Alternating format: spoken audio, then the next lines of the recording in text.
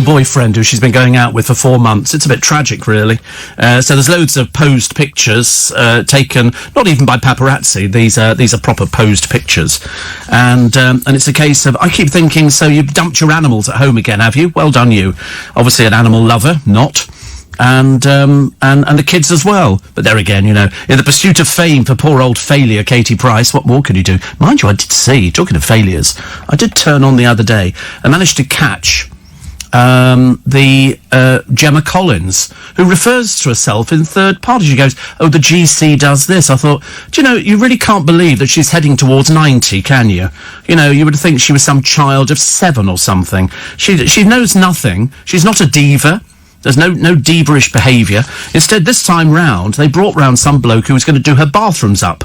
And her brother, who's another peculiar, decided to show him round her place to fit in all these bathrooms. And then said, oh, so, she's looking for somebody. He said, I'm thinking, he's come round to do the bathrooms. He's not coming round there to have a date with the bird outside, who, frankly, was a total disaster.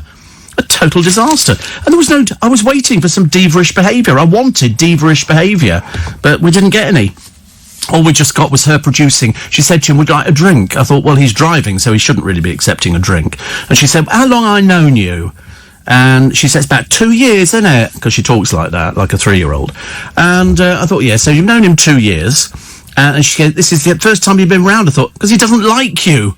I mean, surely you can say, if you've been trying for 2 years to get somebody, and the sort of the brother of Gemma Collins was sort of saying, oh, you know, because she's looking for somebody to settle down with and have I'm thinking, he's come round to fit bathrooms. He's not coming round there to bed your naff sister, for God's sake. Oh, blow. Not surprised. He looked frightened.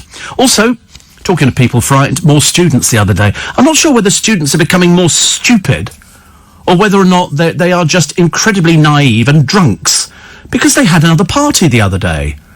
And they've identified, I think, another 3 people who are each going to be fined £10,000. Because there are rules. It is the law. You will not have a party. But these thick students decide to do it. The police turn up and they all hide.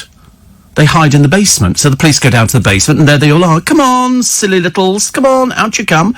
And 3 of them are being fined £10,000 each. But their parents are going to be delighted, aren't they? What is it about stupid students? I mean, I understand. I mean, one of them, I think, the last time somebody was arrested, they said, oh, you're just trying to spoil our fun. I thought, no, they're trying to stop you dying. But to be honest with you, I really couldn't give a stuff either way. Bruce Forsyth. His ghost is haunting the Palladium. Must be some ghost, because he was cremated. So that's going to be an interesting one to try and reassemble him, because he is one of 3 people who reside under the stage of the Palladium. Not all of him, which is why this story is the biggest crock of what's-it that you've ever heard of, because only a bit of his ashes have been putting under the Palladium, together with a couple of agents and a couple of other people. They're under the stage of the Palladium, and they're in little pots. But so his ghost couldn't be haunting the Palladium unless they've just managed to get the head, and he sort of, you know, wanders through walls and stuff like that. The rubbish they come up with. Mind you, they found another one. Was it Nick Abbott who was complaining? Some woman was talking about ghosts, and Nick Abbott's going, no, they don't exist. Okay, they don't exist. They really don't exist. And but she ploughed on. She came from Croydon, so she, of course, is well versed in seeing ghosts in Croydon, because it's that kind of place. And they were saying that over in this castle that they're going to use for I'm a Celebrity, Get Me Out of Here, it's in Wales, which, of course, as we all know, is in lockdown. So what they're going to produce, I've got no idea. Perhaps they'll turn most of them away. And they've said that this ghost hunter, because they always have names, don't they? Ghost hunter. They're generally peculiars. And he said, yeah, there are 3 ghosts in this castle. I thought, no, there's not. No, there's not. Don't tell lies. Why are you lying to people? There are no ghosts. They don't exist. Poltergeists, you know, any of these little hobgoblins and all that kind of stuff. It does not exist. It really is so annoying, so annoying. But then there was the roller coaster ride, I think in a theme park in Lincolnshire. And they go up, but they don't actually come down again. It stops. They've got and they went, oh, you know, all the safety features sort of snuck in, and I thought, well, thank God for that, because it would freak me out completely to be on a roller coaster and then to be on I think they were on the downward bit. I think they'd gone over the top. Straight home, Nick. No sort of stopping off for your cooked breakfast and stuff like that. Although it's a bit early, actually. You can't get a cooked breakfast. There's nowhere open, is there, at this time of the morning to get a cooked breakfast? Isn't that amazing? Why can't we do that? The sooner it returns to normal, the better. Anyway, so this roller coaster, they were all trapped up in the air, and I looked at the picture of it, and I thought, do you know, I felt physically ill just looking at the picture. Because it frightened me. I'm not very good with heights anyway. And if you're at an incline, it's really not... It just stops there, and you think, please God, get me out. Please God, get me out. What, roller coasters? Oh, I've been on loads of roller coasters. Heavens above. I am the roller coaster king this time of the morning. Yeah, I love them, but I just don't want... I've been to Seven Flags Magic Mountain. I've been to all sorts of theme parks in America, but I just don't want one that breaks. You know, and they have to sort of get you out, and then you walk down this... I'm sorry, I would be rooted to the spot. I would not... I'd be too frightened to do anything at all. And they do have, next to the roller coaster... a walkway, and you can hang on to... Well, I've only got to look over the top of it, and I feel as though I'm going to die anyway. So definitely not for me, thank you very much indeed. We went on one in Seven Flags, which is the first roller coaster I've been on where you hang from it. So you go there, and this thing comes over your shoulders, and it lifts you underneath your arms. So you feel like you're flying, and it says, if you've got earrings, which of course I haven't, as you can well imagine, a little bit too girly for me, take them out, because the G-force will rip your earlobe. So you get all these people taking their earrings out. It was like watching a cheap jewellery channel at work, and they're all taking them out and all the rest of it, and they're putting them down back in their pockets again, and then this thing lifts you up, so all of a sudden, you're not standing on the ground, you are suspended. And then it goes on, and it does all the usual things a roller coaster does, except that when it sort of swings out to the left, your feet swing out to the left. And swing it... Oh, I thought, never again. I thought I'd been on some ghastly rides. That was one of them. And then I went on that thing at Winter Wonderland, which is the tallest travelling... It's like a giant column, and you all sit round it, and it goes right up to the top, and it's like up to the clouds. You're above the top of the trees, and... You only can do it at night time, because that way it really is frightening. And you go up, and this thing, it sways a little bit. It moves a little bit back, and they go... And the bloke's talking to you in German. Seems a bit of a pointless exercise, because there was nobody German on my ride. And you go up to the top, and then all the lights turn off, and you know, oh, God, make it happen. And you try and talk to whoever you're on the ride with, just to make it easier for yourself, and you say, oh, I'm not bothered about this at all. And then all of a sudden, he obviously decides, after he's left you sitting up there for about sort of 2 or 3 minutes, he pushes the button, and it drops like a stone. Now, that's the worst bit, because when it goes up again next time, you're not really bothered about it, because you've already done the drop. And so you go up, and they do it sort of generally 2 or 3 times, but it's that first bit where you go up, do. It's the anticipation of, just suppose, and you do sit there, and it's got a little bar that's holding you in. That's not going to hold me in, is it? That's not going to hold me in. If this thing decides to sort of tilt over, and how do you get out? The answer is, you don't. But that's what we like, isn't it? That's why we like doing roller coasters, and we like things that scare us. So, for some reason, I don't do those rides anymore. I remember going on one years and years ago at a fun fair, and because he was trying to drum up business, he kept us on it for ages. And it was like a giant waste paper basket. And it span round, and then it turns up on its side, and then keeps spinning round. And then the floor moves. And I thought, no, never again. I came off it. I felt quite ill. And I don't normally feel ill. It's like they do that flying carpet thing. Da-da, da-da, da-da. And then, whoa, and up and over the top again. And half your stomach has remained up there. It's horrible feeling. So what else have we got? Kids addicted to online gambling. I used to be a gambler. Not huge gambling, but because I didn't drink until I was fairly late, I would go into a pub, and I would take a little bag of coins in with me, and I would look at the flute machine, and I would sit there and try and work out if I thought I could win on it. I didn't really. I mean, I did do that, but I never actually won that often. And I would play it, and then they brought in all the quiz machines. And I did quite well on the quiz machines. I wasn't too bad until they asked me a question about football. You know, in the 1937 game against Romania or something, who was playing? You know, in goal? Well, I mean, who knows? Who knows these things? Students, misspent youth. Where did it all go wrong for Jason Holton? Pip Schofield, Philip's been asked out on a date by the Reverend Richard Coles, live. He asked him live, you know, would you like to go out? And because we're all trying to work out what is Pip Schofield's type. Does he go for young? Does he go for old? Does he go for people dressed up as policemen? What does he go for? Everybody's got a different type, haven't they? If you ask somebody, what's your ideal type? And people say, oh, I like blonde, big and busty, all that kind of, different sorts of things. Prince Andrew likely to miss out on the Queen's family Christmas dinner. He really hasn't got a life, has he, at the moment? But he was going out the other day, and surprisingly, he was wearing a face mask. And if you're very rich, Gucci have got a little jacket for your little 3-year-old. It's only 900 quid, and I'm sure that the good burgers of this great town of ours will be going out buying it. Probably comes in a variety of colours, sort of thing that maybe Tamara Eccleston would sort of buy or something like that. But for the rest of us, it's not going to be happening. And then I've got a great blunder from Melinda Messenger. Remember? No, you probably don't remember Melinda Messenger. She used to live in Swindon, poor soul. Somebody's got to. And she modelled for a double glazing firm. And then somebody went, we can use her on television. And so all of a sudden she was catapulted from being sort of page 3, stunner, to actually, she had a husband called Wayne who looked like he'd walked out of a very camp boy band. And I thought they were going to stay together forever and a day, but it all finished. And then Melinda Messenger kind of disappeared. So now we're talking about roller coasters. Roller coasters. Scary roller coasters, not scary I think they're all scary, to be honest. But that's the whole idea. Why do we want to go on something that if you're a boy, it makes you feel like you've left half your lower body up in the air when this thing sort of drops suddenly? Anyway, Melinda Messenger. So she gets offered a guest presenting job on This Morning. She made a major blunder, which, of course, I mean, it's too... She said to them, so when's this one going to be transmitted? And they went, no, it's live. It's a live programme. You can't... I mean, I never understand why anybody would ever want to do anything pre-recorded on the television. Do it live. Do it live, because you get an edge. There is an edge to it, which is good. Steve, I like the sound of that Gucci for my cat Roger. We both got great taste and loads of money, says James in Sevenoaks. Do you know, honestly, there's nothing worse than lying, is there? You live in Sevenoaks and you tell lies. You haven't got any money at all. Of course you haven't got any money. Goodness sake, honestly. I'm with you on the roller coaster, says Mike. Definitely not for me. What's the fun in having the wits scared out of you and or revisiting your breakfast? I know, Jake was saying that when he went on one in Canada, like you would, it's a long way to go for a roller coaster, and he was sick.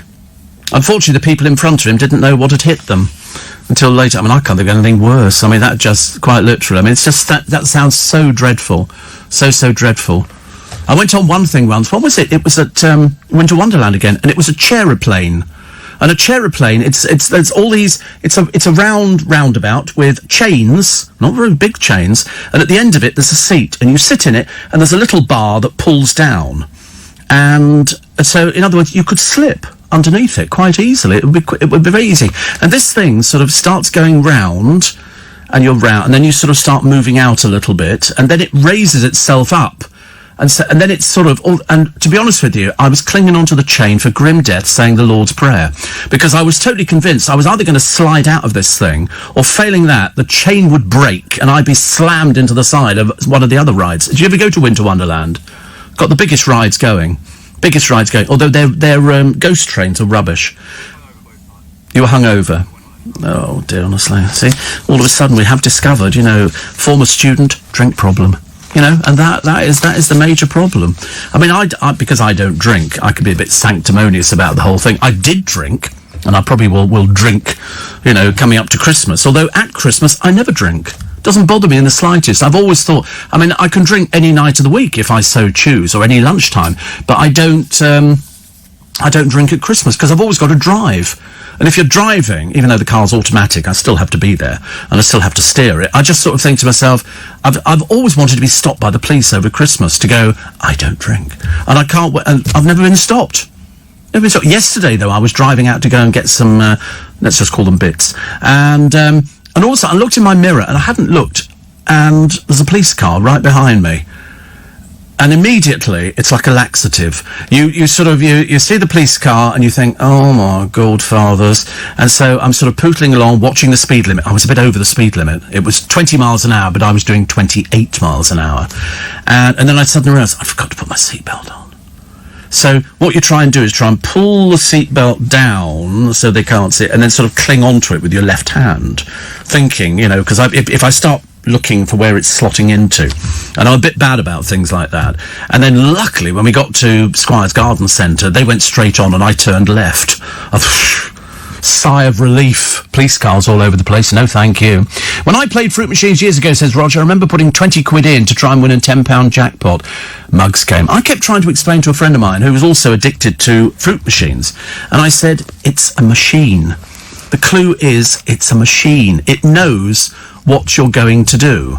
And one of them, they used to have, it was a normal fruit machine, because they changed them every so often, because I knew this kid who had, I say kid, he was about 18, 19, he'd written a book on all the fruit machines with a diagram of how many things were on each reel, so you could see where it was. It was quite clever. So in other words, the reel that you sort of saw in front of you, when you actually saw the rest of it, there might only be one thing that gets you the jackpot on the first reel, and if it's got 2 or 3 reels, of course that decreases your chances of winning.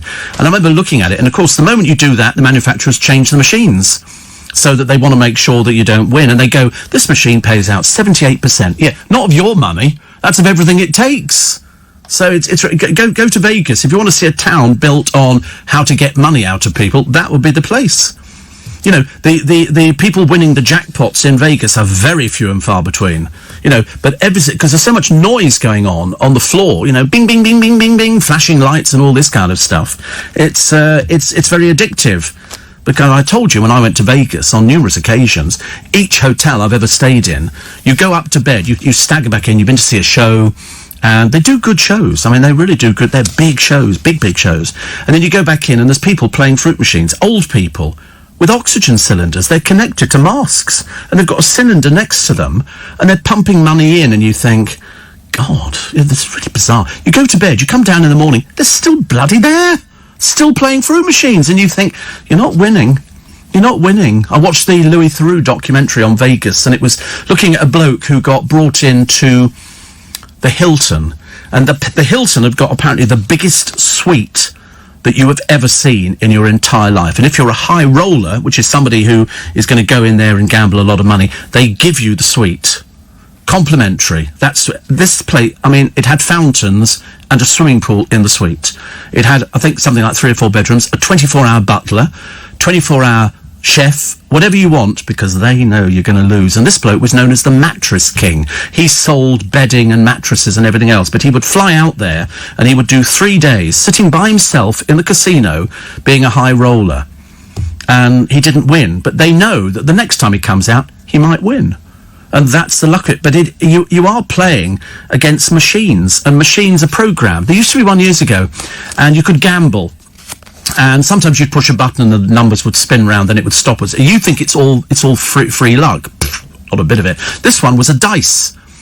And it was a big dice, and it was in a sort of cup thing, and it kept turning upside down, and you would gamble. So I think it was, what did I get? I got 11. And I thought, well, the chance of it going 12 is remote. Tink, tink, tink, tink, 12. And you go, oh, for goodness sake. I mean, it really is terrible. It really is terrible. But people love it. People love gambling. There's something about flashing lights and things. I mean, some people like playing pinball machines. I frankly thought they were the most boring thing going. But, you know, but to play fruit machines, I thought was exciting. But I did play in Vegas fruit machines, but only the cheap ones. You know, the ones that sort of, it cost 1 cent or something, so you put $10 in, you can play for about 3 weeks. And it kept clocking up money, and I was up to about 20,000 or whatever, and I remember thinking, God, I'm really winning. And of course, the moment you start winning, people want to come over and advise you, don't you? They want to, you should hold that there. Go away. And in the end, I think I won about $300 on a machine, but I've been playing it for about half an hour. I was just lucky. It was pure luck. There's no skill involved. Pushing a button or pulling a handle, there is no skill. No skill at all. It's like a roller coaster. You know, people go, yeah, they all put their hands in the air and wave them like that, and you think, you're going to fall out, please don't do it. So what else? Cliff Richard has got so many houses, he's lost count. Oh, that we should all be so lucky. And where did it all go wrong for Jason Holton? Now, you'll remember Jason Holton because we featured him on the programme the other week. And he was the bloke who weighs 50 stone. And it took 30 firemen, a waste of money as far as I was concerned, to get him out of the place he was in. They had to remove windows and take a lift up there. At what cost? I have no idea. All because he overeats. He does 3 takeaways a day. And he goes, oh, I've seen a picture of myself. I thought, have you not looked in the bathroom mirror? He must have done. He was too big to get into these showers, so he has to have, because he's got so much fat, they have to lift the fat up and clean him underneath the fat, because it could turn bad. It could be really bad. There used to be the fattest bloke. He used to tour in a circus years and years ago. I think it was Barnum and Bailey. And his shower was a hose. The fire brigade would come round with a hose, and they'd have to lift up all this flesh and then hose underneath it to stop him getting cold sores and put cream on and everything else. And this Jason bloke, Jason Holton, he's only young, but he weighs 50 stone. He's absolutely determined to kill himself. I can't see any other reason why you would overeat 3 takeaways a day. He would have at one point a kebab and chips. If he didn't think the kebab looked big enough, he'd ordered more kebab meat. He would have 3 Chinese takeaways in a day. And you think to yourself, that's why you're 50 stone. And then he said, I'm going to make an effort. They've already sent him to boot camp. He's one of these people who, perhaps he doesn't see him being that big. It's like people who are anorexia. They now know it's a treatable disease. You can stop people thinking, because they think they look fat, but they don't look fat. Not to everybody else. And there were sisters, weren't there? There were, I think, twins. And they both became anorexic. And one of them died. Didn't stop the other one continuing. She would eat and then be sick. She didn't want to keep the food in her stomach. And you think, you can get help now. There is far more help available now than there ever used to be. But for poor Jason Holton, what there is, apart from somebody saying, if you don't stop eating like this, you're going to die, I can't think of any other reason. Because you need to tell it. It's like smokers, isn't it? Smokers and drinkers. You get alcoholics. I mean, come on, how many times? I get out of the train at Richmond in the morning to go back home again. There will be at least 4 or 5 alcoholics sitting outside the station drinking alcohol at 7:45 in the morning. That's the sign. And you know that they have a severe problem, and you know that they're not going to live very long, because they don't seem to want to sober up. And if you eat, I've seen, but there was another woman, they had to dismantle most of the house. And it turns out that her parents were ordering KFC meals for her, and she's getting bigger and bigger, and I'm thinking, what is the point of this? How do you stop somebody overeating with takeaways? Delicious though they might be. Delicious though they might be. You can't eat this stuff all the time. It's like if you eat KFC all the time, you're going to balloon. The only good thing about the KFC is the chicken without the coating on it. It's the coating that is the bad thing. It's so fattening. It's like pizzas. Once a month you could have a pizza. Some people live on pizzas. And it's like burgers. People, and then occasionally the burger companies would go, oh, we're now doing fruit. You can have, and you think, yeah, but you're really selling burgers, aren't you? And you look at the amount of calories in these things, very frightening. Very frightening. Okay, we'll take a short break for the news headlines. It's 4:30. Las Vegas was not built on winners. No, it's built on losers. Of course, absolutely. Everybody's well aware of that. Anywhere you go, go to the Hippodrome here. The Hippodrome, will pay. I saw somebody winning. What do we see them winning? £20,000 in the Hippodrome. We saw somebody win £20,000 on the turn of a card. And then you see loads of other people who walk out, and you go, "Did you win?" And they go, "No." Louis Theroux is asking people in the lift in Vegas, "Did you win?" No. Most people weren't winning. But if you go there and you want to win, and you don't win, you're going to get yourself into a terrible situation. It's you have to go there. You should only gamble if you can afford to lose. If you can't afford to lose, don't gamble, because it's dangerous. It's very addictive. That's why there's a story on the front of one of the papers this morning about kids of 13 who gamble online. One of them, £100,000 debt. £100,000. And it's a case of, and how do you think you're going to be paying this back? £100,000 debt. It's very frightening because it's so addictive. But you're quite right. They're not going to build a billion dollar hotel if the punters are winning all the time. No, but they like people to win, because if you have a hotel that doesn't have winners, nobody's going to go there. Nobody's going to go there. You want to go there. If you see somebody winning, you think that actually could be me next time round.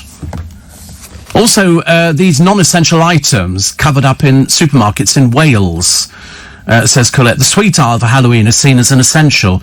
Surely reading is better for you during lockdown. Yeah, I mean, I don't understand how some of the things... I was listening to somebody talking about this the other day on LBC, and they were talking about, is a kettle a vital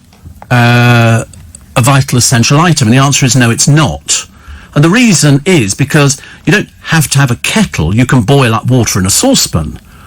You know, and some people have these taps. We have them here, which dispense boiling hot water or ice cold water, all filtered. What if you don't have an oven? Of course everybody's got an oven. What are you talking about? Everybody's got an oven. No, of course they haven't. Well, how do they eat? They boil up food with a kettle. No, they don't. No, everybody's got an oven. Every single person's got an oven. It's like saying everybody's got a toilet. You know. Well, I should imagine most people have got toilets. But it depends where you are, actually. I mean, I suppose you could live on takeaways, I suppose. Harry and Meghan face a silent night at Christmas. They're not coming back here because they'd have to isolate for 2 weeks. And Steve, another one here that says, the spike continues. I don't know why I'm up so early. I'll probably go back to bed after I've listened to you and laughed. Yeah, because now it's 22 minutes to 5, but it's really 22 minutes to 4. They were saying, but they say it every time we come around to this, next year we might not bother putting the clock back or forwards. Let's just leave them. So it should be darker, shouldn't it? It should be darker this morning, but it's fairly lighter. So it's lighter in the morning, darker at night. Right. Well, whatever it is. So, oh right, okay, so the clocks go back. So this is really 20... Well, it'll be darker, won't it, at this time? Well, you might gain an hour sleeping, but as this is now really 22 minutes to 4, it's still going to be dark. It's not going to lighten up till about 7 o'clock, is it? Yeah, but it's not really 7 o'clock. It's going to be 6 o'clock, so it'll still be dark. Yeah. I mean, to be honest with you, we should just ditch it. You should just ditch it. Niles says, why do you need a toilet if you've got a window? Well, there is that point. That's what the River Fleet was made on, as they say. The River Fleet that used to run all the way down the middle of Fleet Street years and years and years ago. Still there, you just can't see it because it's underground. People threw everything out the windows. Dead animals, bodies, everything. It was all chucked into the river. I mean, we were a terrible place. Terrible place. Steve, if I would have the space in my flat, says Connie, and the money, I'd love to have my own pinball machine. I would love to play for hours. You see, I never got off on pinball. I can understand them. I think they're actually quite interesting, but not for me. My friend Ian, over in America, says, since I quit drinking, I don't miss the Christmas booze, although I still love the Christmas drinks at Starbucks. I bought some liqueur chocolates, which are sitting in the car at the moment. And I remember thinking to myself, oh, liqueur chocolates. And then I wonder whether or not there's enough booze in there to affect you if you haven't drunk. It's so funny because, I mean, I was watching the car in front of me as I was driving in this morning. And he was either tired or he was tiddled. So what's the effect of putting the clocks back? Setting the clocks back by an hour at the end of October means the mornings are lighter, which can have an effect on the time you wake up in the morning. No, I don't get that at all. I mean, it's rubbish, isn't it? Who's telling us this stuff? Who is telling us? So setting the clocks back by an hour. So in other words, this isn't really 20 to 5. This is really 20 to 4. And it's still dark at 20 to 4 in the morning, isn't it? When we walk out of the building at 7, it'll still be dark. You think it should be light? Well, it's ridiculous. I mean, why would it be lighter? Because it's not 7, it's 6. And 6, it would still be dark, wouldn't it? Wouldn't it? I don't think we know, actually. But it doesn't matter. It doesn't matter. Somebody thought I actually pushed a trolley around a supermarket. Somebody called Tyler, who unfortunately is a bit thick because he can't spell. And he says you push a trolley around a supermarket. I've never pushed a trolley in my life, Tyler. I have people that do it for me. Okay, people push the trolley around the supermarket. Honestly, you must learn to spell, though. I mean, you're coming over as a little bit illiterate. Not your fault. Steve, a machine in the cab office hasn't paid the jackpot for about 6 months when a guy walked in, put £1 in and won 250 quid. Enraging. Well, we did that. I did it with a friend of mine, Jimmy, some years ago. We went to a pub in Acton, and there was a machine in the corner, and I think the jackpot was, 250 quid.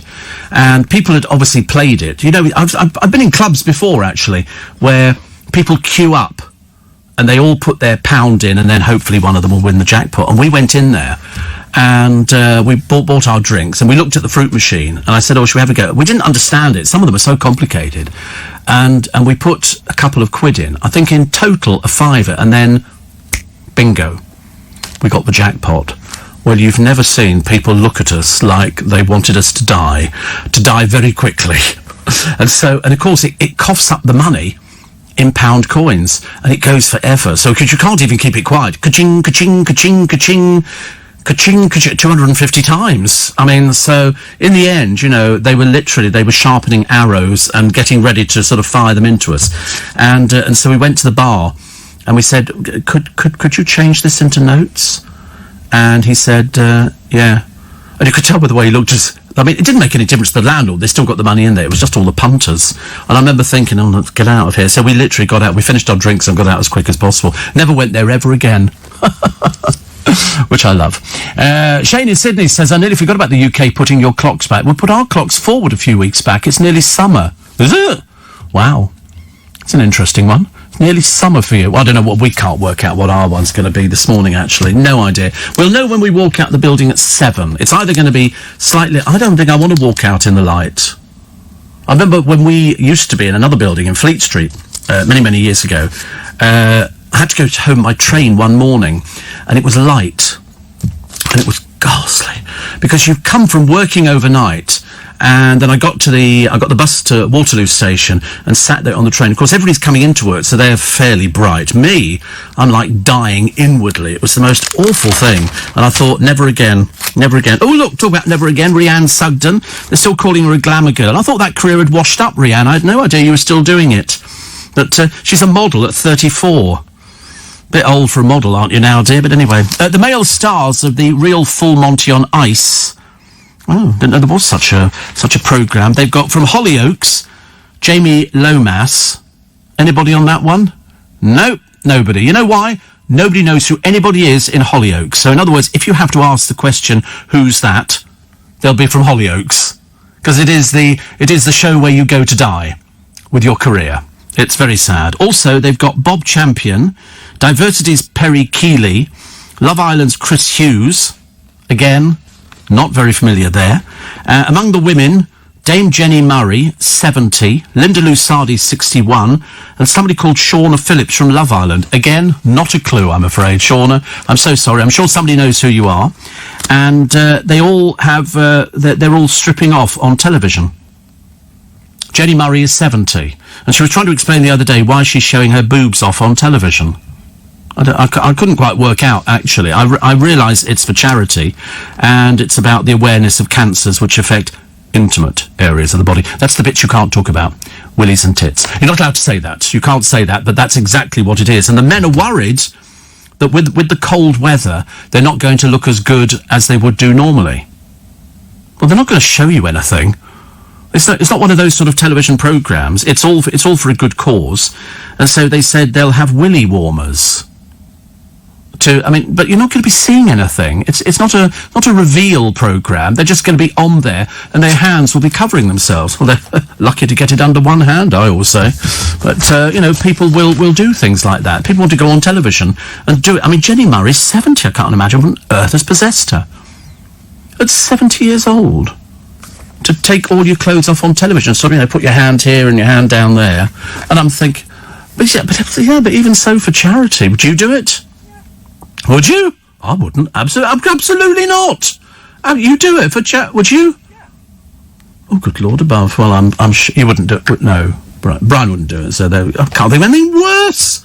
And you do it. I think you're an outrage. I think it's a disgrace. You're barred. The correct time is 04:42. Your clock has gone back automatically. It would have been 05:42 if they hadn't gone back. Yes. Yeah, I know it says it's 5:43 at the moment, but in fact it's not actually. We haven't got as far as 5:43 because the clocks have gone back. So at 2 a.m. it became 1 a.m, so at 7 a.m. it'll be 6 a.m. That's what we've said. We've already said that. And of course it would still be dark. So if we go out into brilliant sunshine, we're all in big trouble, aren't we? Probably wandered into another planning where the clock's going backwards. We don't know where we are at the moment. Morven says, you've got it all wrong. It'll be lighter when you leave. 7 a.m. will actually be the same as the usual 8 a.m. No, 7 a.m. is 6 a.m. If you compare to yesterday, it was 6 a.m. earlier. I mean, at the moment, it's 10 to 5. But in fact, really, it's 10 to 4 because the clocks have gone back. Haven't they? I don't know. All I know is at 2 o'clock, they went back to 1 o'clock. Okay? And they always do it at 2 o'clock. Some people go, oh, do it from 12. But no. So Clive gets as far as 2, and then it becomes 1. So Zora never had to say, it's 1 o'clock. No, it's 2 o'clock, because it then became 1 o'clock. Oh, I don't know. Seriously, it is so confusing. And somebody says, it says, money and wealth aren't everything. Of course they are. Don't be so ridiculous. Money is definitely everything. Oh, you don't get very far without money in this day and age. Steve, if it helps, although we put the clocks back an hour, it would now really be 5:50, not 4:50. So that's why it's getting light. Oh, I don't know, really. Does that make sense? Yeah, whatever. Also, heard you talking about the clock, Steve. I forgot. I'm now trudging around. I've got so many clocks to do. The one on the phone changes automatically.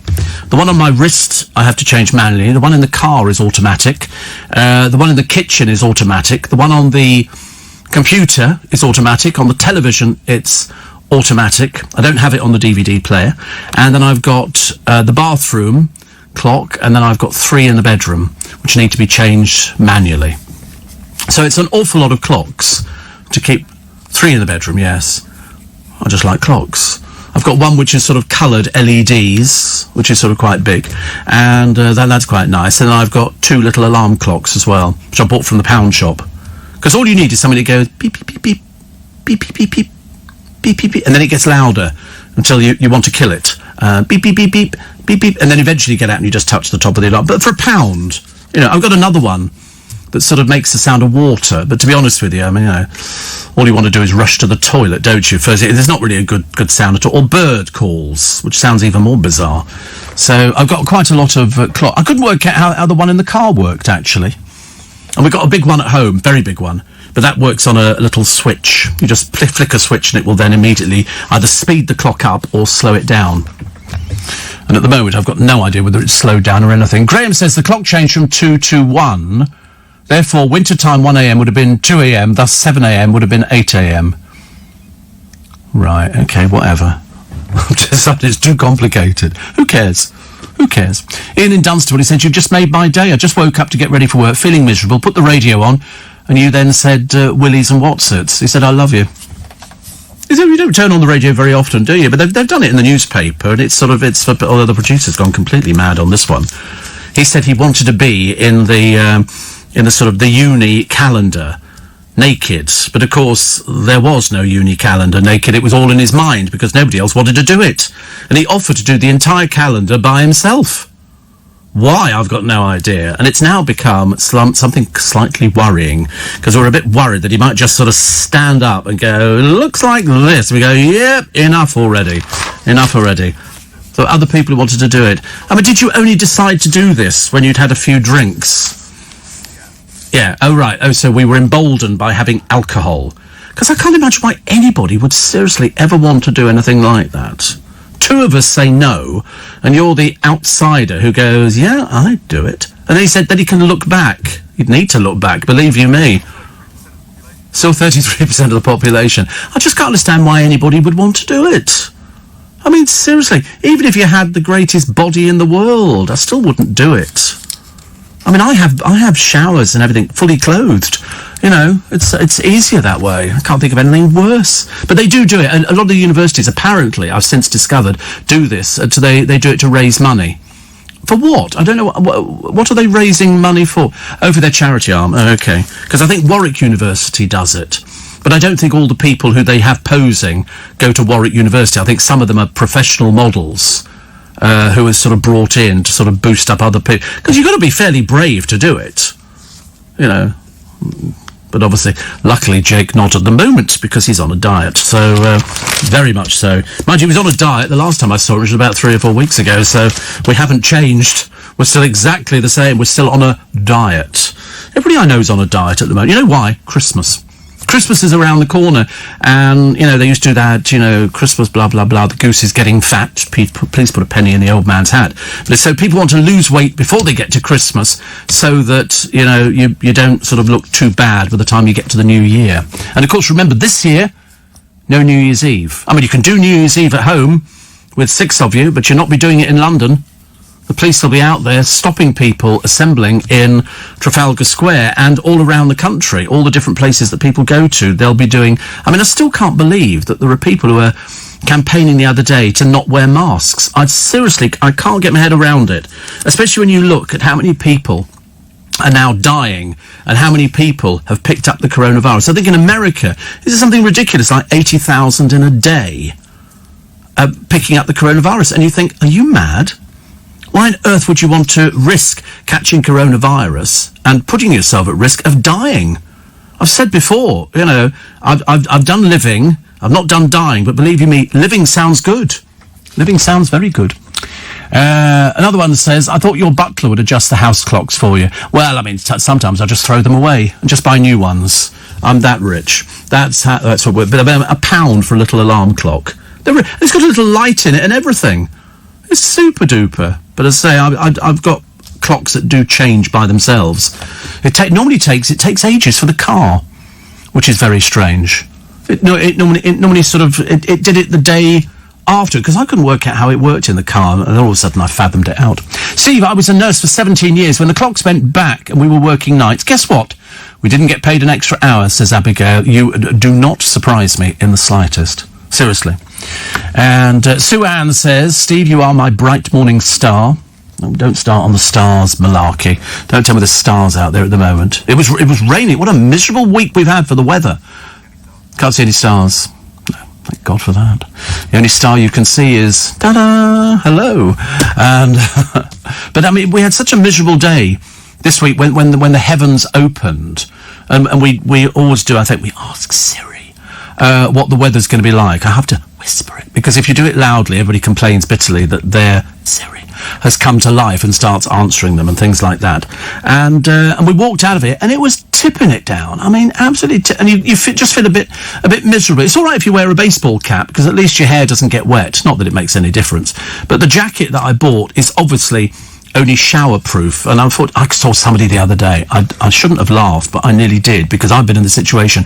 They were standing by the bus stop in Twickenham, and the bus came past, but because the council are being a bit lax in sucking up all the leaves from all the drains, the road was flooded. This bloke got drenched. Absolutely drenched. Now, I'm reliably informed you have a court case. If somebody has deliberately driven through a puddle and wet you, get their car number, sue them.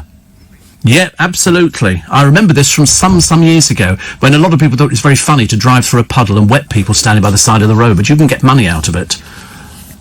Well, of course it's deliberate. I mean, if you can't see a puddle and you're driving, you shouldn't be on the road. Yeah. No, not an act. No, people deliberately drive through puddles to wet people. Deliberately. Yeah, I've seen it happen on so many... I've done it myself. On so many occasions... No, I haven't. But, I mean, you can actually get money. Steve, if we only ever put the clocks back all the time, would we get younger? I wish. The easiest way to calculate the difference in putting the clocks back is to compare the effects it has regarding sunrise timings. So if on a Saturday sunrise was 07:40, today, having subtracted now, sunrise would be 06:40, says Wayne in Petersfield. You do get the impression now that I'm losing the will to live on the clock malarkey. I hope they do actually stop doing it next year, but I think it's unlikely. I think they're going to keep doing it. And if people do it all, why don't we just leave it? What's the point of, does it really make any difference? Is it going to change your life? No. Is it going to make any difference? No. I don't think so. I mean, I could be wrong. Karen Brady is talking about Jason, who is so obese, this is Jason Holton, that when he needed medical treatment this week, a crane was used to hoist him out of his flat. At the age of 30 and weighing 50 stone, Jason's is so chronically addicted to takeaway food, he got too big to be able to leave the home he shares with his mother in Camberley. He said he felt his life was over and he was waiting to die. But, I mean, he should be in the prime of his life. Clearly the kind of consumption that results in somebody weighing 50 stone is seriously out of control. She says, I hope he gets the help and support. He's done a boot camp. He's done boot camp already. Anyway, we've got the news coming up at 5 o'clock, so we shall do that. She says the trouble is the burden that people like him place on the NHS. He needs to get it sorted out. He said, now I've seen myself, I'm going to make an effort to sort of lose the weight. I thought, well, if you don't... You know, there was a bloke in America who was about this size. When he died, they had to bury him in a piano case. They didn't have, you know, a coffin that was big enough to take him. 50 stone. Took 30 firemen and a crane to get him out. You know, it isn't his best... It's Sunday morning on LBC, the 25th of October, and the clocks have gone back. Okay, just so I tell you that now, just in case you've woken up going, what is he talking about? Poor old Clive was the one who got the extra, but don't worry, next time round, he benefits. Listening to a podcast... Steve, says Carla, from 2009. You're talking about if we all wore face masks and how it would look like a scene from Casualty. Oh, the irony. I know. I did a show the other night with Ian Dale, and everybody was wearing masks. And it was like a Doctor Who convention. It was really bizarre in the theatre, so everybody had to socially distance. So the only people who weren't wearing masks was us. We weren't wearing much because we were socially distanced and we weren't with the audience, which is good. Rob says, I work for HMRC and retire at the end of the year after almost 40 years. I can't wait. What, to retire? See, it's funny, isn't it? Some people look forward to the idea of retiring. And I've always said to people who are coming up to retirement age, or it's been forced on you, you know, make sure you've got something to do. Make sure you keep yourself busy, because there is nothing worse than going for retirement and then you've got nothing to do. For the first week or so, it's great because you just go, I'm going to stay in bed, I'm not going to do anything at all. And everybody's saying, you need to have an occupation. You need to keep, you know, even if you do charity work, it's better than nothing. Much better.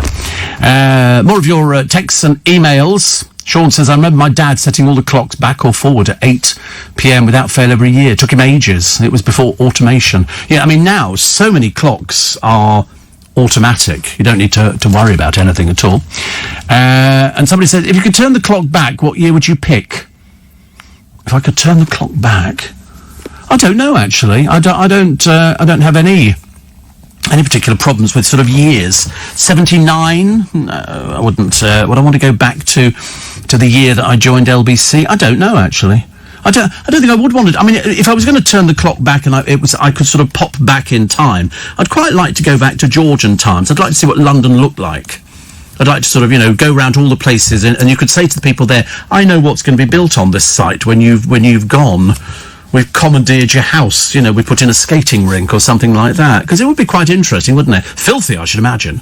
London would have been absolutely disgusting. I mean, all those women who had those big dresses and things like that, when they had to cross the road, because the roads were filthy, remember, they used to have boys that would sweep all the muck to one side, walking in front of you. You would pay them if you wanted to cross the road, because the chances are the bottom of your dress would be filthy. And they had to sweep all this muck away so that you could cross the road safely. I'd quite like to have seen things like that. I'd quite like to have seen London at Christmas, and I would have wanted to go to an ice fair. The ice fairs are when the Thames froze. Obviously, winters were a lot harsher in those days. And the ice was, I mean, about 4 feet thick. So they could literally have bonfires on the Thames, ox roasts and all sorts of things. No, well, the ice was so thick. The ice was so thick, and so people could have... And I've quite fancied going to one of those, just out of curiosity, just to see how accurately we portray... You know, Georgian London, Dickensian London, because in every Dickensian thing it seems to be snowing. London. Would I ice skate on the Thames? Yeah, I have ice skated before. I'm not particularly good at it. I went actually because my goddaughter, when she had a birthday some years ago, I think it was about her 13th, she wanted it at an ice rink. So all her friends were there, and I thought, oh, you know, being Uncle Steve, you know, I'll ice skate. Well, I suddenly realised I couldn't. I only done it once, and that was in Vienna, where you can ice skate, and it was lovely, but I can only go in the one direction. I can't actually turn round. And if you go to Winter Wonderland, not this year, of course, because we don't have it, there's an ice rink there, and you always get the little girl who looks about 10. She can skate backwards, she can pirouette, she can, you know, and you hate her. You absolutely hate her. She's the one you all sort of watch her and you think, I wish you'd just fall into a puddle. You know, that kind of stuff. So I tried it, and I could go in a straight line.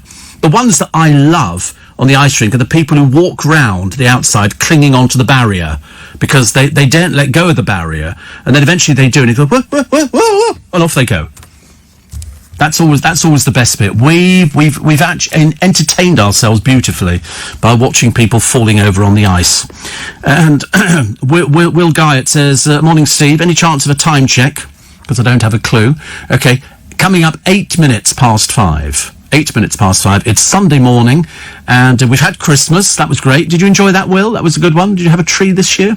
My tree's arrived, and I can't wait. We're going to put it up, I think, at the beginning of November. I think, oh God, here we go. Take your clothes off for a calendar, but not have a tree up in advance, you know. 1st of December, no, November. It's over and done with so quickly. You have Christmas, you have Christmas Day, you have the, you know, deck the halls with boughs of holly, fa la la la la, and then you take the tree down and that's it for another year. I want to make sure that Christmas lasts a long time. I think it should last a long time. If you just put it up in December, and we used to do ours when I was little, Christmas Eve, the tree would go up, you know, and that was sort of, and that, I used to think that was way too late. So the earlier you can put it up, the happier I will be. No, you don't. Do you do bar humbug for Christmas? You're sort of a bit miserable. Are you Scrooge? Naked Scrooge. Yeah, but it doesn't matter whether it's early or not, doesn't it? I mean, it makes no difference, unless you're sharing it with sort of outside people and letting people look through your window so they can see your tree. That's bad, is it? Oh, right. Do you not decorate the outside of your place? You did. Yeah. I mean, some people go completely mad. You know, I don't mind just lights outside, framing the windows, covering the bushes and stuff like that. It's when they have sort of inflatable Father Christmases in the front and Santa on the roof and reindeer and all that kind of stuff. But, no, I see no... I think beginning of November is fine. Then you get November, and then, you know, because it's over so fast. And let's face it, there's been absolutely diddly squat to look forward to this year. There's been nothing at all. I mean, for some people, they're not even going to have a Christmas because they can't afford to have a Christmas. That's why the other day I was listening to Andrew Castle, and a minister actually hung up on him because this minister was trying to sort of whitewash, you know, out there and we're all doing well and all the rest of it. And Andrew had to point out to him that, I'm sorry, you've just awarded yourselves a pay rise. You don't need to worry about a job, do you? There's people out there who don't have jobs. They never got the pay rise. They never got any money. They never got any sort of, you know, if you're self-employed, you don't get anything at all. So loads of people lost their jobs and are still looking around. You know, so if you've got a job in this day and age, you cling on to it for grim death. Because loads of people can have a miserable Christmas. So, you know, not putting the tree... I mean, to be honest with you, I'd put the tree up today, if I could. I mean, I won't, but I would actually. So there you are. My friend Ian says, start of November for Christmas decorations is fine. He says, as soon as the cups are out at Starbucks, the tree can go up. And this is normally as soon as Halloween is over, which will be this time next week. See, Halloween, we don't do here. Well, I don't do it here. Other people, I'm sure, do it. I mean, I'm not interested in trick-or-treating. I'm not interested in ghouls and ghosts and all that kind. I'm not bothered about that in the slightest. It bypasses me completely because I don't know what we're supposed to be celebrating or not celebrating. You know, people dress up, and I've seen them in Leicester Square over the years, people with blood capsules in their mouth, and they lurch towards you like a scene from a Michael Jackson video. So this is Thriller, and they do that. And I just don't get the dressing up bit. It's too American. It's true. The Americans love that kind of thing, but it's not for the Brits. We're a little bit shy and reticent when it comes to sort of dressing up and sort of going up to people going, ooh, like that. I mean, that's just ridiculous. Absolutely ridiculous. Again, I want that puddle to open up and just swallow it. But you get loads of them. Loads of people like that. But, you know, let's just do the Christmas thing this year, if we can. Pip Schofield asked out on a date by the Reverend Richard Coles during a live radio interview. Pip was flogging his autobiography, Life's What You Make It, when the vicar offered to go to dinner with him. That's not a date. That's dinner. I don't think if you're going out for dinner with someone, it's a date. Ridiculous. Richard says, if you're looking for a bit of company, Philip, broadcaster, gay in his middle years, drink and dinner. And Philip says, are you asking me out? There was a co-host who chipped in, says, I feel like a bit of a gooseberry now. I mean, what was the answer, though? What was the answer? There was no answer, you know, because nobody knows what is Pip Schofield's type. You know, does he go for tall, muscular, somebody out the Village People? What's he going for? Is he going for sort of something as camp as Ryland? I mean, what's he going... We don't know what he goes for. I've got no idea. Sorry? It was, yeah. Did you think so? Oh, I didn't think so. It was tedious and boring. Very tedious. What, him coming out? Oh, being art. Well, yeah, but I mean, you know, let's face it, Richard Cole used to be in a group called the Communards. So there was him and Jimmy Somerville. But to ask Philip Schofield out, I mean, I don't know. Is Philip Schofield considered a bit of a sex symbol? Or people sort of go, whoa.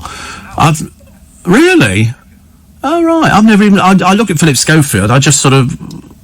He's a silver fox. Oh. No, I'm not sure about that, actually. I'm not sure. I've seen him topless. As indeed have many people seen Philip Schofield topless at the London Palladium, where he took his clothes off on stage when he was playing Joseph. Close every door to me, hide all the world from me. Did you ever see that? No. Once or twice. Right, okay. But, no, I don't know what his type would be. Does he go for older, more mature people? Is he looking for somebody with money? You know, because money he's already got. You know, he has to be careful. He has to be very, very careful. And I only say this because a well-known celebrity said to me, only ever go out with somebody in show business if they've got as much to lose as you have. Because if he goes out with somebody who is, in inverted commas, ordinary, you know, because they're not in the business, and it fizzles out, they'll sell him down the river. They will sell him down the river because they're not in the same business. He needs to go out with somebody who's got as much to lose as he has, which is a lot. And you should never make that big mistake, because somebody will go, oh, I'll actually go out with Philip Schofield. And then after it finishes, the papers will be going, okay, so what's he really like? And they could sell a story for £20,000. So you don't want to risk it. I can imagine he's probably quite reticent to go out. Like little Bobby Cole, what's his face, out of Towie. He sort of dragged his boyfriend onto the programme. Lasted a year, and they were talking about adopting. Thank God they never did, because they've split now. It's like H from Steps. When he came out, we were all shocked, weren't we? Nobody had guessed. Nobody had guessed that one at all. You know, tragedy, feeling comes, going, come on, let's try it. Great song, yeah. Done better by another group, actually, before Steps. Did you buy into Steps? Did you like Steps? Are they before you? Oh, right. What sort of music do you buy then, Jake? What are we sort of going for here? Carpenters? No? Alternative rock, Oasis. Oh, Lord, student stuff, ladies and gentlemen. Student stuff. Oasis. I don't know any of their songs, actually. Wonderwall, yeah. You're my Wonderwall, and that's all as far as I go. Isn't that the Gallagher brothers? They're a pair of bores, aren't they? Gosh, Struth. What a dull pair. They don't even talk to each other. How on earth can you have a brother that you don't talk to? How does that work out? They're very odd, very strange. But I suppose it's like, who's that bloke who was in another group? He was he's called the Modfather. Paul Weller, I think. Paul Weller. God, boring group they were. What a dull group. You know, at least with Steps you got to do a dance. You know, for every one of their songs, which was quite good. Quite like it. Fan of Sven-Goran Eriksson. We like Sven, I think. Bad England manager. Okay, there we go. We've pronounced it. I didn't say that at all. And he now tells a fan goals are important in a £50 video message. He signed up to Memo. I think it's Memo or Memo. And what people do is, I think people join these sort of agencies, and then they will sell you a video, so you can get a video of them, and it will cost you sort of 50 quid, I suppose. And that's quite nice. Les says there are 12... No, sorry. I was taken ice skating once by friends to the rink in Queensway, a very famous ice rink. Second time around, I did the splits, and I went from bass to boy soprano in 10 seconds. Yes. I'm quite jealous of people who can actually ice skate and skate backwards. So I sort of watch the ice skating programme on television, but I'm told it's speeded up. I'm told they're so slow, it's practically in slow motion. It's in, and they speed it up and it makes them look a little bit normal. It's only breakfast. You know, I sometimes think the law is an ass. Here is the case of a thug, okay, who mugged a milkman and stole his van. His name's Charlie Thompson. Charlie Thompson is 18, jumped in as Ryan Burke made a 4:20 a.m. delivery. Wait for this bit. Two accomplices then hit him with a hammer. Okay? This is why I think the law is an ass. The police followed the van's tracker and found the milk and the bread in a stolen car used by the gang in Warwick. Thompson admitted robbery and got 12 months jail. Suspended. The judge says this was a chap getting on with his job, and 3 ne'er-do-wells decided to have him over, but he reckoned that Thompson should get a chance. Really? Unfortunately, that's where I disagree with the judge. A chance? What, followed him, hit him over the head with a hammer? Hello? What planet are you on? I love the idea that the judge, who must be fairly ancient, if he calls somebody a ne'er-do-well. You know, what is this, Dickensian language we're coming up with? It's absolutely ridiculous. I've never heard anything like it. And he thinks you deserve a chance. Unfortunately, do a survey in this country, pal, you'll find out how out of touch you really are. Silent Witness star Emilia Fox has dumped her fiancé and booted him out of a house. She met a talent agent 18 months ago on a celebrity dating app. It's amazing how many people are using celebrity dating apps. Perhaps Philip Schofield could go on a celebrity dating app. If only we knew what type he was going for. I hope it's somebody in the business he ends up with, because otherwise, I've seen it a million times before. People go out with somebody, and then they sell a story about them to the newspapers, and that's a bit sad, isn't it, really, when they have to sort of do something like that. Hollyoaks. This is somebody called Chelsea Healy. You won't know who she is. She's in Hollyoaks. She used to feature in sort of lots of some tacky kind of things, actually. But she was caught breaching lockdown rules at a quarantine rave. She feared the public backlash. 4 months on, the former Strictly star has admitted her behaviour was stupid and irresponsible. Yep, that's it. And so they've sort of done a big bit about it. She was in Waterloo Road, but nobody will remember Waterloo Road. I mean, I can barely remember it myself, and I'm generally quite good at remembering all these things that don't last.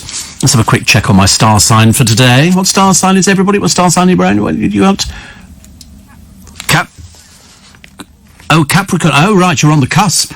Capricorn or Aquarius. Normally Capricorn. Well, it says here, Mercury moves back to stir up old ambitions. This time, do not ignore them. If a dream from your past won't leave you alone, dig deeper and see how you can make it happen. Apparently, hot food plays a part. Oh, goody, a takeaway. How exciting. What you got, Jake? What are you? Cancer. What does it say for Cancer? Here we go.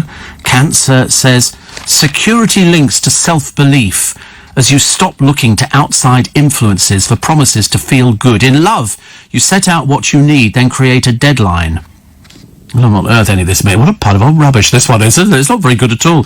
The address you never forgot could be on its way back, and this time for keeps. That sounds like the calendar, doesn't it? That sounds like the calendar. Yeah. If you're single, a chat about local history can lead to a date with fate. Dear. I think it's back to the calendar again. And mine says, your week is a passion fest. Yeah, whatever. It says, with pure physical attraction super strong in your chart, thanks to Venus's movement. No doubts, no hesitation, just everything your heart desires. Well, look me over. Can you imagine? Do people believe this stuff? I do. I read it all the time. But I think that they're all applicable to loads and loads of different people. I think some of them are fairly old. So the gambling kids front of the people this morning, 13. How they run up debts of £100,000. How they're allowed to run up debts, I've got no idea. Here's poor Katie Price. You know, she's dumped all the kids and she's dumped the animals as well. And so here she is on yet another holiday. She's having to head back to court after officials were tipped off about her lavish lifestyle. She really is one of the most stupid, ridiculous people we've ever had our misfortune to mention. 3 of Britain's greatest dames, Shirley Bassey, Helen Mirren and Vera Lynn, are to go head-to-head in a Christmas chart battle. Helen Mirren! Good Lord. I mean, Shirley Bassey has a new album out, and Vera Lynn, loved Vera Lynn. I never met her. Never met Vera Lynn. I'd love to have met Vera Lynn. She'd be really absolutely wonderful to meet. Also, trying to find stories in the paper today is frankly like pulling teeth. It's very difficult. There's a shopper here, and he's a DJ who was not wearing a mask, goes into a shop, a COVID lockdown in Wales. He tore the covers in Tesco in Bangor, where the staff had wrapped up items deemed non-essential, and he was shouting, "Since when have clothes been exempt? Rip the..." and he used the rude word.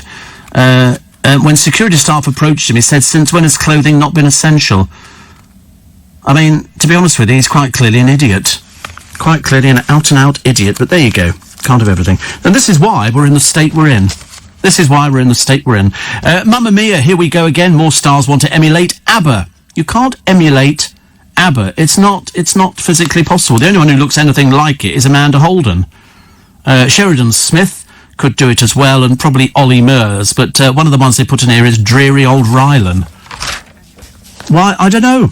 I've got no idea why somebody would want to emulate a band that was so huge. I mean, exactly, make a new... I don't know, perhaps people are fans, and that's why... Have you ever seen any of these tribute bands? Some of them are very good. There's a very good ABBA one, Bjorn Again, which is very good. And there's quite... I've worked with a Simon & Garfunkel tribute band and the Beatles and the Rolling Stones and things like that. And they're really good. I mean, they're really, really good. The guy who... Prince's band. Prince who? Oh, Prince. Oh, the singer, what, the little tiny thing? He's not with us anymore, is he? No. And so there's a band, there's a tribute to Prince. Oh, it's his band? Oh, right. Oh, right. Oh, you obviously see them, he knows who they are. Oh, unless they appeared at uni. They always used to get there, didn't they? End of term parties, they would sort of book in look-alike bands and sound-alike bands. Festival, yeah, great, love it. Not. Couldn't really care less. Sounds as boring as anything, doesn't it, really? John and Donna in Southend. Sorry, I don't know why. Just made me think of John and Donna Kebab. I don't know why. I'm so sorry. It says, we put our Christmas tree up yesterday. Ho, ho, ho. Listen, see, I don't have a problem with that. I really don't. Chris says, I remember skating at the rink in Richmond. Yes, I know.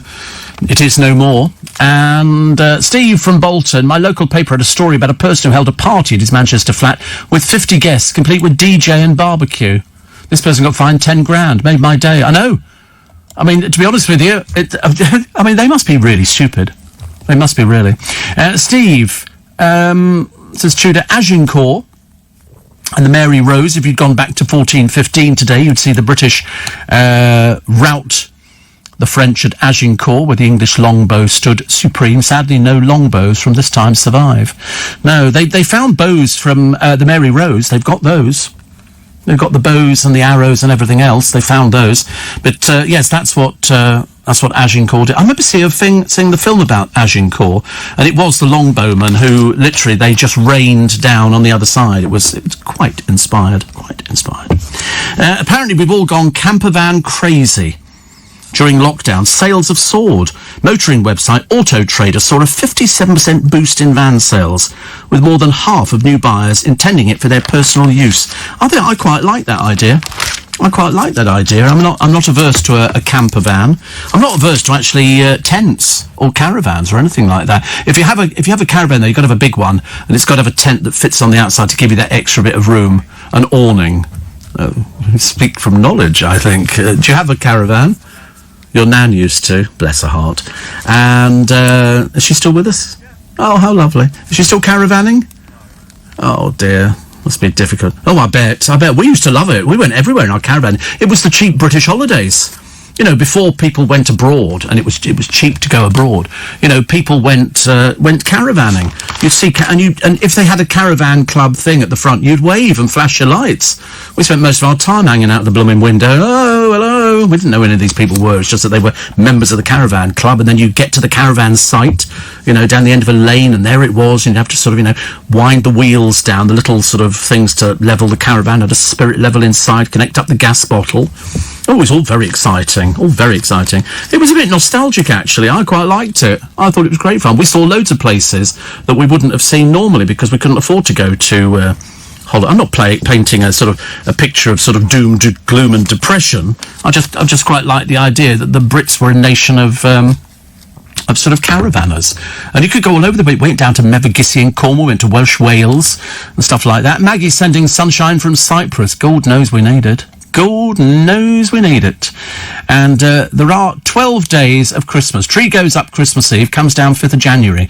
The kids have something to look forward to, says Paul. Anticipation builds excitement. No, it doesn't.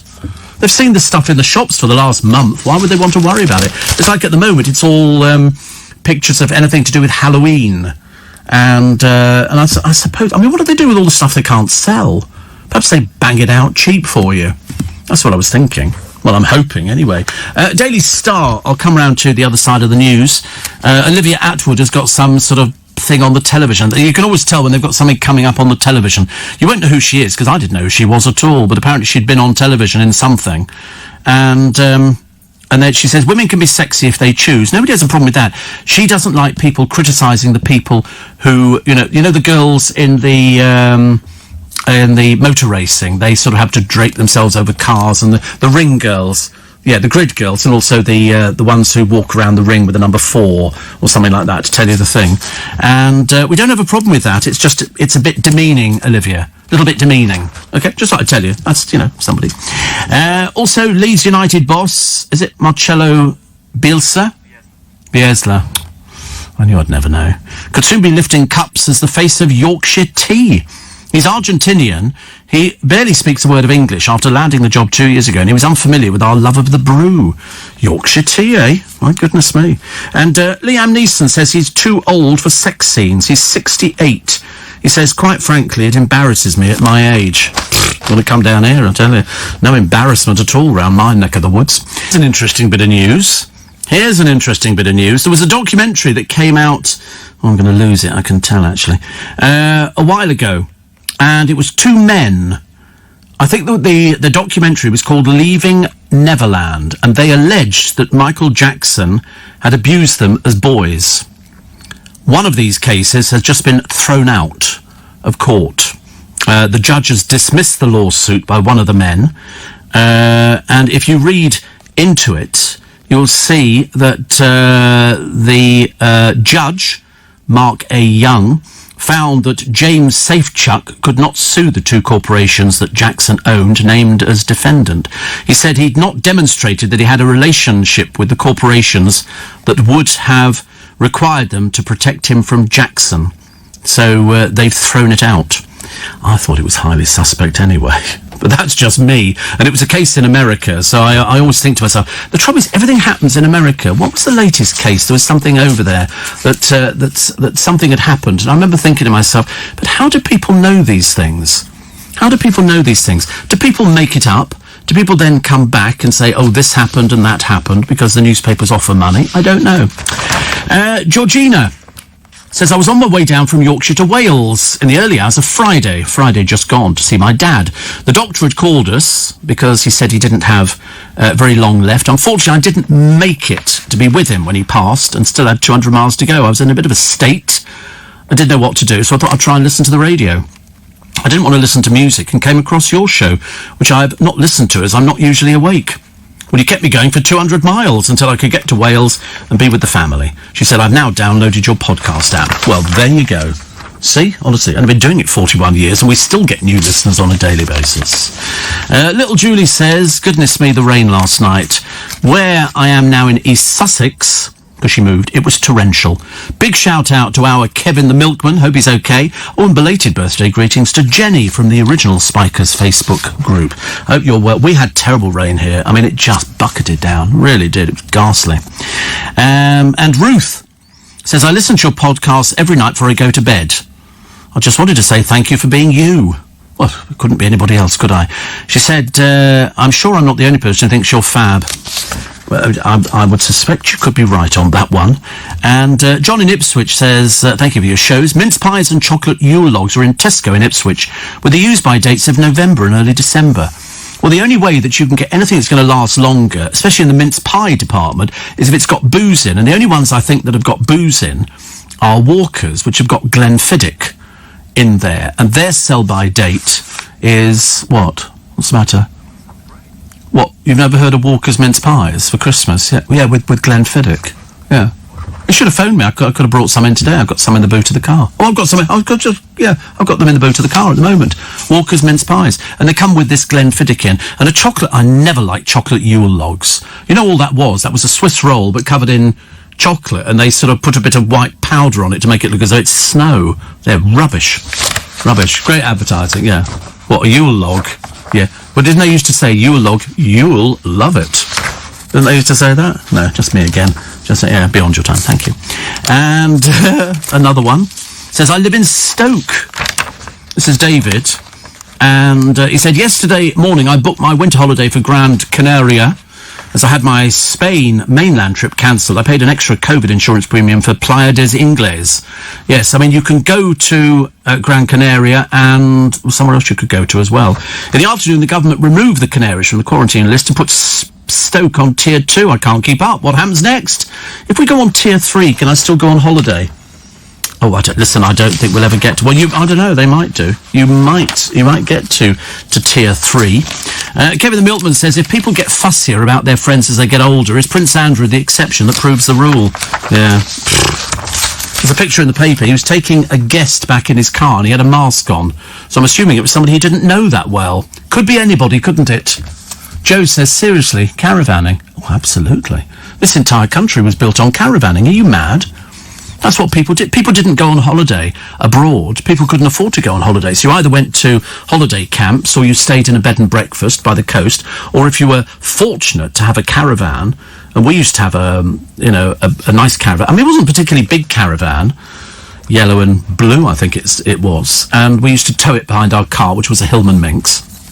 And it was the only way that you got cheap holidays. You go onto some of these caravan sites, and they would have bingo and soup evenings. I know it seems very basic, but I promise you, we were very pleased with things like that. Very pleased. I don't think people ever got it. We thought it was great, except one particular holiday. Because you park the caravan, and there'd be a line of you, and then you put the car next to it. And my parents got friendly with a couple who were next door to us. It was an elderly couple.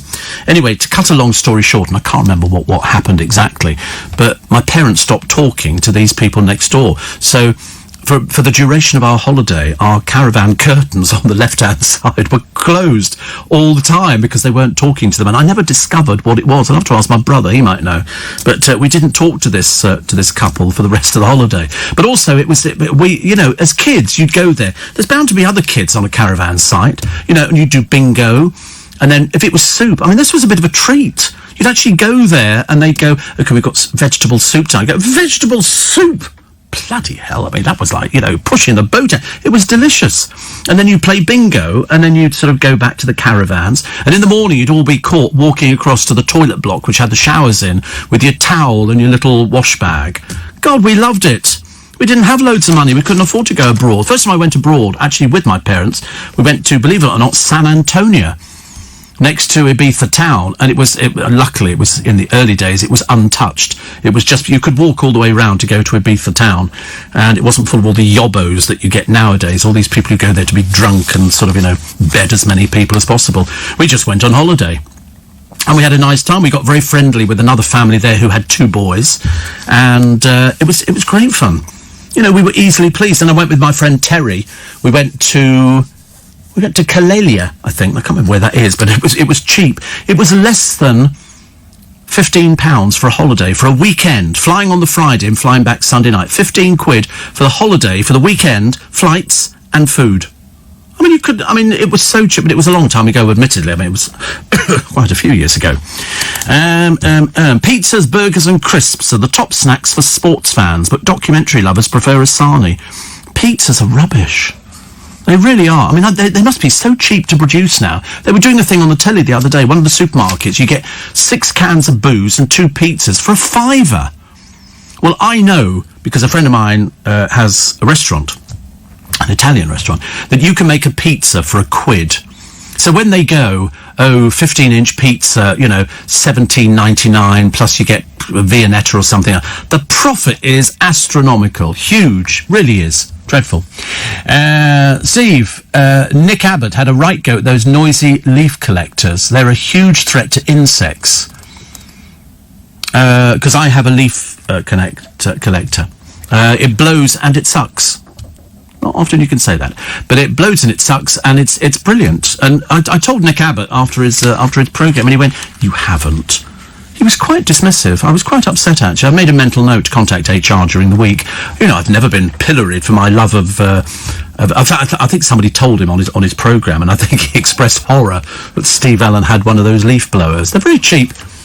It's a nice bit of kit. You can either blow the leaves into a corner if they're dry, or if they're wet, you just and it goes into a bag at the back of it, and then you empty the bag. Brilliant idea.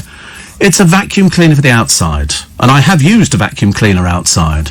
I became obsessed, actually, with sort of vacuuming up everything, ants, the whole lot. They all got covered in it, which is good. Steve, I've been listening in for 11 years. 11 years.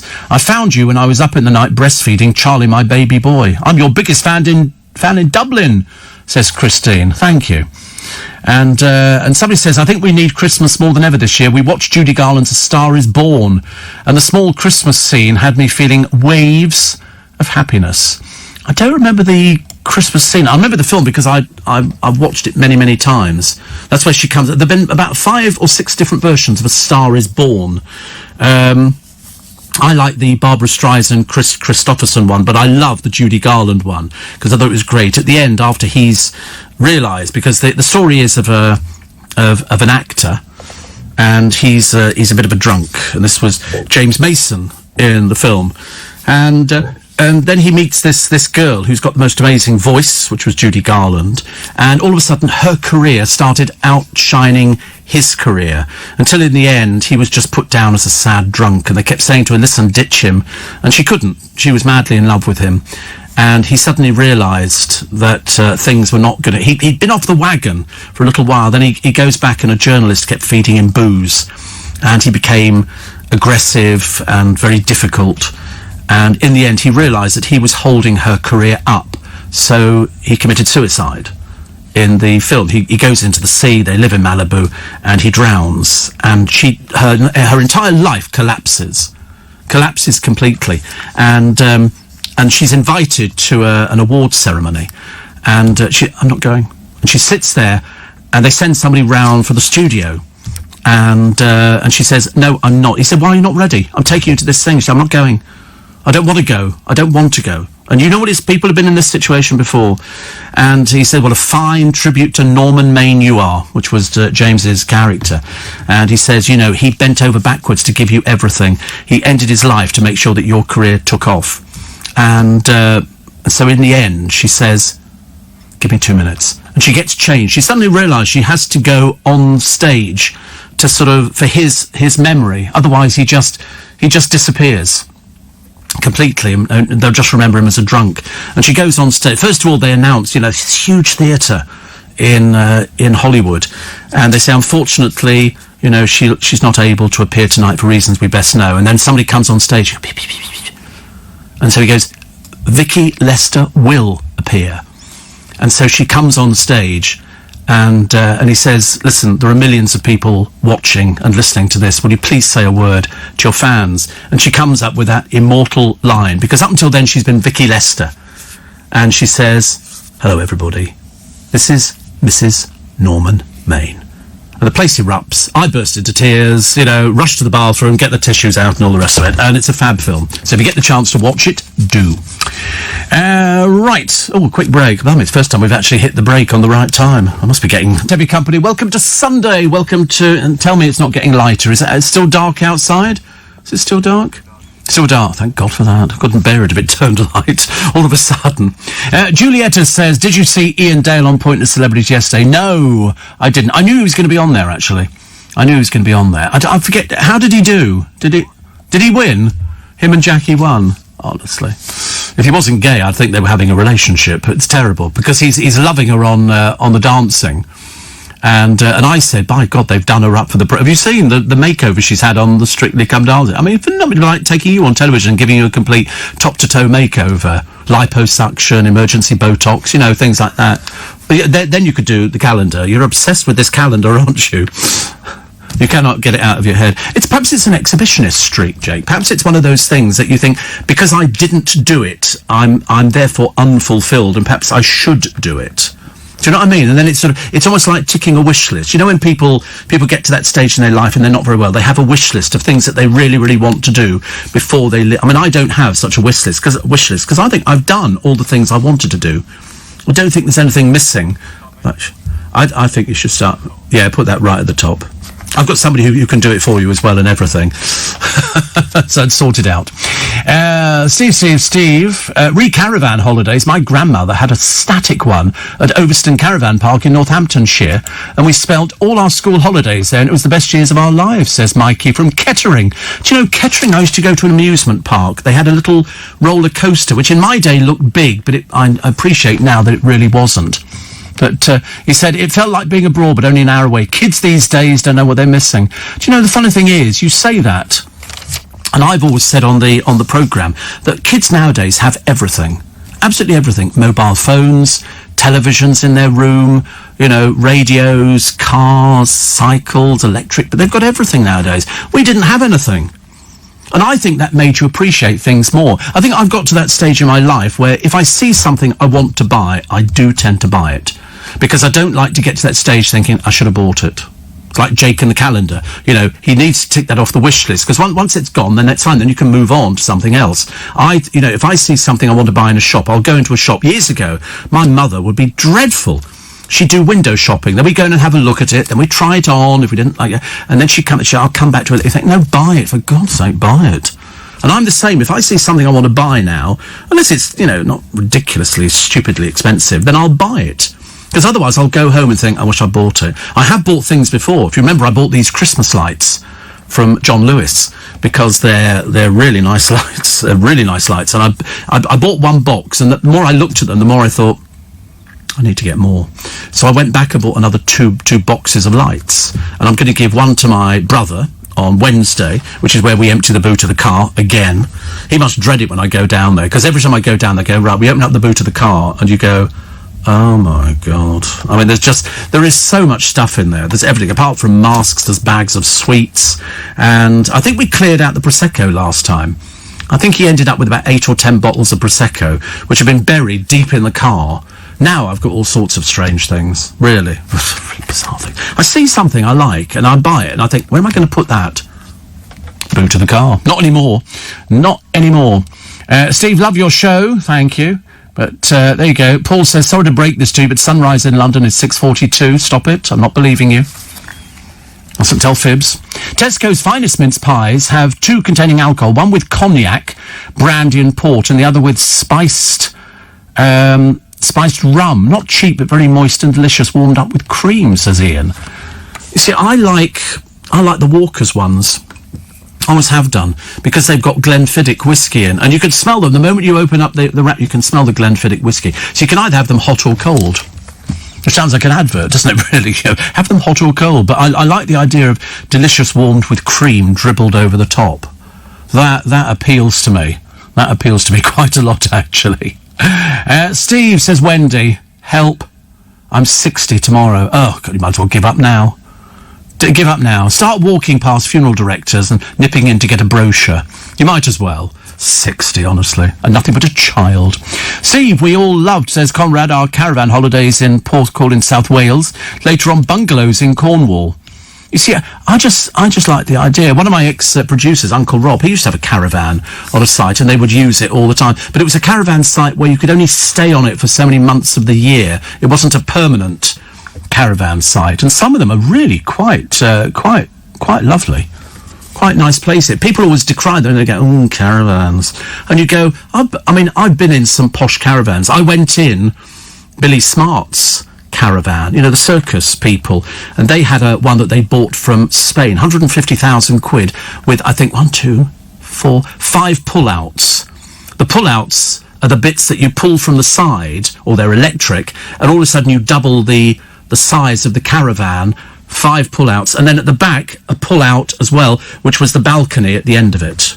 It was towed by this mammoth lorry. Absolutely, it was fantastic. And I loved it, actually. Also, Sarah in Elton says, happy Sunday.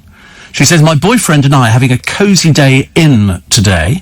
Oh, that's a nice idea. We like cosy days in. I'm all in favour of those. Wait a minute, I've now lost it. Oh, for goodness sake, honestly, where's it gone to? So, wait a minute, having cosy day in, and we decided to bake a chocolate and raspberry cake and watch our first Christmas film of the year, It's a Wonderful Life. Well, you could not have chosen a better film. It's a very, very good film. And I've got it in black and white or in colour. On the same thing. On one side of the DVD, it's black and white. On the other side, it's in colour. Have you ever... I've watched both. I don't really have a preference. No, I mean, I've got quite a number of films which are in black and white or colour. Have you ever seen It's a Wonderful Life? Oh, goodness sake, it's such a classic film. It really is. When it first came out, it didn't do at all well. They really didn't. I think it was Frank Capra's film, and it was about a man who is visited by an angel. In fact, there are quite a number of Christmas films where people are visited by angels. One of them was Cary Grant, who played an angel and comes down to Earth to try and sort of dispense bonhomie. And in this particular case of A Wonderful Life, an angel comes down, and the angel only gets his wings when he's done some good deeds. And my friend Ian loves it. It's one of his because we both love Christmas films, and it's so good because he seems to lose everything. And then at the end of the film, I mean, I can spoil it for you because it came out in the 1950s, I think, or 40s. All the people of the town, there's a big man who's trying to bankrupt him and to make sure that he doesn't get anything at all. But all the people in the town club together, and it's absolutely touching. It really is very touching. My friend Ian says pizza's great to eat, but basically it's cheese on toast. Yes, in fact, it's not even proper cheese. Did you know that? It's like a rubbery cheese. It's not proper cheese at all. And he says, I was never a fan of mince pies, but I love a Christmas cake. Although he's ruined it by typing Xmas cake. Xmas cake, I ask you honestly. He can spell Christmas as well, I know, because he's written it before. So I see no reason why I couldn't do that. Alan in Tooting says, thinking of coming to Twickenham for a look around at any nice cafes for a good cuppa. Oh, I don't think so, no, we don't do good cuppers, no. Not on a Sunday. Not on a Sunday. I mean, heavens above, honestly, we're all at church. You know, that's what we do. We're terribly religious there. They were going to have the rugby thing today, and I can't remember which one it was, actually, but they were going to do it. And was it the Barbarians thing? That's off now because of social distancing. But, which actually doesn't really make any difference to me because I never sort of bothered. There you go. It's a Wonderful Life is the best Christmas movie. He says, I watch it every Christmas Eve because that's when the story takes place. So you must get it. It's one of those essential Christmas films. If people say, what have you seen? It's like Muppets Christmas Carol is a cracking good film. It is a cracking good film. You know, when a friend of mine told me, I had a producer, and he said, have you watched, Steve, Muppets Christmas Carol? I said, no, I'll get it. So I bought it. And I watched it, and I came in the next day and I said, it's the best film I've seen. It's so good. It's got Michael Caine in it. It's got real humans as well as the other things. And anything to do with Christmas. If it's got the word Christmas on it and snow, I'm there. Shop Around the Corner, The Bishop's Wife, not Polar Express. And you know why? I cannot stand the looks on the children's faces. They look like they've walked out of the City of the Damned. It's pre-animation. The train looks great when it pulls up outside the houses, and I'm going there. But Father Christmas and all those blooming elves, they're slightly peculiar, aren't they? That's why it didn't appeal to me. And the kids don't look real. Their eyes just look horrible. They are creepy, but the train is great. The train is very good. Tom Hanks is very good. He's actually the ticket inspector, isn't he? All aboard. I like that idea of sort of waking up and sort of a train pulls up outside your house and you get on it. I think that's quite cool. Because I've seen Father Christmas. I've met Father Christmas. I don't think he knew it was me at the time, but we went to Lapland with the godchildren. They all loved it. And I've said to people, if you can afford to go, go. Because you'll do it once and you'll talk about it bloody years later. You'll be talking about it going, we saw Father Christmas, it was freezing cold, we did skidoos, we saw reindeer, we had huskies, we ate Rudolph, we did all sorts of it. It was lovely. And the good thing is, if you go to Lapland, inside the Arctic Circle, it's permanently dark. Not dark, but it's sort of like a darkish kind of... It never gets sunny. And they have their snow there for 6 months of the year. And it's just... It's absolutely beautiful. It's stunningly beautiful. It is... Oh, it's freezing. We went on skidoos one night. And I think with the wind chill factor, it was -30. I mean, it is so cold.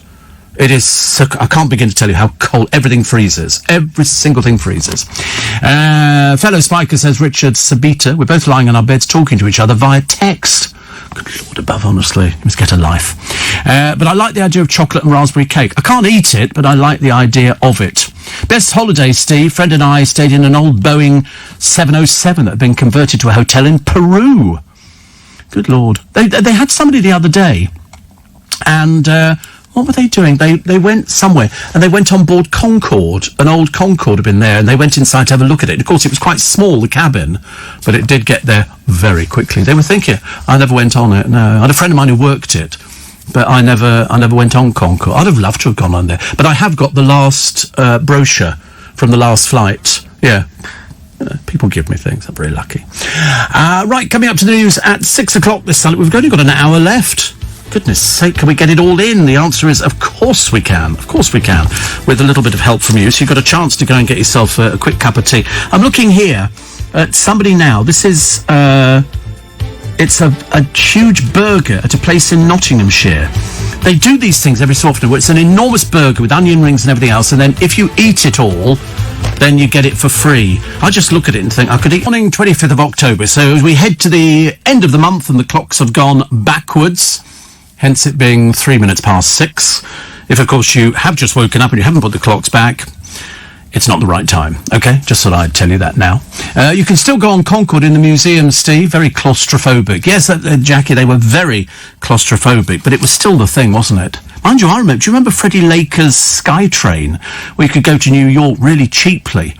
Freddie Laker, he was quite wonderful, actually. Shane says, I used to go with my grandparents on holiday in their caravan when I was a kid in the 60s. We used to travel to different parts of Australia. I like those... Winnebagos. Some of those big American things. Seriously, it's like a flat on wheels. It's fantastic. Steve, Xmas is an ancient name for Christmas. Once heard it on a TV programme. I think it's ghastly. Drives me mad, actually. I wanted to ask, is War of the Worlds based on true events? No. So I tell you that now. It solves that problem, doesn't it, really? I totally agree with you, says Shazzy, about Polar Express. You made me laugh out loud. I thought I was the only one who thought the faces are freaky. I thought they looked like they'd walked out of that sort of, the village of the damned. And there are these children. The Polar Express train looked great, but the Father Christmas and all these elves all over the place, I didn't kind of go for it, yet I love anything Christmassy. Seriously. And somebody else says, Steve, have you seen National Lampoon's Christmas Vacation? Yes, I love it. I love it. Chevy Chase and the family, which is great. And Conrad said, I rarely get annoyed, but one thing guaranteed to do it is somebody writing X instead of Christmas. Oh, dreadful, isn't it? Absolutely dreadful. I don't know why. When you went to Lapland, did you see the Northern Lights? We did see the Aurora Borealis. Thank you very much indeed. Yes. In fact, on every night we were there. Every night we were there. Freeview Channel 50 is now showing Christmas films all day, and most of them really lovely and emotional, says Robin Chertsey. Yes, in America, I think Ian will tell you that they've got the Hallmark Channel, and they show loads and loads of Christmas films.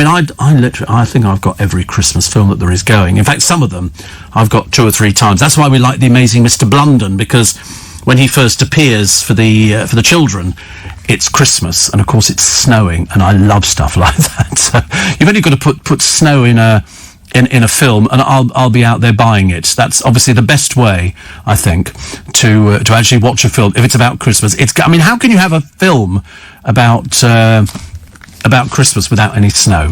Steve, that theme park in Kettering is called Wicksteed Park, Britain's first theme park, struggling in these uncertain times, but still a lovely place. I remember going on their little roller coaster thing there. When you're little, everything looks, bigger, but on reflection, I think I've seen a picture of it recently, and it didn't look as big to me. But that's like your old schools, isn't it? I went back to one of my old schools a short while ago, and it actually looked quite tiny, and yet at the time, to me, it looked absolutely huge. Steve, I wonder if some films only work in black and white. I don't know. For instance, if The Elephant Man has had the same effect made in colour. I don't know. Paper Moon was very good in black and white, which was the... can't remember the name of it now, but Watsit and his daughter appeared in that, which was a very good film I quite like, actually. First trip to America, 75, Freddie Laker's Skytrain to New York from Manchester.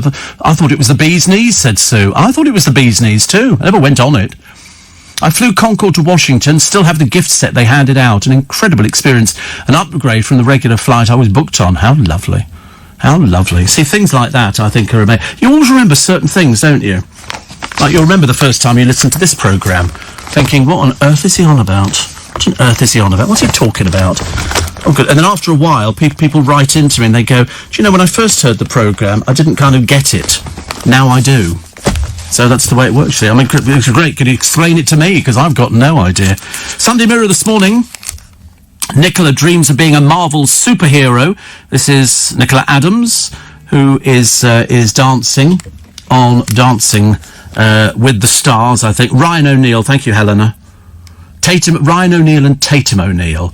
And this was the Did you ever see, you probably haven't seen Paper Moon either. Honestly, I have to keep recommending things for the, it's hopeless, honestly. Like talking to the cat, isn't it? It's, actually, talking of cats, they had a thing, my friend Helena is big cat girl. And they've got a program on at the moment called, I think it's Animal Rescue Phoenix, which is Arizona, and it was really good. And this little kitten had fallen down a sewage pipe, and they could hear it, they just couldn't get to it. And how they got to it in the end, because I thought, they're going to lose it. The cat's going to retreat into the sewers, and they're just never going to get it back again. And so this woman thought it was going, kittens are like when they mew and all the rest of it. And so this woman comes out, and she thought of a brilliant idea, a piece of material which she lowered down, it was about 3 feet, with some cat food on it. And the cat slowly came out to sort of start eating it and put its claw on it, and this material basically hung onto its claw, and they were able to pull it up slowly while it was eating so they could rescue it. Up until that moment, I was convinced it was doomed totally. And Tatum, thank you, Helena. And so what they do is, he's a flim-flam man in the film. He goes round conning. In those days you could, because there was no sort of, it wasn't like nowadays, the local police would have been alerted, or it would have been up on social media and all that kind of stuff, and they would go round in a town, and they would buy the local newspaper, and they would read the story about Mr. Eric Porterhouse died the other day, survived by his widow. So they would get, in the boot of their car, they had all these Bibles, and they would take out their little printing set, which we all used to have when we were kids, and they would put the name to his wife, Sybil, or whatever it happened to be, with all my love from Eric. And they would print this inside the Bible. They would go and knock on the house. Lady would answer the door. Yes. And they go, oh, sorry, is Eric around? You go, no, sadly, he passed. And they go, oh, why? And so Tatum O'Neill would sort of say, well, he ordered a Bible from our company to be given to his wife, and he's had it. It's the deluxe edition. And so she said, oh, did he? Yes, and it's been engraved to her. And so she go, oh, and of course they would buy it every time, because it was, and they were flim-flamming. It was very good. Very good little film. I've seen it quite a few times since, and I absolutely adore it. I absolutely love it. I think it's fantastic. The reason that my friend is up early this morning, because she's doing her tax today. She keeps putting it off, but she knows she's got to do it today. I was going to ask her, actually. I don't think I've done my tax yet, but I'm leaving that up to the accountant. It is like homework, isn't it? Well, it is for her. She's got enough things to think about without having to worry about things like this. And I thought she was going to do it yesterday. No, yesterday she had a cleaning day. So today she's doing this because she cooks and bakes and all the rest of it. And every so often she has a complete blitz through the place, Not me. Recommend the Brooklands Museum at Weybridge, Steve. Concorde number 2. Go for the virtual flight and also visit the simulator and take control. Oh, God, no, definitely not. Steve, my dad used to be captain of the QE2. I've got a picture on my wall of Concorde and the red arrows flying over the QE2 in the English Channel. Do you know there is a huge market for Concorde memorabilia? Huge market. I've been to some car boot type things, and they have this memorabilia, and people buy this stuff. What you do with it, I've got no idea. There was a bloke the other day, do you remember I told you on the television, and then he goes to one of these things where they sell military memorabilia, everything from a tank to uniforms and guns and all sorts of things. And it's a huge market. I didn't realise. I mean, I've only ever done sort of the showbizy type things, which I like. But people were out buying tanks and stuff like, I mean, imagine taking a tank home. Hello, darling, I'm back. Oh, what did you... No, I wouldn't buy one, no. Not a tank. No, not to show. Where would you put it? You can't put it in the garage. It would take the whole place down. No, on the car, no. No, I've never been into military memorabilia. I don't think so. And, Steve, a vicar once told me not to write the word Xmas. He said, you're crossing the word Christ out of Christmas. Oh, Lord, you don't want to be told off by vicars, do you? Goodness sake. I tried watching Laurel and Hardy, Steve, in colour. Didn't feel right, so I went back to watching it in black and white. Yes, I think you're right, actually. Some things are meant to be seen in black and white. Have you watched Jingle All the Way with Arnold Schwarzenegger? I have. I have seen Fred Claus as well. I don't think there's much that I've not seen. I mean, provided it was... I mean, obviously, there's a load of Hallmark films which I haven't seen. But I've seen most things. My friend Helen, she's not big on Christmas at all. And I always used to threaten I used to say, when she went away on holiday, I'd have the house decorated from top to bottom. Literally, snow on the roof, reindeer, inflatable Father Christmases. I think she threatened me with murder. I can't remember exactly what it was, but it was one of those things I was sort of warned off. No, we don't do Christmas, thank you very much indeed. I'm not even sure if she has a tree inside the house, because you know what cats are like?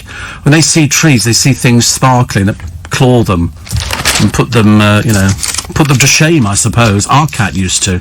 But if you watch National Lampoon's Christmas Vacation, the cat has a sticky ending. What it does, it pulls the lights and then bites through the cable. There's a... and the cat is no more. It's hilarious. Ever so funny. I shouldn't laugh at it, but it is actually quite funny. Here's Caprice again. Go, another picture of Caprice and her boobs. Hello, Caprice. I mean, you must be running out of places to go to, dear. They say she's got curves in all the white places. She went to the Proud Embankment night spot in London, obviously, because somebody said there's a photographer down there. He'll take your picture. And he went, oh, good. Poor old Caprice, honestly. Amanda Holden is the one who wants to form a modern-day version of ABBA. She's about the only one who could, I think. Also, Stacey Solomon has turned her front garden into pumpkin paradise. I don't do pumpkins. My friend Paul Cooper's got the greengrocer, and he does pumpkins. I mean, he will shift serious amounts of pumpkins, like thousands of pumpkins. I've never said, because kids were, in fact, there was a couple the other day, they bought, 1, 2, 3, I think they bought 6. 3 big pumpkins. Mostly pumpkins are sold by weight. And the little ones, you just buy a little teeny one, which is not much use as nothing, £2. But the big ones can set you back, the best part of 15, 20 quid. And what you do with it afterwards, I've got no idea. After you've carved it and stuck a nightlight in there, what I don't understand what people do with it. But I don't do trick and treat anyway, so it makes no difference. Steve, I remember seeing Billy Smart standing on the small pull-out balcony of his mega caravan, wearing his trademark big, thick rim glasses, as he overlooked the site, waiting for the big top to arrive. I used to love watching... That was on the Goose Fair site, was it? Oh, I love it. I love anything like that. The idea that you literally build a town, same as fun fairs. You build a town if you love circus, and then at the end of the week or whatever it is, it just all disappears. All disappears. Steve, it's going to be light in 17 minutes, says George. Stop it. It's not getting light. Paint the windows dark paint. Paint the window. It's not getting... Oh, is it really? Oh, I can't bear it. Can't bear it. Is it really getting lighter? Oh, poo sticks. It's not right, is it? Russell with you for breakfast this morning at 7. And he'll be looking and asking whether lockdowns have gone too far after the Welsh police admitted people's fatigue will make policing the firebreak lockdown there much harder. He'll also be looking at schools, with the former Sage scientist warning that some schools may need to close for certain year groups in order to wrestle back control of the coronavirus infection rate. All of that and a lot more besides at 7 this morning on Weekend Breakfast with Andrew Castle. I mean, I heard about that closing off some of the schools for some of the years, and I began to think, we're going to have this around for ages, aren't we? Absolutely. Steve, I once drove past a lay-by in Wellingborough, where there was a sign advertising Xmas, E-X-M-A-S trees, says Kevin. Yes, I've seen people's bad spelling. Steve, we've been working on treats for our customers to cheer them up. Most popular, deep-fried mini mince pies with caramel chocolate in the centre. Too much, says Kevin, the restaurateur. So, deep-fried mini mince pies with caramel chocolate. I'm not sure I could go for that. That sounds like it's just too much. That is heart attack fuel. That's like, I think I'm going to die. They brought out a thing the other day. We've had this deep-fried Mars bars. Have you had one? But they now do deep-fried pickled onions. And I quite fancy that idea because I am partial to pickled onions. I like pickled onions. But I thought deep-fried as well. So you can have a hot pickled onion. It's not... I gave Corey, my producer, some mini chicken Kievs. He'd never had chicken Kiev in his life. He's never eaten chicken. I don't know where he's been brought up. I mean, a barn, I'm assuming. He'd never had chicken Kiev, and they do mini chicken Kievs in Marks and Spencer's. So I got two boxes, and I gave him, and he was supposed to be having them over this weekend, but he's never eaten chicken Kiev. I said, it's just chicken with garlic butter in the middle, and he's 24 and he's never had chicken Kiev. It's odd, isn't it? You would think. Mind you, I mean, some people some people don't have all sorts of food. I mean, my other producer, Luke, He's supposed to be vegan, but to be honest with you, he's terrible. I mean, he's lapsed all over the place. You know, but he's but his whole family are vegans, so he's never eaten meat, which is. It seems a bit odd to me, actually, that you can actually go through your life and not eat it. Whether you're doing it for, you know, either religious reasons or, you know, on sort of grounds of morality, I suppose. Steve, who said modern life is rubbish? My iPhone automatically resets, so I don't have to worry about the clocks going back. I still get up on time. Yes, I mean, my clock, in fact, the moment, I mean, it now says 6:20, so it's absolutely right. Absolutely right. Although it's amazing how many clocks we have at home that don't do what they're supposed to be doing, which is a bit of a pain, really. Will you be watching Piers Morgan's Life Stories tonight with Jake? I don't think so. No, not unless it's coming as a bit of a surprise to him. No, definitely not. Definitely not. I don't know who he's actually doing tonight. Is it Cliff Richard tonight? It's Cliff Richard tonight, says Matthew. Yeah, I mean, no, I won't. Because I think the time it's on, I shall be fast asleep in bed. You don't even have a television. You don't have a television. Good Lord. How have you survived without a television? Phone? Oh, right, okay. Blimey. Have you got a very large computer then or something, or? Oh, it's expensive.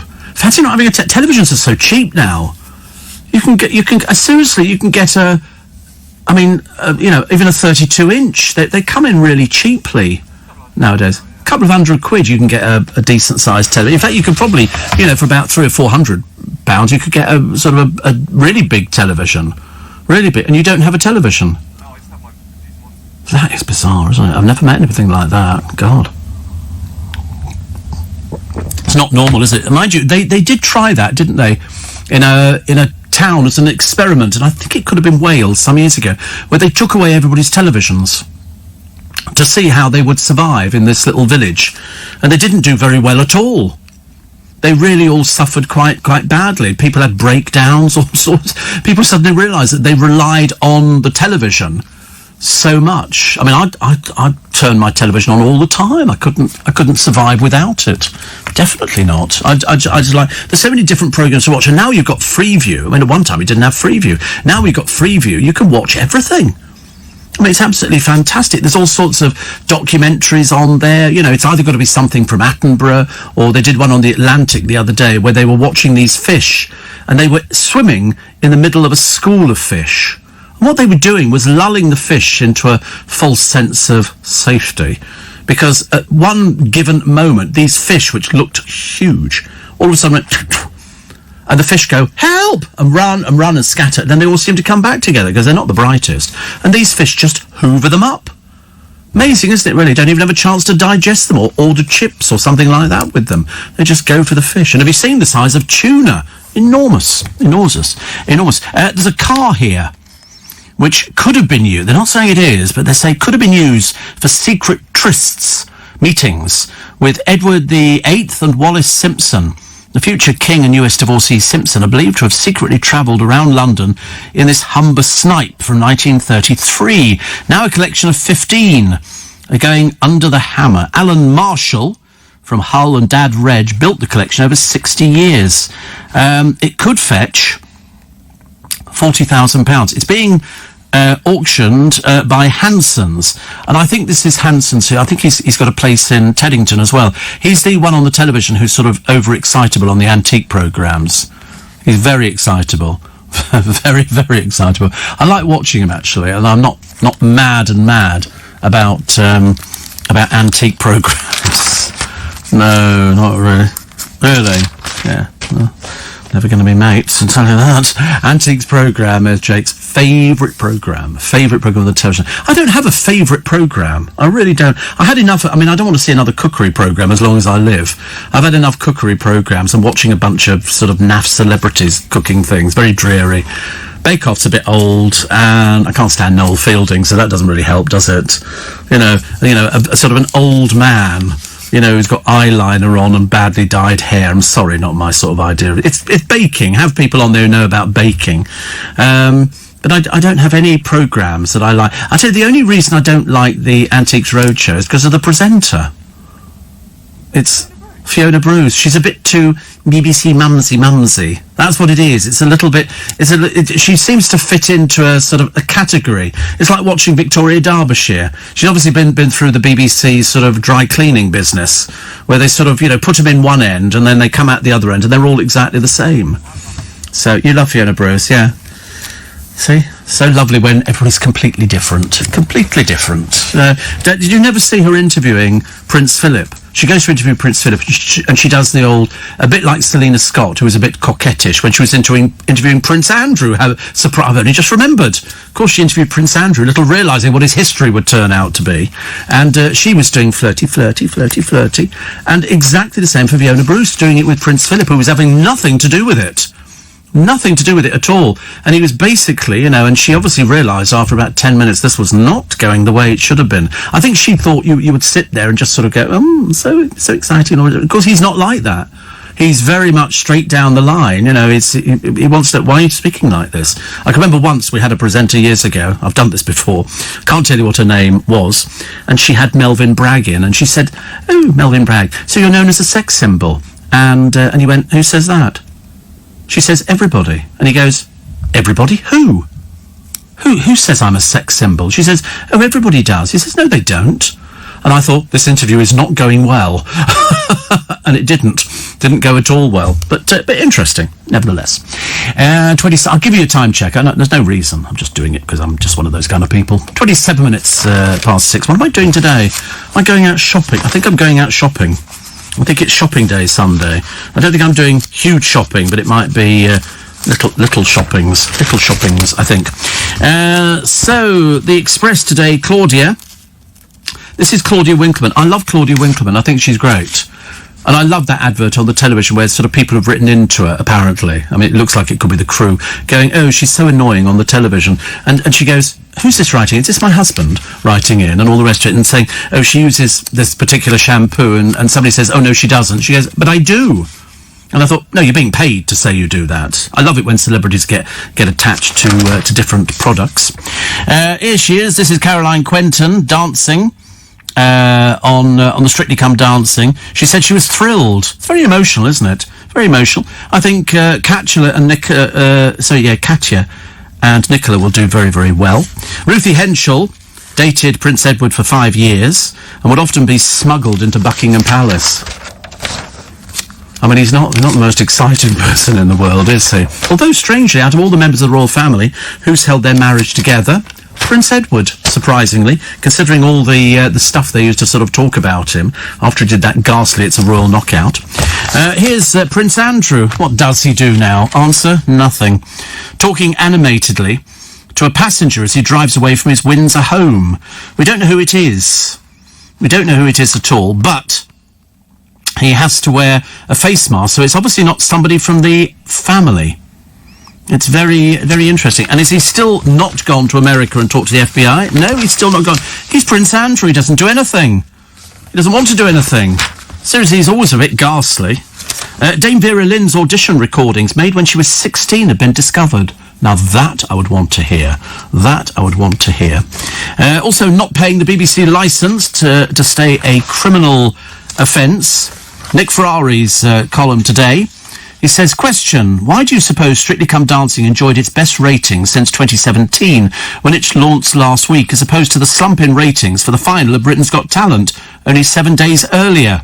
Answer, because it was blissfully free of the ghastly social engineering and preaching provided by some BGT judges who purred with delight over any act that was on message, irrespective of whether or not it was any good or not. Message to ITV, says Nick. Any chance we could be entertained rather than preached to? I don't think I've seen it. I don't bother with those programmes. I really don't. I mean, I understand why, Britain's Got Talent is around, but sometimes they're not British and sometimes they're not of any interest to me. I'm not interested in a juggling act or, these are people from circuses. That's what they've been taking up until now. Also, a lovely piece, actually, by John Stapleton. He said, it's now 6 months since I stood at the hospital bedside and said goodbye to my wife, Lynn, who died suddenly after a stroke. I thought she was great.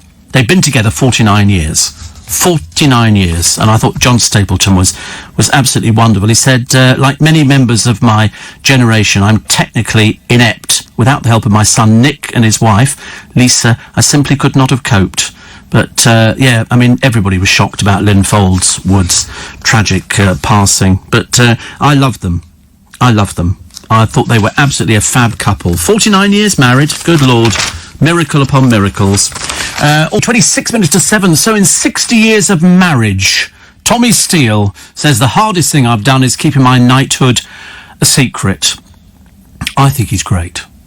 I love Tommy Steele. I got to interview him some years ago, and I remember thinking, it's Tommy Steele.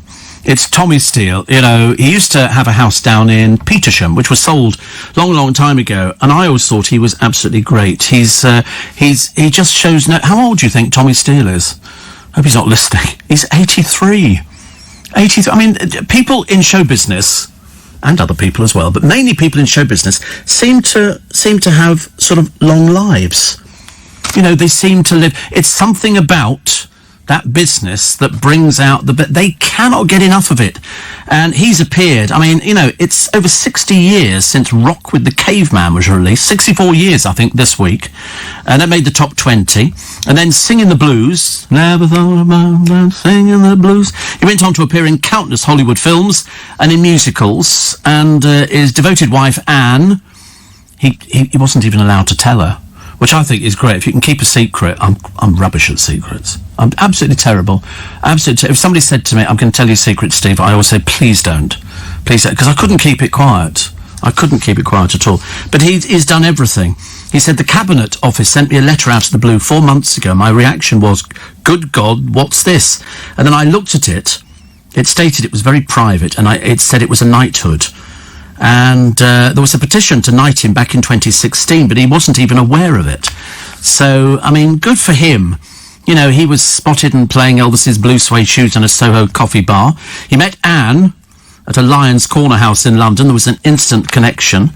And he's done so many films. He played Buttons in Cinderella. And he's also done Singing in the Rain, Christmas Carol. You know, he did Half a Sixpence. I thought it was a great film. I loved Half a Sixpence. A good movie. Singing in the Rain and Scrooge the Musical. Appeared on Broadway. Danced with Gene Kelly, who taught him to tap. Acted with Petula Clark, Laurence Olivier and John Gielgud. Made Hollywood movies with Fred Astaire. Friends with Noel Cowden and 20 hit singles. I mean, it ain't a bad life. It ain't a bad life at all. But I loved him in Half a Sixpence. I thought it was fantastic. If you get the opportunity, you'll see loads of British people. In fact, even one of the dance sequences, Pamela Cundell from Dad's Army and Robbie Box's mum was in it, and she was another character. Pamela Cundell was a character and a half. I tell you won't see the like of people like that again. But Tommy Steele, knighthood, fantastic. Well done. I'm very pleased. Also, capturing Queen and Freddie live on stage. The one thing they said about Freddie Mercury is that when he played Wembley, and he did, it was Live Aid, he absolutely owned that stage. I don't think anybody who ever saw that performance could ever say, and if you watch the DVD of it, he literally owned that stage like nobody else. It just went really well, and it sort of elevated them to a completely different level. I thought he was fantastic. I only saw him once. Mind you, I was in Richmond the other day having a cup of tea, and I saw Sue Perkins with her missus walking down the road, which I thought, I don't know, I'm as mad as the next person when you sort of see somebody that, you know, you're familiar with on television, and then you see them walking down the street, you get that sense, and you try not to stare, but you can't help it. Steve, I get really annoyed at people who set bonfire night fireworks off in October. Scared the life out of the cat who shot up the Christmas tree. Thank you. I bought a smart TV for Asda, 179 quid. He won't spend the money. He'll spend it on a huge computer, but he won't buy a television. Because he'll work on the assumption that if he's got it on the computer, what does he want a television for? There's no point. He can just watch on the computer. Yeah, you could have it as a monitor, couldn't you? And Johnny in Watford said, up listening to the lovely show on Sunday, the joys of young children who don't understand about the clocks going back. I know. Well, we don't, obviously. Is it still dark outside, or has it got a little bit lighter? I don't want to know, actually, if it changes. It's like, yeah, all right, I'll make a big deal about it. Determined to annoy me. Mary says, I've lost it, actually. I felt cheated. I said, oh, no, it's not Mary. I do beg your pardon, actually. It's not Mary at all. Mary is the one who recently bought a small, cheap TV. The sound is rubbish. Quite good, because it means I'm not glued to it. So I'm addicted to television. I'm absolutely addicted to it. I watch more television because I have a speech-based programme. And so if somebody says, oh, did you see so-and-so? I like to sort of, if I haven't seen it, then I can find out about it fairly quickly. Because I'm addicted to television. Good, bad and indifferent. Good, bad and indifferent. Steve, just getting light outside now, as it would have been 7:22. Would it? Had the clocks not gone back? Go on, work that one out. Would have been 7:22. Be 7:39. Would it? We don't know, do we? We really don't know. I mean, it's that bad. Life is absolutely tragic when you have to sit down and you're trying to work out on a radio. You watch. I'll get so much abuse from this, from the usual green letter writers. Oh, there's a picture of Gary Newman, actually. He's back. He's got a new book. Everybody's got new books. Ian Dale's got a book out. James O'Brien's got a book out. I haven't got a book out. Everybody's got books out at the moment. It's odd, that, isn't it? What is it about books? I mean, I'm always a big fan of books. And I know that Ian Dale was signing a load the other day. He'd taken a load to Twickenham, to the Exchange, to sign. People had ordered them, and he was taken there, and he would personalise them as well. So if you get a chance to catch him, then catch him. Coronation Street star Jack P. Shepherd. You know why he's Jack P. Shepherd? Because there'll be another member of Equity called Jack Shepherd. So he can't be Jack Shepherd as well. You can only have one person, and then they have to insert an initial. And so I'm not in Equity.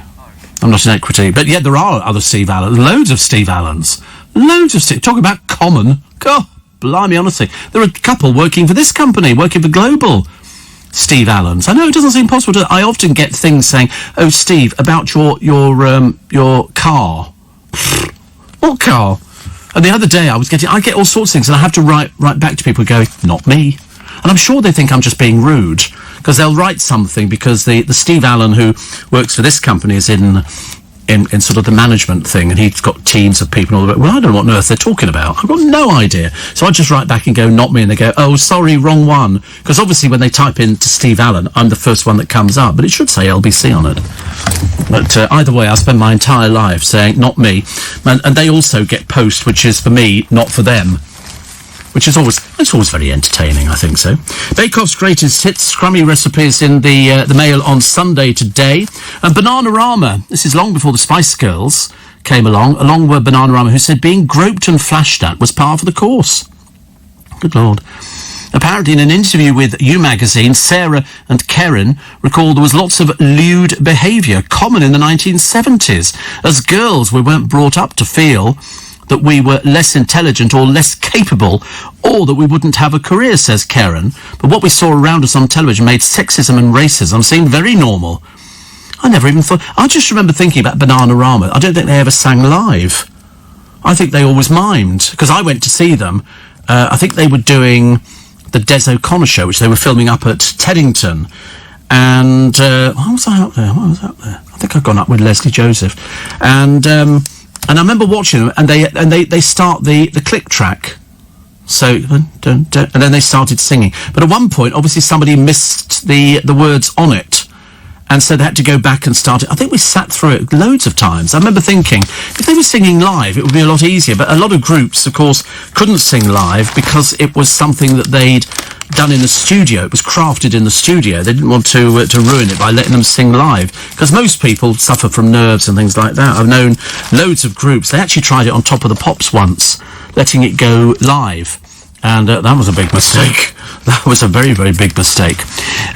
Also, he's been an outspoken critic of the government's 10 p.m. curfew. But we've heard that Sadiq Khan spent his 50th birthday telling diners it was time to leave an upmarket restaurant. He went to the River Cafe in Hammersmith. Starters average at 25 quid, mains 40, and an ice cream will set you back £10. How can a main be £40? See, I don't think any food... I could eat fillet steak and not spend 40 quid. £40? That's an awful lot for a main and 25 quid for a starter.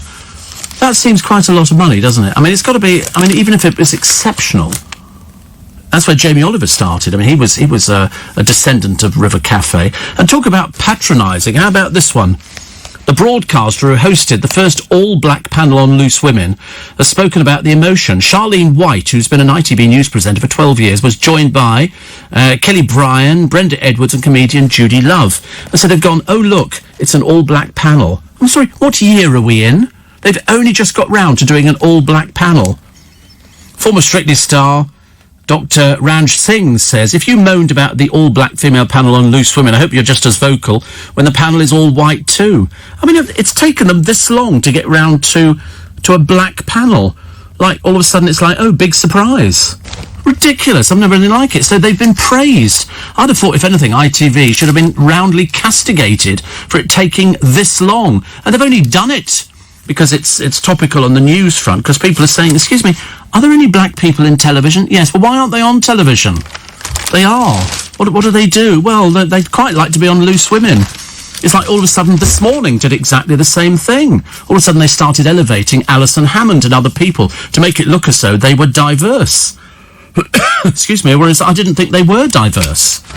You know, but it's taken long enough, hasn't it? Ridiculous, honestly. Alec Jones talking to the Telegraph today on the tragedy of the choir ban. We love Alec Jones. I'm working in a building full of famous people. Absolutely chock-a-block with famous people. Every day, famous people go past it. Hi, Steve. I go, hi. Gosh, they know who I am. I'm so excited. Morning, everybody. 11 minutes to 7 this Sunday morning. I love the idea that one of the supermarkets was complaining the other day that people are not buying sandwiches as they used to. And I remember seeing the supermarkets full of sandwiches. It's so expensive now. It's nothing to spend £4 on a sandwich, which is just ridiculous. And so they've done today in The Observer 20 of the best sandwiches. And then you have to ask yourself the question, is it a toasted sandwich? Is it a normal sandwich? You know, why are some of them so... How do you eat some of them? Have you tried a Coronation chicken sandwich? It just all falls apart in your hand. It's impossible to eat, you know, without it going all down you. And of course, once you've got all that curry sauce all over you, no chance of saving anything at all. It really is quite a worry, actually. Top children's doctors attacking the Tories over the free school meals. Plus the Trump I know, Bob Woodward, Mary Trump, John Bolton and Anthony Scaramucci in the new review here. It's going to be interesting, isn't it? Plus... a chilling new find in an archive. We were talking about this earlier on, strangely enough, actually. And it's a Tudor warrant book. And it bears instructions inside of Henry VIII explaining precisely how he wanted Anne Boleyn to be executed. I mean, you'd have thought they'd have kind of left it, wouldn't you? But in this document, the king stipulated, although the Queen had been adjudged to death by burning of fire or decapitation, he'd been moved by pity to spare her the more painful death of being burnt by fire. But, he continued, we, however, command that the head of the same Anne should be cut off. I mean, you can't believe that they wrote this stuff down, actually. But they did. In 1536, Boleyn was incarcerated in the Tower on a charge of adultery. And she rebutted the charges, but was found guilty of treason and condemned to be burnt or beheaded at the king's pleasure. And so most historians agree the charges were bogus. The only but he was as bent as a nine-bob note, wasn't he? Her only crime had been her failure to give Henry a son. The most famous king in English history married 6 times in his relentless quest for a male heir. Boleyn did bear him a daughter who became Elizabeth I. And so basically they just made these things up. They weren't responsible to anybody. And they went, oh, terribly sorry, but it's either burning or beheading. And the king has decided to be really nice to you, and he's decided that you can go for beheading. So isn't it amazing that they actually thought that it was Thomas Cromwell? But this shows actually Henry was pulling the the strings. And I do believe that, in fact, Cromwell sent to Calais for a swordsman, because I believe that the death that Boleyn suffered was slow and agonising. A beheading with an axe, of course, involved several blows, and he had specified that the head should be cut off, which meant by sword. A far more... I mean, but they actually wrote all this down. He was a horrible piece of work, wasn't he? Oh, I tell you, we wouldn't put up with him in this day and age, but he was a pathological monster. A ghastly piece of work. I'm glad he died in agony. His coffin is in St Paul's Cathedral, but he's not in it. Nelson's in it, yeah, it's in the, down below in the crypt. I think you'll find Nelson is there, but it's Henry VIII's coffin. I've got no idea how it worked. I think they had a spare one and they sort of popped him in it for some reason. It was marble and all the rest of it. I seem to remember that was it, because we went down there and we looked at it. And I remember thinking, I knew that Henry VIII was a nasty little piece of work. So in other words, you know, he was absolutely riddled with every illness known to man, plus syphilis and all the rest. It really had everything going badly wrong. Prince Andrew, according to the Sunday Times today, is plotting his return to royal duties. He's claiming he has the Queen and the royal family's backing. Oh. The revelation comes a year after his disastrous interview with Emily Maitlis. The Duke is understood to be devising a reframing of his role that could see return to some public duties. However, royal sources disputed the Duke's claim that he has royal support to return to public life. He's constantly denied the allegations of Virginia Nee Roberts, and this controversy linking him to Epstein. And so he's spending time working out how he can serve his country. I don't think we want him. I'm sorry about that. If you ask the people of this country, I'm sorry. So would you welcome Andrew back again? Absolutely not. Absolutely not. There's no particular reason. He's never been charged with anything. But I think his failure to actually talk to the FBI about what he knows about Mr. Epstein, Jeffrey Epstein, the one who was found mysteriously hanged in his cell. Strange when they had it all under CCTV. But somebody has said here, Buckingham Palace have now said, in light of this, there are no plans to review Andrew's status. They have said conversations have taken place, but that's as far as it goes. I mean, any future public role would need to be negotiated with the Queen, the Prince of Wales, the Duke of Cambridge, palace officials and the government. I mean, it's not straightforward, is it? It's a bit complicated. So there's a lot of admin there. Okay, so you push it to this one, then it goes back to there. And to be honest with you, the Queen continues to be privately supportive, but she's supportive of everybody. I don't think she's got a nasty bone in her body. He visited at Balmoral, but they've said there are no plans to change anything at all, which is good news for everybody. Because to be honest with you, you know, if he disappeared, it would probably be the best thing. All he's got to do is just tell them what he knows about Mr. Epstein. Listen, he must know quite a bit more than we do. Paul Burrell. Do you know, honestly, if he didn't have Diana to write about, what would he write about? Putting together flower baskets, I suppose. He says Diana would have seen herself in Meghan. You sometimes wonder about the rubbish that emanates from Paul Burrell's mouth. And so Coleridge Jack, Diane in death threat. This is somebody from Strictly Come Dancing has received death threats. Seriously, you cannot believe it. You cannot believe it. The Sunday people are doing the gambling kids. How you can ever get up to £100,000 at the age of 13, I've got no idea. Nick Ferrari doing the column in the Daily Star, and it appears in the Express as well. And the price is fright. Bruce Forsyth's ghost is haunting the theatre. Apparently, actors preparing for Panto at the London Palladium have felt a friendly presence while others claim their scripts were moved. Stop it. It's not true. Don't tell fibs. There are no such things as ghosts. Okay. Also, Zoe Ball is delighted that coronavirus has stopped her going out partying. She was a bit of a party girl, and she's decided that now she's not going to be a party girl anymore. But also, you get to a certain age where you go, you're not still party. You don't want to look old, do you, when you're out looking at parties? If you look at parties, want to go to the bottom bit of the screen? You know. I didn't want to have to say it, but otherwise, you know. And the Sunday Mirror, stop failing our NHS heroes. They say they're battling a mental health crisis among staff fighting the second COVID-19 wave. I think there could be a third wave. Whether we go into more lockdowns, we'll wait and see. But also, the front of the Express today, frustrated families may simply ignore COVID bans on Christmas visits. The government believes it's reached the limit with lockdowns and will need to ease restrictions over Christmas. So it's interesting. They suggest discussions in Boris Johnson's top team have concluded there cannot be another lockdown, and whilst more areas will go into Tier 3, which is restrictions in the short term, the government has got to start easing them. So we'll see what happens, shall we? But you'll hear it first on LBC. Claudia Winkleman getting older, she says, is fantastic. It is if you look great. It is if you look great, I should imagine. And The Crown's new star, Emma Corrin, says portraying Princess Diana was too harrowing to watch back. However, she hopes Diana's family tune in to watch her fictional representation. I bet they don't.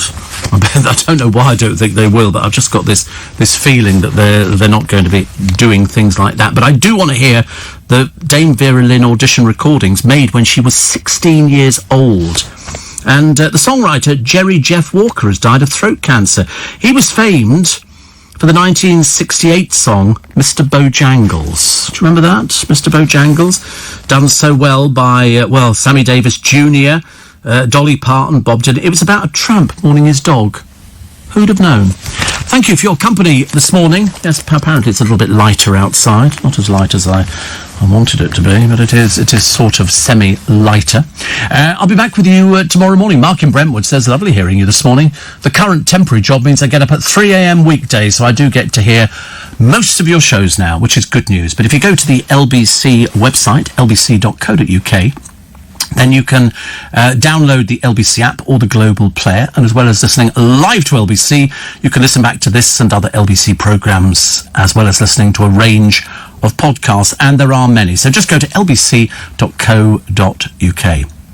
Back with you tomorrow morning at 4. Have a great day. Coming up at 10, it's Swarbrick on Sunday, but right now, with the weekend. Apart from that, I trust you had a lovely day. The weather is going to deteriorate towards the end of the month. I warn you that now.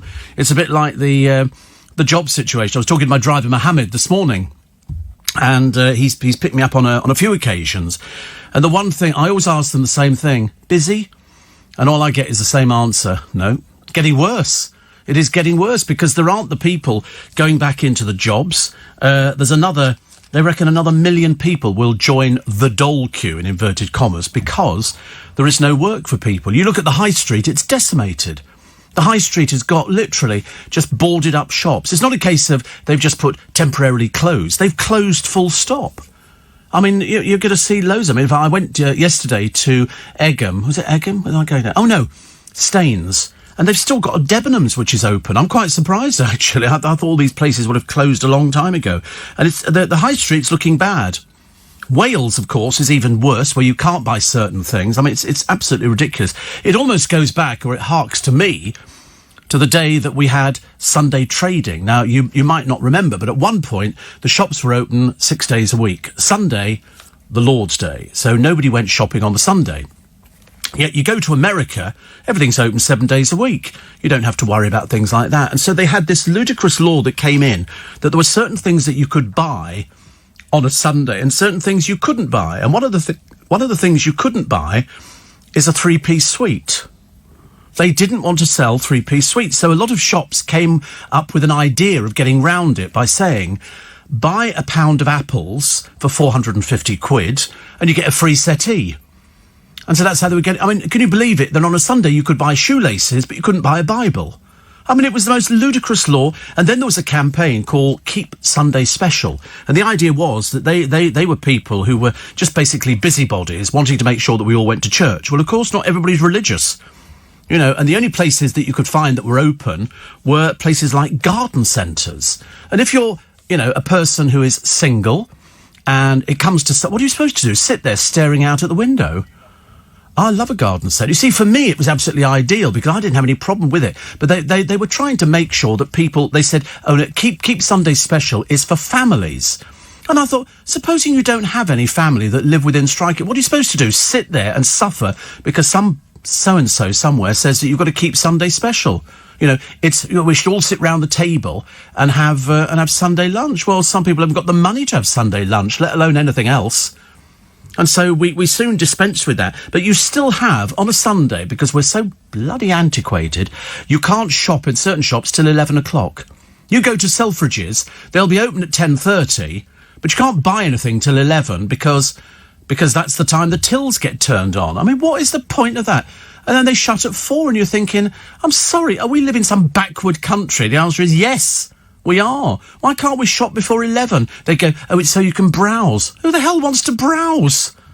Browsing went out with the Ark of the Covenant, thank you very much indeed. You don't browse. You go out on a Sunday, you don't think, oh, I'll just go for a browse. You can do browsing any day of the week. You go out and you go, I want to buy a teapot. Oh, I'm in Selfridges. Can I buy the Not till 11. What am I supposed to do? Well, just put it in your basket and walk around for 35 minutes. And you think, do you know, I've actually left more shops on a Sunday than anything else because I can't be bothered to hang around and wait. You can go to certain supermarkets because they're small, but the bigger supermarkets, you've got to wait because it's over a certain floor size. And I'm thinking, oh, God, how boring. It's so dull.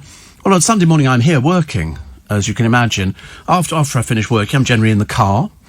And then I sort of go home. I'll have a couple of pieces of toast or something like that. I actually didn't have very much in the other. I've got obsessed with asparagus. Obsessed with asparagus. I don't normally. I mean, I'm having it every day. I'm seriously more regular than The Simpsons. It is unbelievable. You eat. I mean, what did I have yesterday? I had steak, which I cut up into bits with my scissors, my kitchen scissors, because I don't bother cutting things with a knife because I think that's dangerous. So I cut with sort of kitchen scissors. I cut up some new potatoes and then filled up the rest of the pan with asparagus. 2 portions of asparagus. Delicious. Delicious, absolutely delicious. And I had that and I felt a bit better. But when I got in, I had the 4 pieces of toast and then I put my feet up. And when I woke up, this is how stupid I am. Having just done a programme talking about you won't forget to reset your clocks, will you? I woke up and I looked at the clock, which I have sitting directly in front of me, and it said 12:15. And I thought, God, I've slept for ages. 12:15. It's time to start preparing for lunch. And I suddenly thought, oh, you haven't put the clocks back. So then I had to go round. I spoke to a friend of mine yesterday, and she said, how many clocks have you got to do? I said, well, the one in the car's automatic, the one on the phone's automatic, the one on the computer's automatic, the television's automatic, and the one in the kitchen is automatic. Then I've got one in the bathroom, which is a huge, like a big, railway station type clock on the wall. That's not automatic. I've got 3 in the bedroom. She went, 3? I said, well, yeah, I don't want to oversleep. And I've got a little one in the sitting room, which is a little pound alarm clock. And then I've got the wristwatch as well. I said, so most of them are okay, but when you wake up... So I had to change all the alarm clocks in the bedroom. Again, 2 little pound ones and another one, because it just goes beep, beep, beep, beep, beep, beep, beep, beep, beep, beep, beep, beep. I know you can, but I don't like to, except I find the whole thing a bit confusing. So I didn't do that. And then I looked out the window and it was a bit wet, and I went out to get a few little bits and pieces for today. And I remember thinking... so what do I do the rest of the day? And I thought, I'll go around some garden centres. And I went out to try and buy some mince pies. But I went to one garden centre and they didn't have all their Christmas stuff out, which is unusual because most garden centres are up to speed with the Christmas thing. Because now's the time to grab people while they've got a little bit of money. Because come November, December, people aren't going to have the money. There are, as I say, another 1 million people on the dole queue. I mean, what an absolute nightmare. And talking to my driver this morning, Mohammed, we were sort of saying I said, I don't see it getting any better. I don't know what the answer is. I don't think the government know. I don't think any politicians have got the faintest idea. But you can now get the COVID test on the high street within a short space of time. I think one of the chemists is doing it, and it means if they start doing it, everybody else will start doing it. And I think they're going to charge 120 quid. To be honest with you, I'd rather not know. The BBC have just fired a director. He went out, he got a test, he's positive for coronavirus, and he went working on EastEnders. What a fool. What an idiot. Anyway, he's been fired, they tell us. But all the people on EastEnders were going, what do you mean he's positive? And people are worried about it because if somebody walks onto the set and they're positive, it's like all those people who sort of sit on buses, saying, oh, it's just fake news, there is no such thing as coronavirus. People of limited intelligence, people who are thick. Basically, the sort of people who are so stupid you wouldn't want them living next door to you because they're that dumb, they bring down house prices, and then they march through London, it's all fake news, we're going to go out without our masks on. And I'm thinking, I pray to God you don't get coronavirus. Because I'd be turning you out of hospitals. I'm sorry, you put yourself at risk. Your fault. Out. Don't waste our time. You just have to sit at home and wait. You mentioned Bobby Cole Norris yesterday. I mean, honestly, what a buffoon. What does he look like? What does he look like? And these ridiculous sunglasses. I mean, they don't even suit him. They just look ridiculous. I mean, he's quite clearly the idiot of the first-class idiot brigade. Ridiculous. But in fact, he makes my free podcast for today because he's finished with his boyfriend. In fact, to be honest with you, I should imagine none of his relationships last very long because he's a bit naff. He's just naff. You can't deal with it in any other way. It's like all the photographs that are being filtered back from the holiday of Jordan. You know, there she is with her boyfriend, who she started talking about. I'll say that. No, I can't say it to you. But I mean, she was talking about him and things. And somebody wrote to her on her sort of little Twitter thing, which is basically sort of idiots, saying, I'm sorry, you have children. Do you really want them to read this crap? Excuse my French. Not that I think the word is French, but, you know, if it is, there you go, I'm doing French. And you think, you're talking about things like that in front of your children. What are you, thick? Of course, the fact she's gone on holiday and dumped the pets on somebody else is no big surprise to me at all. I never sleep, says Matthew, and alongside Shane from Sydney as your most consistent listeners, it's all down to you. You know what it is? It's because if you wake up in the morning, and I don't mind if you're, you know, you might be somebody who's ill, you might be somebody who is just an insomniac, you just can't sleep, or people who've sort of followed me, and now your body clock wakes you up at the same time as my body clock wakes you up. You know, oh God. And, I've got a present for you. Got a present for you. It's only little. It's only a little present. I got a bigger one for Luke. Luke got a really big present. Yeah, you actually lucked out on that one, didn't you? That was a very good present. Very good present. Yours is not so big, Jake, because every day you have to kind of coax them into doing something on the programme, and if you give them a little present, then that's kind of worth it, isn't it? It's like, you know, at the end of each day, somebody goes, and there's a shilling for you, you know, and you go, oh, that's very generous of you, Steve. Thank you very much indeed for that. You haven't seen it yet, because it's only because we know what it is. Yes, you do, because I forgot to give it to you yesterday. Wait a minute. Don't go anywhere, ladies and gentlemen. We have to do this now. Ta-da. There you go. Glenfiddich mince pies with 12-year-old Glenfiddich single malt Scotch whisky. Not for you, Luke. Although Luke has actually got booze in his thing, haven't you? He's got 65 bottles of booze in his thing, which is You'll never get round to the podcast, will you? We'll be going, should we do I can't do the podcast. I can't do the podcast today. I've had a drink. Can you imagine, actually? I did actually do a programme many, many years ago in the infancy of LBC. I'll be quite honest with you. They'd had a party beforehand with Adrian Love.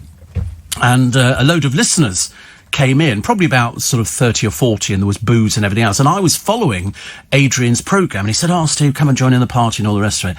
And so I did, and I had a few drinks. I didn't realise how it was going to affect me. And I'll hold my hands up and tell you, I got tiddled. And I go on air at 1 o'clock in the morning, and I lasted 15 minutes. I didn't know what to talk about. I didn't know how to conduct myself. I just knew I needed to go and lie down and close my eyes. I needed to do it very quickly. And they're all going, are you feeling all right? And it was a bit hopeless. So in the end, they let me go home. And then they sort of played out one of my early programmes, which was lovely. That was my only time. I mean, I used to do a programme in the evening, which was a restaurant, and they'd bring in wine, and that was different, because that was evening. Early hours of the morning, I actually couldn't think of anything to talk about.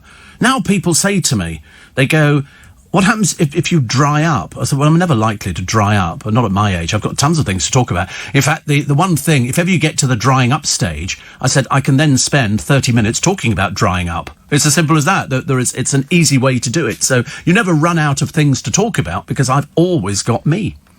I could talk about me till the cows come home. You know, I know all about me. I can tell you, you know, the bits of the programme that I sort of want to talk about, and the thing I was sort of thinking. And then when I saw the pictures of Jordan on holiday, posed pictures of this stupid, vacuous waste of space with another simple little boy with tattoos all up his arm, wearing his little new swimming trunks because he doesn't look as though he's got threepence to rub together. And you think, she's going to ditch you like there's no tomorrow, mate, and then she's going to badmouth you. I'm telling you that because she's done it 4 times. In fact, to just about every person she's ever been out with. And so here she is. She's got no income, and yet she's on a very expensive holiday. And then she'll come back. The house, the kids don't even want to go back to. Imagine that's your mother. That's my mother on holiday talking about the size of her latest boyfriend's willy. I mean, seriously. You know, and then, of course, she's only just got a dog, hasn't she? Oh, no, she killed the last one. I do beg your pardon. That was the one that she didn't look after properly. And I think she's now lost, is it 2 dogs? 3 dogs? I lose track of it. I mean, who looks after these animals? The answer is not her. Not her. There should be some law about it. Harry's been told to quit the Marines. I thought he had quit the Marines. I didn't know he was still involved with the Marines. I had no idea. I thought that had all finished. Any rumours that you might have read in the Sunday papers about Prince Andrew going back into royal service, forget it. They don't want him back in the royal family. He's an embarrassment. Ghislaine Maxwell now is going to be investigated by French police, and no doubt Prince Andrew's name will pop up again. Somebody needs to explain to me what it is about the arrogant Prince Andrew, who thinks that he's so much better than everybody else, and yet there can't be many people that know a convicted paedophile. You know, it's not like something that pops up in dinner table conversation. Oh, I knew a convicted paedophile once. And you go, what? But of course he did, and he's pictured with him, and he took his hospitality, and yet for some reason he just doesn't want to explain everything he knows about Epstein to the FBI. What does that tell you? The man's an idiot. I don't care whether he's a member of the royal family. He's got exactly the same blood as the rest of us, but he can help out. Look at all those people who are abused by that man. And yet, Prince Andrew, nose stuck up in the air, doesn't want to do anything at all. Lewis Hamilton is the best race driver of all time. Is he really? Just got no sense of fashion, has he really? He makes billions for his employers. No, he doesn't. It's so ridiculous, honestly, billions. I wish it was worth billions, then it'd be worth talking about, but nobody seems to like him. Odd, isn't it? I wonder why. Perhaps it's just sort of people who put their foot down on the accelerator, but I see them on police interceptors all the time, and nobody's ever hailed them as being celebrities, managing to weave in and out of traffic, and they did one yesterday. And literally, at one point, the car went on 2 wheels as he sort of rammed between 2 other cars. When he was eventually stopped by the police, he went back to prison again. He's only just come out of prison for a similar offence. He's obviously one of life's little simpletons. And his little co-passenger in the car, who smashed into other people's cars, has also just come out of prison. I mean, they don't seem to know, do they, really? Is it because they really are so thick? And the answer is yes. They're not only thick, they're dangerous. Should have gone back to prison for 10 years. 10, 15 years. And they say, and he's been banned from driving for 7 years. Like, that'll make a difference. Oh, I'm not allowed to drive. Yeah, whatever. Chris in Oban says, where'd you get the Glenfiddich mince pies? They're hard to find. I know. These are Walker's 6 luxury mince pies. Now, I'm assuming you'll probably find them in supermarkets. You've got to hunt around because most of the supermarkets do their own. But these are they do them normal. And then they do the Glenfiddich ones, traditionally baked with delicious all-butter pastry, which is the bit that's a killer for me, the all-butter pastry bit. Rich aromatic fruit mince infused with 12-year-old Glenfiddich single malt whiskey. And do you know what the sell-by date? Because most mince pies you're buying now, the sell-by date is about 2 weeks' time. This is March next year. So you've got till March, but I defy anybody to open a box of mince pies that's got booze in and not sort of pop them in the oven, you know, and heat them up a little bit, and then put, probably 2 would be average, wouldn't it, really? Probably get 2 on a plate, and then custard over the top, or cream, or ice cream.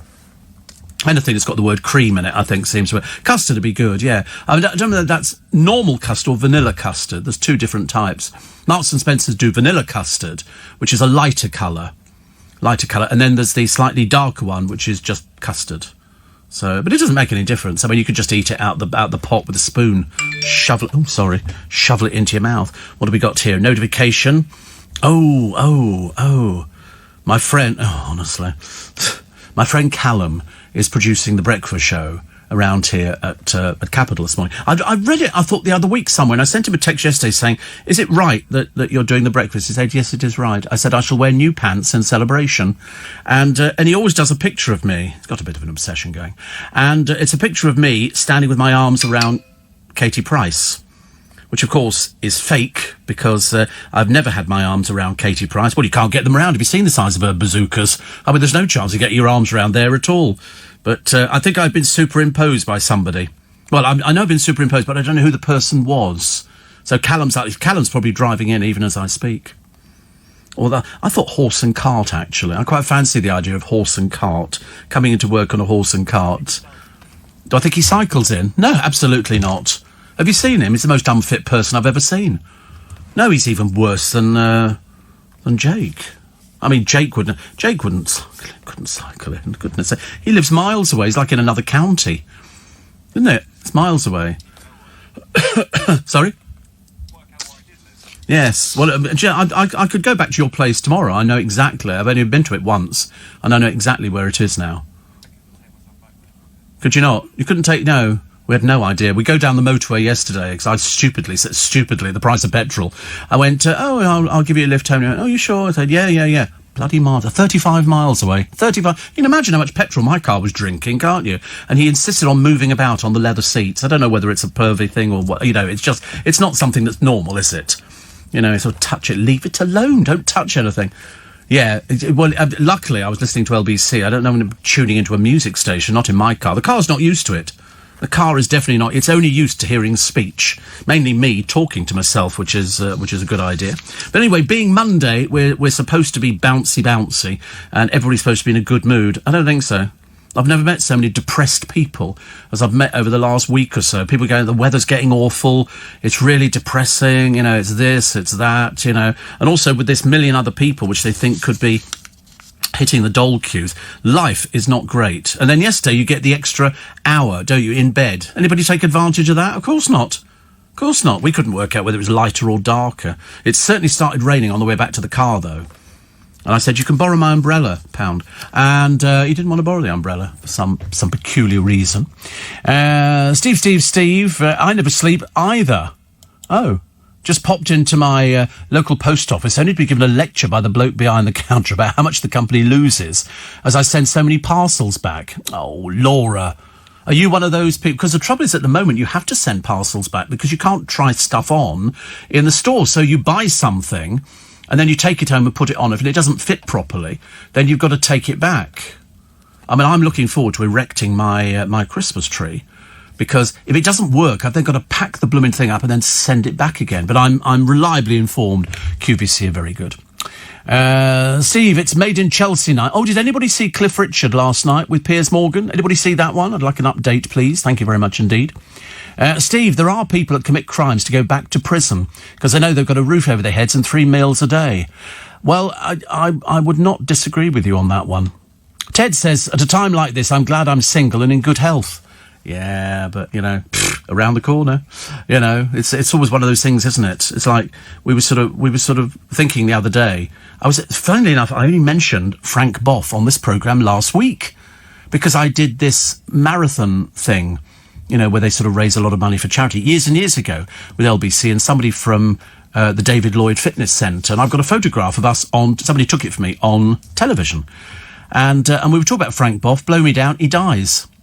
The other day, 87. He was in a care home, and if you remember, Frank was he was a sport person. He did the BBC's breakfast programme. I have to be totally honest with you. What somebody does in their private life, as long as it doesn't hurt anybody, I couldn't care less. The fact that he enjoyed the company of ladies of the night, and he indulged in a bit of the old Coca-Cola stuff, which you snort from Colombia.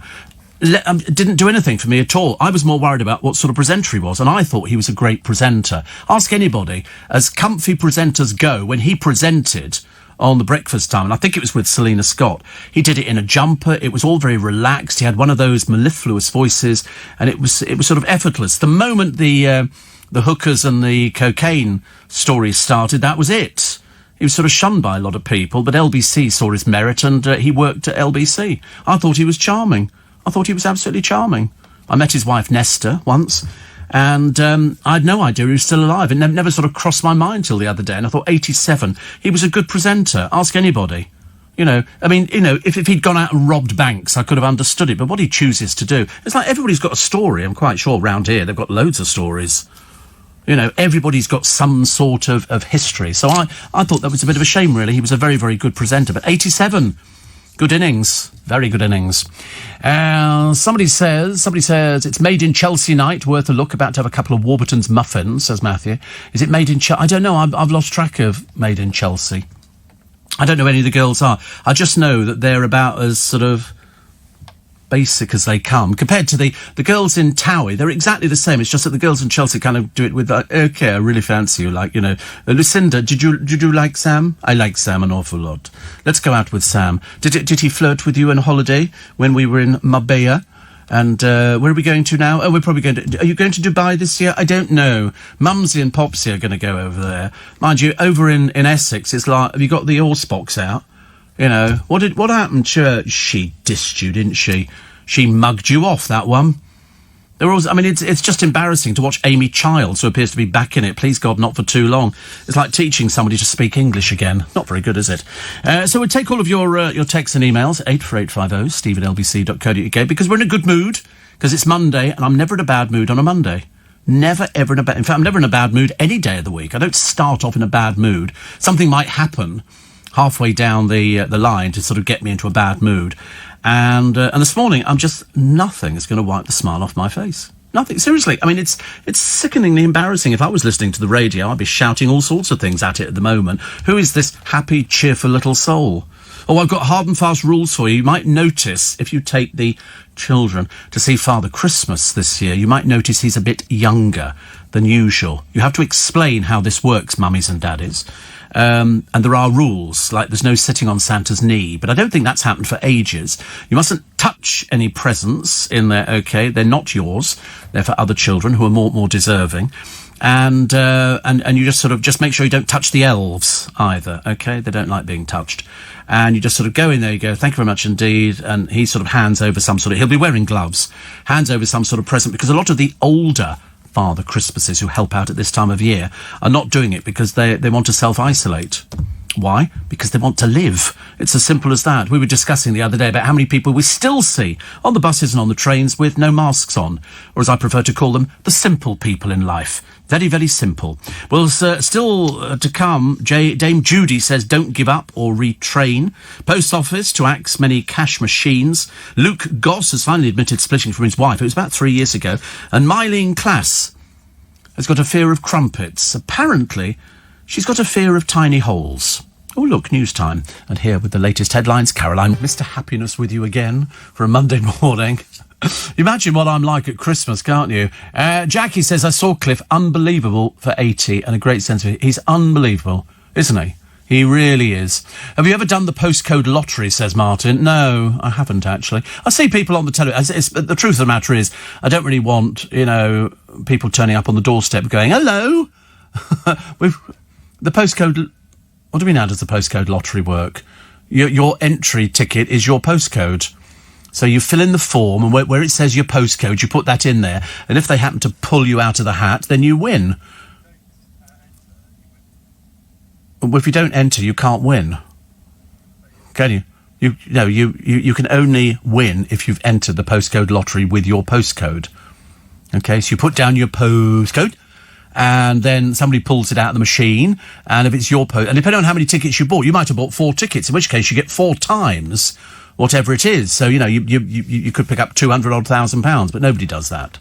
Most people pick up 30,000, which, to be honest with you, is a nice sum of money to have coming up Christmas, isn't it? Just think how many liqueur chocolates you can buy with that, Luke. Just think. Or mince pies with Glenfiddich in, or creme brulees. I mean, goodness, you could buy your own chest freezer full of creme brulees. But no, that's how it's the postcode. It's based on your postcode. But I mean, as there are millions and millions of postcodes in this country, the chance of it being pulled out, I mean, they always show loads of people, oh, look, we won 30,000, and then people get really excited, and they have a big check. I mean, how you take that to the bank, I've got no idea. I mean, try and fit it into the machine. It's ridiculous. Ridiculous. So, what else we got this morning? Oh, Tim Davie, the BBC's Director General, is going to stop the BBC stars doing events. Because, I mean, to be honest with you, I don't know how you can. If somebody's freelance and they ask to do an event, I mean, perhaps you're supposed to ask. I don't know. Pope Francis has named some new cardinals, and a bloke called Andy Sims is trying to prove that dodgy pipes and creaky stairs are the answer to your problem, not that you've got poltergeist, okay? If you've got poltergeist, well, you haven't, of course, but he said, generally speaking, it's dodgy pipes. You get an airlock in the pipe. You've all had it, haven't you, where you have to bleed a radiator. And you sort of, you put your little Allen key in, Nothing to do with me. And you turn it a little bit, and this sort of black water appears, then it goes clear. And that means that your radiator is bled. And that then means that they work. Because otherwise, you put your hand on a radiator, and bits of it will be hot, and bits of it will be stone cold. It's because it's got an air bubble in there. Rhys Ifans. You know Rhys Ifans, very well-known actor. He could be playing Jimmy Savile in a BBC drama. Why in God's name? Perhaps it's going to be an apology. Perhaps it's going to be an apology. The BBC knowing exactly what Jimmy Savile's reputation was. We know that because on certain programmes they said, don't book Jimmy Savile. OK. Don't have anything to do with children. OK. Greggs could really be the pie in the sky. Because apparently the deal that they've done with M&S has finished, and so they think it could be Waitrose and Greggs. So I wouldn't have a problem with that. Imagine getting a nice Greggs pasty when you're up there, a good old Cornish pasty. And we just call them pasties, don't we? I don't think they call them Cornish pasties in Greggs. They probably just call them pasties. And they're very nice, actually. Far better than any old rubbish I've had down in Cornwall, thank you very much indeed. You know, I'm not one of those people who complain, says, oh, you can only have a Cornish pasty from Cornwall. Like, you can only have Brussels sprouts if you live in Brussels. You know, as far as I'm concerned, it's just a bunch of mamby-pambies sticking their nose into somebody else's business. Steve, had an early snowstorm this week. This is Jake, our favourite Methodist. Do you know, I was watching a programme on Minnesota the other week, Jake, and it was, what was it? They were talking about this lake that freezes, and the beavers who are in the water, there's only 2 of them, they have to build a dam so that when it freezes, they can go underneath into their nice, warm, snuggly-buggly house. And it was really interesting. All I kept thinking was, it's Minnesota. I wonder if you've seen this this programme like we had over here. He said the snow should melt by the end of the week, so it was an early snowstorm. We've already had a little bit, but nothing in town. We get nothing in London. He said, it's my first full week of work at the Sauk Centre and Grey Eagle, because he's in Minnesota, okay, and he's a pastor, okay, in the Methodist Church. And so he's very busy, and he's diabetic.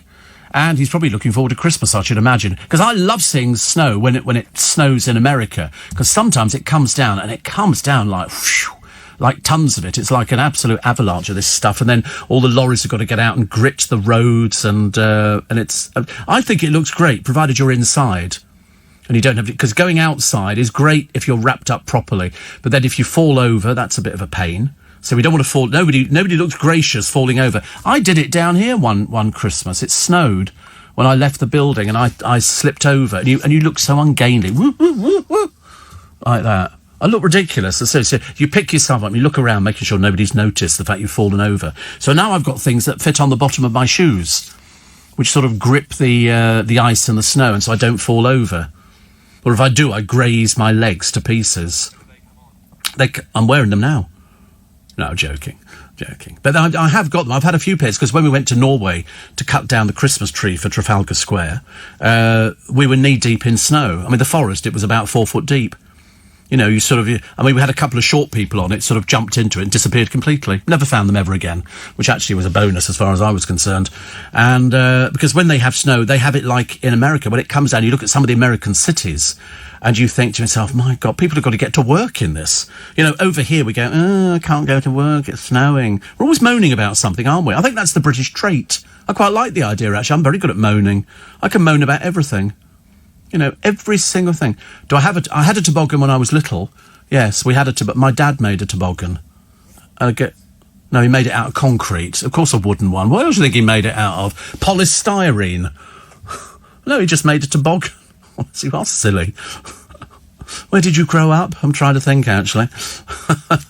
One of those orphanage-type places, was it? Did you... Yeah, grew up in Twickenham. Did you not have a toboggan when you were little? Oh, a plastic. When we were inside the Arctic Circle, they had plastic toboggans there, because it was mainly so the kids could sit in it and the parents could tow them behind, you know, going up the hill to go and get breakfast and stuff like that. Because it's just like a bit of moulded... and it's cheaper, isn't it, really? Have I seen donuts? The car tyre? Yeah, I've seen a car tyre, yeah. The donut ones. What, you sit on a donut? Oh, right. I've seen people sitting on dustbin lids, the metal dustbin lids. That's quite good, isn't it? Did you do that? Yeah. I mean, to be honest with you, I used to wear these mittens, and if you pick up and try and do a snowball, you get all this snow in your gloves, and your fingers are just dead. inside. It was really cold. But I was looking at this thing, and I think over in Minnesota, out in sort of the wild landscape, I think they had also, but it was watching this river freezing over. You know, they say, and down came the snow. And then you look at this sort of river, and the snow starts coming down, and it comes down heavy. You know, it really does. You sort of think to yourself, my God, how does this happen? And I loved it. It looked so pretty. And then the river froze. And that's it. So the beavers have got to work extra hard to dam the river up so that they've got this thing. So they dive down. They must be freezing. I hope they've got little heated swimming costumes. And they dive down, and then they come up inside their home, and it's sort of warm and snuggly. So it's like basically having a swimming pool at the bottom of your sitting room. Which I quite like the idea of sort of, you know, going out and then sort of just jumping into a heated pool. Not a cold, I've been in cold ones. A friend of mine he was a record company executive, and he bought a house at Clapham, and the whole backyard, he decided he didn't want a backyard at all, so he had it all turned into a heated swimming pool, and it was heated to the temperature of bath water. Seriously. So there are photographs of me bobbing around on a lilo, snow all around, and yet this thing in the middle was, he had it heated all the time. Yeah, it was like climbing into but must have cut, well, he was very rich. I only know rich people. The first thing I do is check out with sort of friends. So, have you got a bank statement? Show me now. Okay, you're out. And, you know, you have to check these. No point hanging around with somebody who's poorer than you are. For goodness sake, what's the point? You've got to hang around with somebody who's got a bit of money. They can bring something to the table. You know, and in America, I tell you what I love. Fox News do this thing where people, it was a bit like Noel's Christmas presents, where somebody gets nominated and they go round there and go, listen, we'd like to, you know, I'm from Fox News. And there's this woman, she got so emotional on one of them. She started crying in the studio because she'd been there and seen this thing. And it was a little lad who'd lost his father. And he wanted to be a rodeo rider. But he was only like 11 or 12 or something like that. So they brought round his favourite rodeo rider. They're big into rodeos in certain parts of America. And it just blew his mind. He was so excited. And they took him down there, and he was able to sort of go and sort of see how it all worked. And she came back, and she was talking in the studio to the other presenters, and you could tell she couldn't speak. She was so overwrought with this little lad who'd lost his sort of dad and things like that. And there was another one who was a boy who was working all the hours God sends to keep his family going, and he wanted his grandfather's car, and he had it, but he couldn't afford to do it up. So the people from the company came round and said, "We'll do it all up for you. Put a new engine in and everything else." And I was crying as well, just as well. The time you actually came up, I'd got over myself. But I'm terrible. I watch all sorts of things on the sort of television. I get very emotional with it. Seriously. I mean, what's she doing out there? So honestly, it's like watching a television here. And I don't know who it was. Because I've only got a little window in my door. Other people have got proper windows, and I've only got a little window. It's like a church window. I don't know who it was either. No, they just appeared. All I saw was from the back. So it could have been anybody, to be honest with you. But they're never facing me. You feel like going, oi, but of course this is soundproofed. So nobody's ever going to hear me. I'm talking to myself. I do it in the car. Sometimes. I sort of shout at people through the windows of the car. And then sometimes they'll turn around and think, what if they heard that? I think they can't. Our favourite Methodist minister, he says, I was over in Jeffers, Minnesota, visiting my parents. That's not Jeffers County, is it? I mean, I don't know where I've just got that from, Jake. I'm sorry. I'm sure reading something that said Jeffers County. And I don't know. He's just said Jeffers, Minnesota, visiting my parents this weekend. So full week of work coming up. I hope you don't get the snow, because that hampers an awful lot of things, doesn't it? Shane in Sydney says, I'm glad it's the afternoon. I'm not a Monday person. You see, I mean, I don't have any problem with Monday at all. Roger says, I was in lockdown once when they had a snowstorm in the Alps in France. Great fun sitting in a chalet with a bunch of young alcoholics. Yes, you see, I mean, it's very interesting. I've become a bit sanctimonious, actually, about the not drinking at the moment. I mean, it'll come back on at Christmas. It's called, what do they call it, where you sort of take a month out just to recharge? Is it like a sabbatical from sort of, I don't know. But there's obviously some word where you sort of say, I'm having a dry October or a dry November or something like that. I don't know.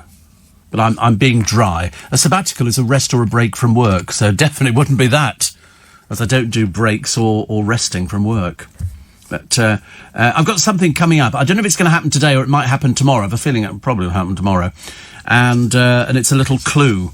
I've got 3 little clues for you as to what we're going to be doing over the festive period, which is quite nice, isn't it? 84850 steve@lbc.co.uk. Abby Purvis is battling to play Snow White. Why can't she play Snow White? Because she's a dwarf. Okay? And so in pantomime, she gets to play elves or dwarves. And well, the trouble is, it's not going to quite look right, is it?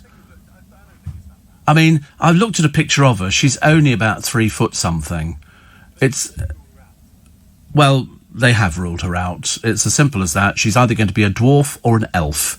Okay? She's not going to be Snow White. Because it's a little ridiculous, you know. One day my prince will come and there's this sort of bloke at 6'3" and she's down here. It's going to look ridiculous. I understand what you're saying, but I just don't think you can do that. I don't think you can do it. I think you just have to let things sort of run. I mean, nobody's ever mentioned it before. Yes, I want it to be... It has to apply to children. Pantomimes are for children, they're not for adults. It's no good us being all PC and going, oh, yes, it should be there. She shouldn't be deprived. Well, then, there again, why isn't Snow White black? You know, or, you know, couldn't Snow White be gay? Would that be a little bit possible? You see, in the future, why are we looking in the future? I mean, yesterday there was a picture of the Loose Women. They actually had an all-black panel on Loose Women, and they said, ITV's been hailed. It's the year 2020. Why is it taking them so long to put an all-black panel? Like black people have only just arrived or something. I've never heard anything like it. I thought it was the most patronising thing I'd ever seen. Dreadful. So, anyway, there's a picture of her, but they're not going to pick her for Snow White.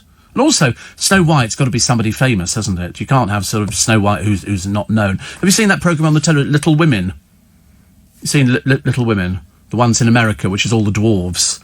They fight like anything. I don't think anything like it. Some of them are dancers, some of them are not dancers. Some of them are going out with other little people. And so it's good. Because I thought it was something to do with Louisa May Alcott. I thought it was going to be one of those sort of programmes about, you know, the good films that we make in this country. But it wasn't. Detox, somebody said. No, it's not Detox. Definitely not Detox. What else we got? What else we got this morning? We got loads of your text emails, which we get round to later on. Plus, more cash for the poorest as the Prime Minister seeks an end to the school meals row. Not in our lifetime, I shouldn't think so. He hates it when he loses something, doesn't he? Olivia Newton-John in The Guardian on love, lockdown and living with cancer. I interviewed her once. Olivia Newton-John came in to be interviewed. I was so excited. The Sun this morning, pirates off the Isle of Wight. Crack commandos swooped to retake control of a tanker seized by pirates off the Isle of Wight. Up to 20 crew were aboard and they pounced on 7 stowaways. Stowaways, I ask you. Right, so if you're going to see Father Christmas, okay, this is for parents, there are do's and don'ts. Do chat to Santa and the elves from a safe distance. Do pick up your own present. Wear a mask if you're over 11 and pre-book the appointment. That's the do's. On the don't side, don't sit on Santa's knee. Don't receive presents from an elf. Don't play with other toys in the grotto. Don't go in a big family group. Rule of 6 includes Santa and elves. And don't pull off Santa's mask.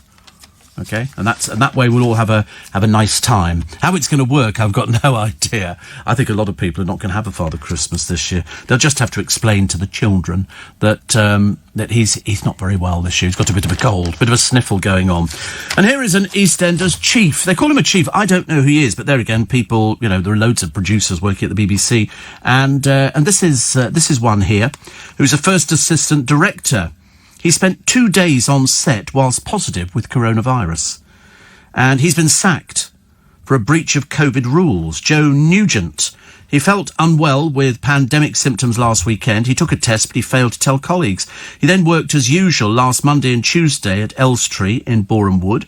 It was only late on Tuesday when his positive result was confirmed that he admitted his condition. Cast members were apoplectic, and there were fears that a revolt would plunge the soap into crisis. A show official wrote to staff saying, "You will all have heard we had an active COVID case on site. This should serve as a reminder that keeping ourselves and our colleagues safe is an ongoing situation and a shared responsibility." What an idiot.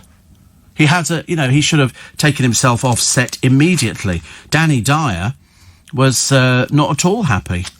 Not at all happy about it, as indeed was hardly anybody else. And a spokeswoman said EastEnders adheres to a government guideline and enforces strict social distancing measures. He's been approached for a comment. I mean, obviously the comment is, "I'm sorry, I'm an idiot." You know, he goes there and he had not just one day on set, 2 days. 2 days on set. I'm not surprised they were all a little bit panicking. Joan Hocard was the oldest person who's died, aged 112. She survived the Spanish flu pandemic. She drove ambulances. Her husband, Gilbert, died in 1981, and Joan, who had no kids, later lived with widower Kenneth Bedford, who was 20 years younger than her, died at her home in Poole in Dorset. Nephew Paul Reynolds, an ex-journalist, said there was no secret to her long life. She broke most modern dietary rules with relish. So she had cream, butter, all the sort of things. I've heard people say, oh, I just had a sort of, a little tot of whiskey every single day. But the story that people kept texting me about yesterday was Anne Boleyn's execution at the hands of compulsive liar and piece of filth, Henry VIII, who, if he didn't agree with what somebody did, and in her case, she was supposed to produce a child, male. She didn't. So they trumped up charges. They made up lies about her, including the fact she'd had flings with 5 different men, including her brother, that she'd had sex with her brother, and so that was enough for them to find her guilty and to sentence her for execution. Bearing in mind, Henry VIII was a compulsive, pox-ridden liar, okay? Absolutely a lie. He made up these things because it was proven that on the days where she was supposed to have been having this affair, she couldn't have been. She wasn't even in that part of the country. She was in another part of the country completely. But because he was the king, and because she was she'd been there, he had the right to decide how she could be executed. And so they found this document where he said that normally it would be burnt at the stake. Bearing in mind, she was innocent. She was innocent of the charges. Or she could be beheaded. And he then decided that she could be beheaded. Not just beheaded by an axeman, but by a swordsman from France. One particular swordsman who was apparently the expert at doing these things. And so she was kept at the Tower of London. And I think it was 4 days after her fake trial where they found her guilty. And the execution warrant was signed. And then they found these notes from Henry VIII saying that she could be beheaded. I mean, like, oh, goody. Well, that'll do for me. Anyway, on the morning of the execution, she got herself ready, looking as good as she possibly could, freaked out the executioner because she was so calm. As you can imagine, she only had a very thin neck. She pointed out, she used to joke about, it's only a thin neck, it won't take very much. And so she went to her execution, she did her sort of speech, basically exonerating Henry VIII from anything, saying, oh, we had a good marriage and all this kind of thing. I thought, he's just lied through his teeth. He's going straight to hell, in a burning cauldron as far as I was concerned. Anyway, and she then knelt down and she was trying to watch the executioner for when the axe would fall, the sword would fall. And he could see that she was watching. He had an assistant up there as well. And she turned her head to one side to see where the sword was. And it was at that moment he came up from the other side and took her head off. And that was it. And And then she got buried. They didn't have a coffin. They had to bury her in a box that they found. And she was put into St. Peter ad Vincula, which is the chapel inside. And years later, they found her. And she got buried again properly in a coffin with a cipher on it and covered in concrete, so they couldn't dig it up yet again. So it was one of those things, but sort of, anything that Henry VIII said. And the reason that he had her executed, because all the affairs were just lies, was because she didn't bear him a male heir. And that's what it came down to. You don't bear me a male heir, we're going to trump up charges. And I think it was a case of Wolsey and Cromwell. They were all in on it. Imagine being the brother of Anne Boleyn, who also got executed for basically doing nothing. But they were executed outside the Tower of London, even more embarrassment. Terrible, really. Steve, whilst living in... oh, no. Blimey, already then. I can't believe it. We've got a poem coming up for you, the other side of the news at 5, which is very good news. It's nice to have your company. It's Steve Allen's Early Breakfast on LBC. Everybody in a very good mood today. Well, sort of good mood. I see no reason why we shouldn't be in a good mood. It's one of those nice days. Had a nice weekend. Now we can have a nice programme, and we're here until 7, when Nick Ferrari will be along with breakfast this morning. It's Early Breakfast on LBC. And just on my friend who is now producing the other breakfast show, my friend Callum. And the first thing he said to me was, "Look at you, skinny Minnie." Because if you've not seen me for a while, I think I've lost quite a bit of weight. Unlike the rest of the team round here, who apparently haven't lost a bit of weight. They need to be like me, actually. Just need to be healthy living. Yeah. Well, I'm thinking of having sort of topless photos taken of me, so I can sort of put them out as like the Christmas calendar. Oh, you didn't hear about the Christmas calendar, did you? Jake's very keen to do the Christmas calendar this year. Well, he was very keen to do it at uni. He wanted to do the nude version of it. And I said, really, I don't think that's necessary. I mean, obviously now he can't do it, can he? He'd have to be airbrushed to an inch of his life. He was so keen to do it. In fact, he even volunteered to do it by himself. He wasn't even bothered about anybody else featuring on the calendar. Because I thought we could do it for Make Some Noise one year. We could do the LBC calendar, and each presenter could be a different month. I'd have to be December, so I could hide behind a holly leaf, and which would be quite nice, little berries and things like that. I quite fancy it. Oh, Nick Ferrari, I don't know, actually. I don't know. I just quite fancy the idea of doing sort of a nude, not, obviously discreet, hide me behind a sequoia tree, and or something like that. I just thought it'd be a good idea. I'm sure people would buy it. I'm sure they would buy it. I'm pretty certain they'd buy it. Even I'd buy it.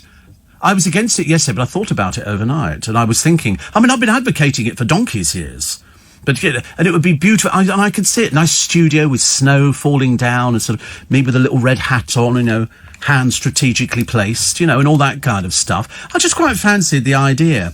And then I thought about it, I thought, no, I don't think so. Because you've got to persuade all the other presenters to do it. And I know what had happened. Sheila Fogarty would be pushing her way to the front.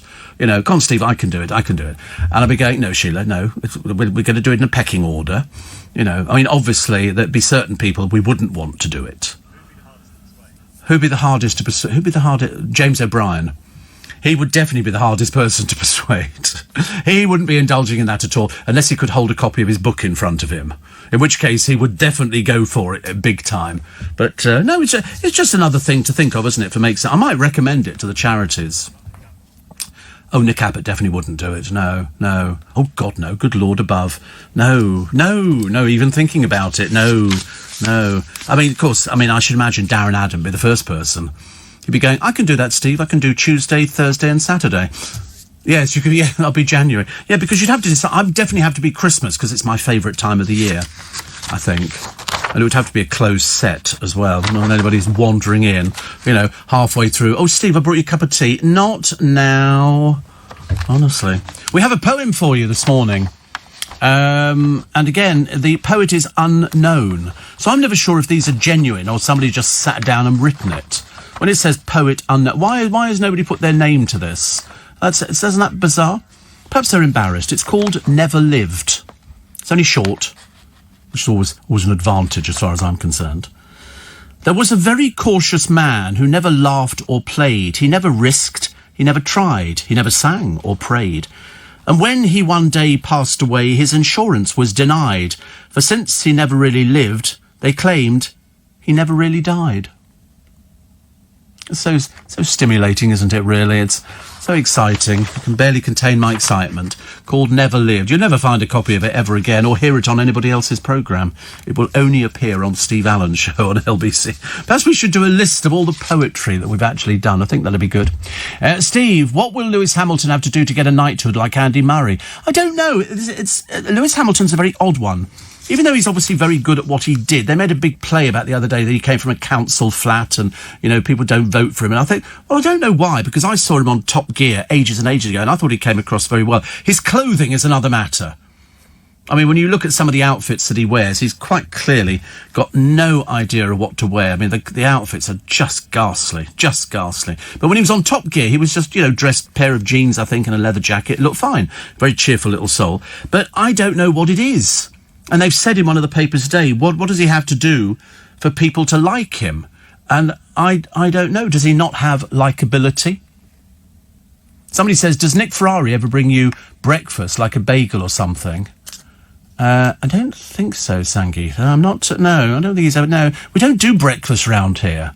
I don't do breakfast anyway. So, no, it isn't like some American sitcom where somebody goes, hey, I brought you a bagel. or a pain au chocolat or something. No, it's not like that. He's in a different studio from me. I only see him as he walks past the door, unless I can drag him through the keyhole on the door. There's no chance I'm going to be getting a pain au chocolat. But it doesn't bother me because you can't talk and eat at the same time. God knows we've tried. God knows we have tried. Whilst living in California, says Joanna, we bought these wonderful British mince pies in a British shop infused with orange liqueur. And I can't get them anywhere. They were available in Harrods. I bought boxes of them. However, now I lace my warmed bought mince pies with a little Grand Marnier. Delicious and recommended. Have you tried contacting Harrods to say, have you got some mince pies with orange liqueur? I mean, to be honest with you, once they do something that's fairly specialist and niche, that'd be the good place to go back, Joanna. Definitely. But people like them, so I've got a box for Jake, and he's going to have them with custard, which is very exciting. So expect to see, by the end of this week, the expanding waistline, because it will expand quite... so I can't have anything like that. I have had it in the past, but I'm not very good with stuff, although I have got carried away. I had a yoghurt the other day, not a fruit yoghurt, not one with loads of fat in it or sugar. It was just plain dull and blooming boring. But I had it because I felt you've got to make the effort. If people haven't seen me for a while, they go, gosh, you've lost, like my friend. Like Callum, he said, goodness me, Skinny Minnie. I thought, Skinny Steve, nobody's ever called me Minnie before. I have to have my cup of tea on a Monday morning. It's good for you, apparently, tea. Somebody said it's very good for you. Builder's tea is supposed to be better than the fancy teas, but I'm afraid I'm a bit of a fancy tea boy. I don't do sugar, no. No, I'm diabetic. Why would I do sugar? I'm sweet enough, thank you. But I did used to do sugar. My father used to practically empty the sugar bowl into a cup of tea. It was basically a case of how many lumps? Oh, just the bowl. And whenever we used to go to sort of cafes or restaurants, there'd be a sugar bowl. I know you'd never have it now, would you? A sugar bowl on the table with open sugar lumps in there so you could run your hands over it. It's like going into a pub, and on a Sunday they always used to do cheddar cheese on a stick with a bit of pineapple, and there'd be a huge bowl of peanuts. Everybody put their dirty hands in there and pick up peanuts, put them in their mouth, and then put their hand back in again. You can't do that now. You've got to socially distance everything, so you can't, unless each peanut is wrapped individually, or they come as a little packet. Because I used to like the honey roasted peanuts. They were quite nice. Talk about fattening, though. But obviously, both the boys here must have some weakness that accounts for their weight. There must be something they're eating, like cheese and biscuits is very fattening. Is that you, cheese and biscuits? Oh, see, cheese and biscuits is fatal. Cheese, unbelievably fattening. Biscuits, really fattening. And a nice glass... Oh, God, I'm going to tell you, you're going straight to hell, aren't you? There's no way that you're ever going to survive this year. So it's just cheese and biscuits. Takeaways? Do we do takeaways? Yeah, when you were a student, you did them. Yeah, because you obviously had that sort of spare tyre for quite some time, haven't you? It's not sort of arrived recently within the last couple of days. You've had it for a year. See, once it starts, I can remember distinctly. It was a Wednesday. I remember distinctly when I started putting on weight, because all of a sudden you'd be sort of, I'm thin. I was a tall, thin youth. And you could put your hands around my waist, if you paid. And that was all quite nice. And then all of a sudden you get to that stage where you can't hold your stomach in anymore. Before you could hold it in the shower and, oh, hello. And then all of a sudden you can't hold your stomach in anymore. And that's when you kind of you let go a little bit. And then people go, you put on a little bit, haven't you? And you'd think that'd be enough to change somebody's mind and they go on a diet. But it doesn't actually happen. It doesn't happen. It sort of creeps up on you. You know it's happening, but there's nothing you can do about it. And I mean, a friend of mine, she's lost huge amounts of weight, but mainly because every night she would eat cheese and biscuits. She used to love cheese and biscuits, and I used to love it occasionally. Get some red Leicester, it was always the boring cheese. I was never very exotic when it came to cheese and biscuits. And you get those nice Jacob's cream crackers, and sometimes if you're really feeling indulgent, you used to put some pickle on there or piccalilli. And it was just lovely. It was absolutely great. No, I never did Stilton. I don't like Stilton. I don't like cheese that looks a bit odd. And I always thought Stilton looked slightly odd. I was just cheddar. Cathedral I quite like. Cathedral was quite nice because it was a good solid cheese. Sheep's cheese? No. No, not goat's cheese, no. I've had goat's cheese before. I had it in a restaurant once, and it wasn't as bad as I thought it was going to be. In fact, I was pleasantly surprised, but I haven't eaten sheep's cheese, no. What do they call that? Is there a name for it? Sorry? Feta. Oh, right. Riveting. No. And the reason is I'm a bit sort of British.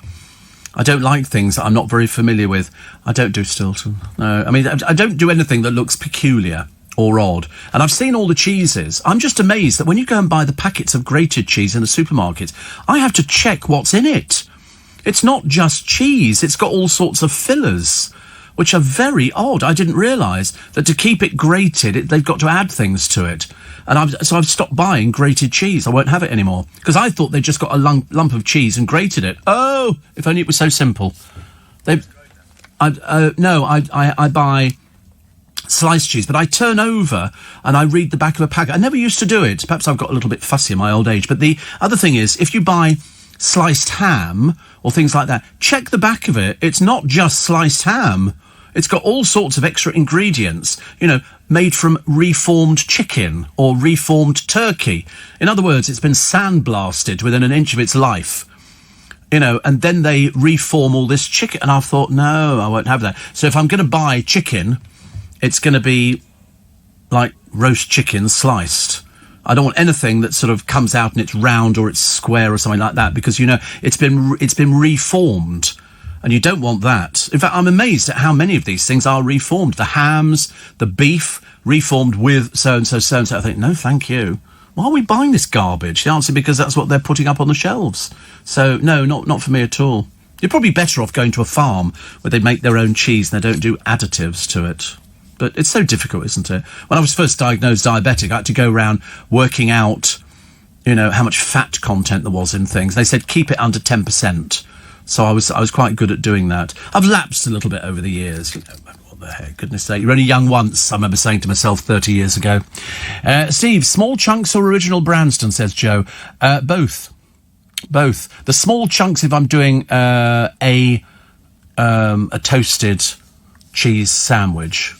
But I don't do those because I haven't got a toaster machine, so there's no point. But yeah, small or the original, I'm not particularly bothered. Steve says, Kingsley, the way to liven up plain Greek yoghurt is blueberries and honey. Yeah, I can do that. I've done the blueberries. But I don't do honey. And Mark says, out of curiosity, here we go, are you in the same studio as the news people, Zora, etc.? No, I'm not in the same studio with them.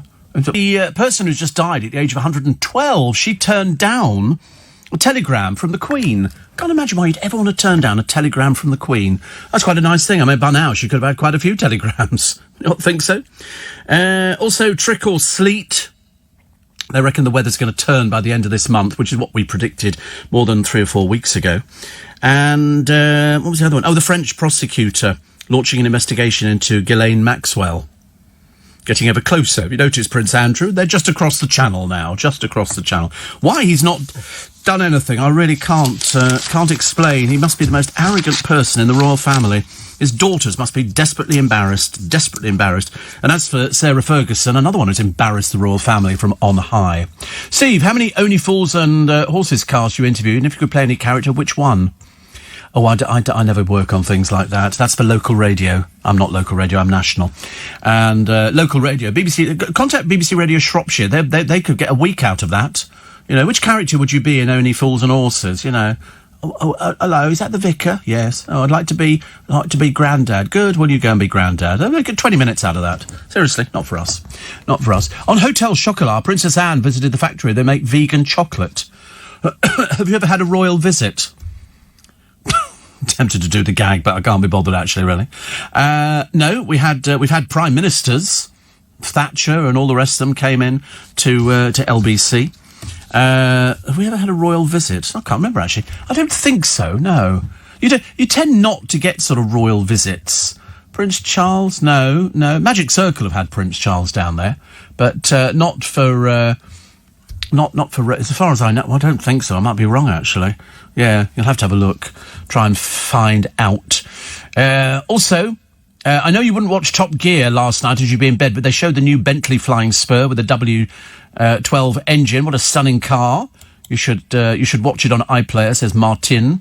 Yeah, I don't like buying new cars. I've got an aversion to them. They lose too much money too quickly. Always better to buy second-hand. especially if you're in the Bentley Rolls market. Always buy second hand because, you know, you can pick up cars with quite low mileage. You tend to find that people don't sort of crack on about how many miles they've actually got on the clock. But I mean, I'd be looking, if I was buying a second-hand car, 25 to 30,000 on the clock, which would be just like a walk in the park for most things. The Mirror for today, Adele. Adele's in all the papers. In all the papers today. Plus, Emmerdale and Corrie star John Lees has died, aged 78. You'll recognise him, but you probably wouldn't know his name. As like a lot of people like that, you see them on the television, you go, oh, that's so-and-so, so-and-so. And then you think, what was their name? You never know. You never know. Revealed Britain's first COVID patient. Mum's flu was the UK's earliest community transmission case. And Frank Boff has died at the age of 87. And he was one of the Beebs' highest paid stars. But then, in 1988, I think it was, his career finished after it was revealed he'd visited brothels, used cocaine and wore lingerie at sex parties.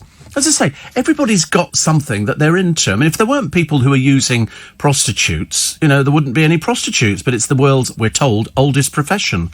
And so, you know, it wasn't hurting anybody. He did it by himself, and he confessed, he said, I'm not a wicked man, nor do I mean any harm or evil. I've made mistakes, but everybody's entitled to it. Yeah, I mean, everybody. I mean, how many times have you seen another celebrity, footballer or otherwise, who's been caught out in flagrante? And nobody sort of pulls them up, but he had his career collapsed. It collapsed. Michael Parkinson once said, if my life depended on the smooth handling of a TV show, Boff would be my first choice to be in charge. Yeah. He was, I mean, I thought he was a very, very good presenter, a very natural presenter, and there's a few of them. Alan Titchmarsh is another one. He's a natural presenter. He just sits down. He doesn't put on any airs or graces or anything else. He just presents, and that's why it's very good. No way back for Prince Andrew. Thank the Lord for that one. Decisive, a royal source has said that he will not be getting back to royal duties, despite, they say, hatching a plot to return and serve his country. We don't want you. Okay, given the choice, if we surveyed everybody in this country, I reckon overwhelmingly it would be, don't come back, not now, not ever. He's apparently working on reframing a role that he hopes will map his return to public duties. Now, you imagine you're the first people, you go, oh, by the way, the person who's visiting today is Prince Andrew. Thank you, no. Thank you, no. You know, there's all sorts of allegations, but any return to public life would be negotiated with the Queen, Prince Charles, Prince William, palace officials and the government. And a source close to the Duke said any future public role for the Duke would and should be different. We don't want him at all, OK? Thank you very much indeed. Not at all.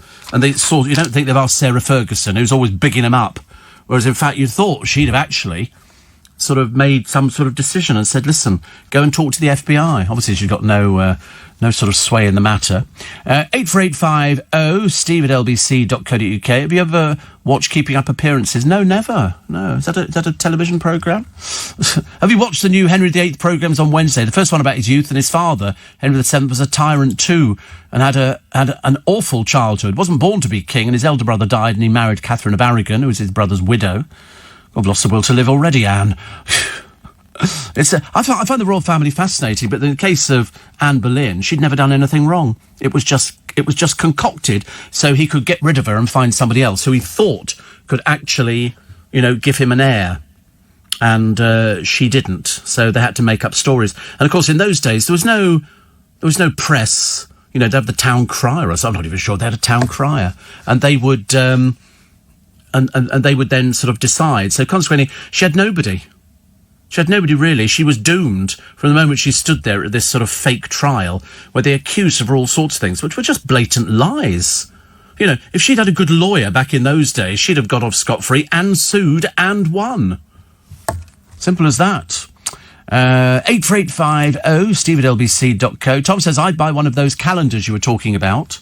Perhaps you could have sort of each programme, you could have a team photo, couldn't you? All the people who work on the different programmes. That'd be quite a good idea. They, of course, wouldn't be buying into that one at all, but I think it'd be quite a good idea. So, Hotel Chocolat. So, what is Hotel Chocolat? Is this a programme on the television about chocolate? I suppose. Not my sort of programme at all. Seeing as I'm not really a chocolate person. Everybody's selling Halloween stuff, aren't they? Here, the Co-op selling scarily sour spiders, £1. I quite like sour sweets. There's something about that. Sour cherries were very, very popular in my day. How animals are healing anxious children. National Lottery supported project helps children with serious issues. It's a good idea, isn't it? And they've got some poor bloke holding a lizard. Oh, I hate lizards. Imagine it's like, can you put that tarantula on your hand? I think not. Just put it on this. It'll attack me. I know it's going to attack me.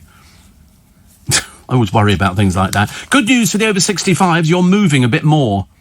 And the reason you're moving a bit more is because it's good exercise for you. I say, if you notice, I've omitted to say for us. I thought it would be an awful lot easier to say for you. And there's a lovely little story here of a young girl taking on a marathon challenge with her twin brother who has cerebral palsy, so he can have an operation and be able to run as fast as her. Tommy Monument what a lovely surname, Tommy Monument, suffers significant pain as a result of his condition and is reliant on a wheelchair.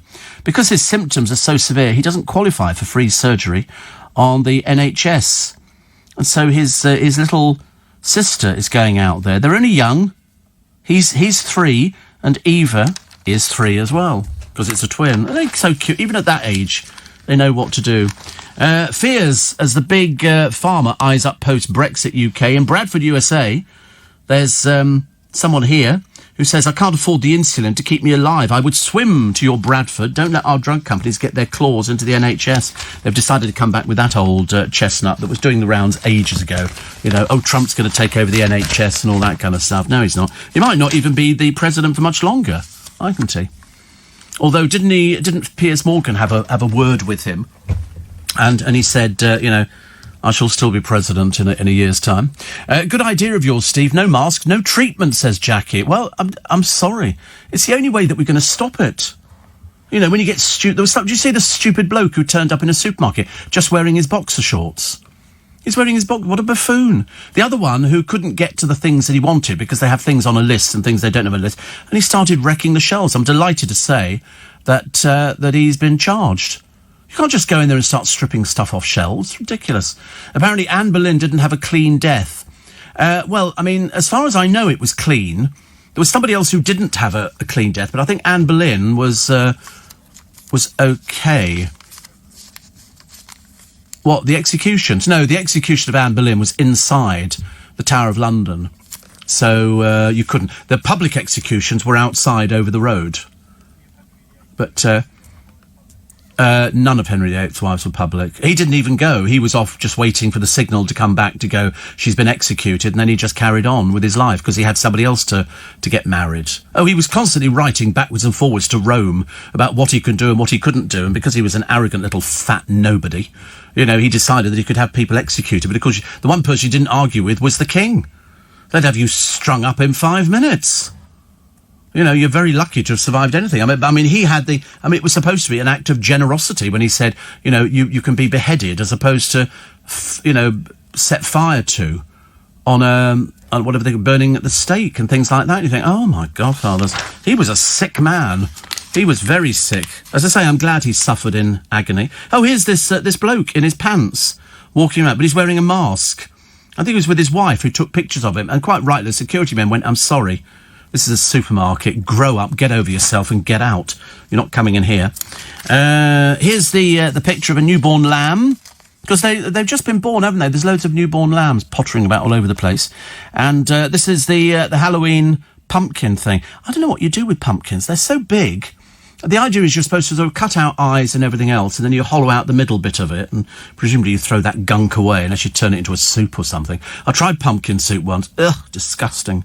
Disgusting. They're welcome to it in America. Definitely not for us at all. And then you stick a nightlight in there, and apparently I don't know what the purpose of it is. I've got no idea. I suppose it looks like what they call a jack-o'-lantern. Jack-o'-lantern. But we're going to have a horrible Halloween. There's a 1,500-mile-wide hurricane, Epsilon, bringing 60-mile-an-hour gales, 4 inches of rain, sleet, and 26-foot waves. 26-foot waves. I live in Twickenham. We don't want a 26-foot wave. Thank you very much. And Company Bella says, I'm really hoping, Steve, there aren't any parents that are going to let their little ones knock on umpteen doors on Halloween whilst this virus is so rampant. I agree. I don't think they're going to allow people to do that. I don't think we're going to have people doing to be honest with you, I never ever see the trick-or-treating. Never see anything like that at all. It's like bonfire night. At one time, when I was younger, you'd see kids sitting out there with their guy outside a station going penny for the guy. Well, I mean, nowadays a penny would be sitting there all day just to get enough for one rocket. There's no point, is there? You'd have to, and also I'm not sure that I know that there are fireworks available because I walked round the back of Twickenham the other day and there's a little graveyard where they've moved all the graves up against the wall and they put in kids' playgrounds. And a couple of people had obviously let off fireworks that they'd obviously bought locally and were sort of, thinking, but just remember, they can take your eye out. There's some woman, she didn't appear to light the firework, but it seemed to ignite itself. How that happened, I've got no idea. And she sort of was saying in the papers the other day, it's really, really sort of dangerous, which we know fireworks are dangerous because they're gunpowder. But, if you're going to let people... It's like, I never understand why you don't let kids hold rockets or Roman candles or anything else, and yet you give them a sparkler on the misguided misapprehension that this thing is very safe. It's white-hot metal. It's white. Put that in your hand, you'd have to have your hand taken off. It's as simple as that. It would cut straight through. Especially, and you give it to kids, light it, and there you go, hold it, and kids stand there and they wave. You think it's blooming dangerous. I mean, I love fireworks. Don't get me wrong. I'm not one of these, dyed-in-the-wool people who go, you can't have fireworks and all that kind of stuff. But I just don't think you're going to see enough this year. Although they've got them on sale in Costco, the big ones. I think basically the ones that you light and then you sort of stand back from it. Because we all did that, didn't we? You wait till it gets dark on bonfire night. And then you go out there, you've got your fireworks, a bucket of water, you keep them in a metal tin, and if a firework doesn't go off, you don't go back to it, because there's a very good chance it could go off as you lean over it. But the amount of people you see holding fireworks, blooming dangerous. Very dangerous. Steve, how did Henry VIII die? Heart stopped, I believe. Heart stopped. I don't know, he was absolutely... I think he died in the Whitehall Palace here, because the Whitehall Palace was there. And even though he died from natural causes, say his health was absolutely disgusting. He'd become obese, and also he had a jousting accident. And so his leg wound had become ulcerated. And so he died. I forget what he actually weighed when he died. It was certainly something quite significant. I think it was because his waistline, modern days, 54 inches. 54 inches. He weighed nearly 400 pounds. And he had trouble standing and walking, and things like that. And I can't remember, somebody had listed, so what's that, 28 stone? He was fat. He was a fat little tyrant, who deserved to die, to be honest with you. But I can't remember where he's buried. He's not buried at Frogmore, is he? Is he at Frogmore, or is he... I don't know where he's buried now. There we go. The surprise... Oh, we nearly had it. The surprising place where he's buried. And let's have a quick look. Where is he? So he's one of the most famous kings. Remember from marrying 6 times, breaking the papacy with Rome and establishing the Church of England. Surely he actually deserved a regal burial and was laid to rest in a magnificent tomb. No, he wasn't. He had these 6 wives. So he was buried, or they assumed he was buried within the splendour of Westminster Abbey. Wrong.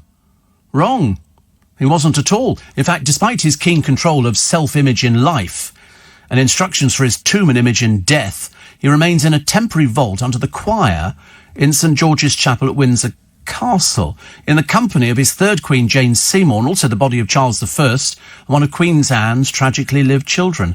So... it's the remains of Jane Seymour and Henry VIII and Charles I. They only just found Charles I a short while ago. And it's only because when they opened the coffin, they suddenly realised that it was Charles I because the head was separate from the body. And sometimes in those cases, they would sew the head back onto the body. When Henry died, I think it was 1547, I think, about the 28th of January, something like that, at Whitehall Place. He was only 55, and they kept it quiet for a few days after his death. But meals was still brought to his chambers. That's how devious they were. Announced, as always, by the sound of trumpets. So, I mean, he was dead by that time. There was no chance he was going to be eating anything soon. So all the courtiers were presumably eating the food or throwing it down the toilet. Oh, wait a minute. They didn't have any toilets. They didn't have any toilets then. They just had sort of planks of wood, which wasn't exactly the best. But it was a light. I mean, the funeral procession stopped, believe it or not, at Sion House. 4 miles long, the funeral procession. 4 miles long. 1,000 men on horseback and hundreds more on foot.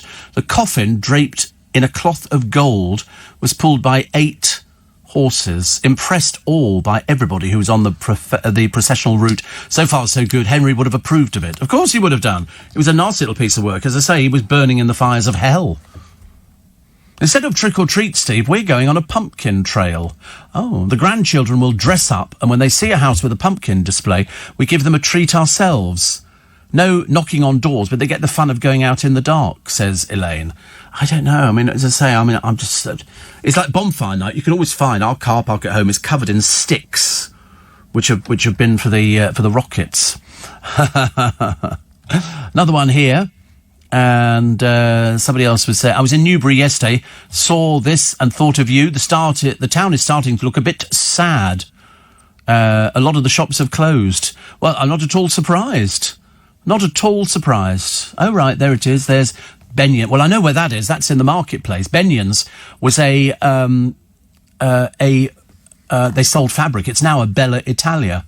But 1827, Benyon's was there when I was working in Newbury, and they had a system, a little traction thing in the system. So you put money into a little, like a tube, and you sent it off around the store. You could see it. It went on a little railway, and it went to the... Benyon's sold fabric. They sold fabric. Most stores in those days had their names above there. It was established. And then, Bella Italia moves in there. I mean, to be honest with you, there were loads of shops. And Newbury was quite, a little market town. But still all there. Well, bits of it. But a little bit sad with sort of places closing. But Benyon's, I remember going back there and thinking, a bit disappointed when these things close. Especially when you used to go there years and years ago. Chris says, a bit late today, not sure if you've already mentioned, but there will be a pantomime in London with the National Theatre staging Dick Whittington from December the 11th. I'm not a panto buff, but I know you are, and I guess many listeners are, so you might mention it. I think tickets go on sale next week. It's got to be lockdown permitting, hasn't it? They're going to have to take out lots of seats. Steve. Somebody saying, of course you don't see trick-or-treaters. Isn't it funny? It's never, ever interested me. I really don't understand why anybody would ever get involved with it. But every supermarket you go in, they've got things that, spiders, hanging from all sorts. Why? What's the point of it? I can understand Christmas, because that's a tree and pretty and glittery and presents, and you can have eggnog and stuff like that. And I can understand bonfire night. But there won't be any organised displays this year. So it looks likely you just have to go and buy a DVD of fireworks, which I bet there actually exists. There must be a DVD of fireworks, and then you can just sort of look at it on your television. You put it up on YouTube, yeah. I've got a DVD of a log fire. So it makes my television look like a log fire. It doesn't, of course. It looks ridiculous. It's just the thing. And it burns, and then it just burns out. It runs about an hour.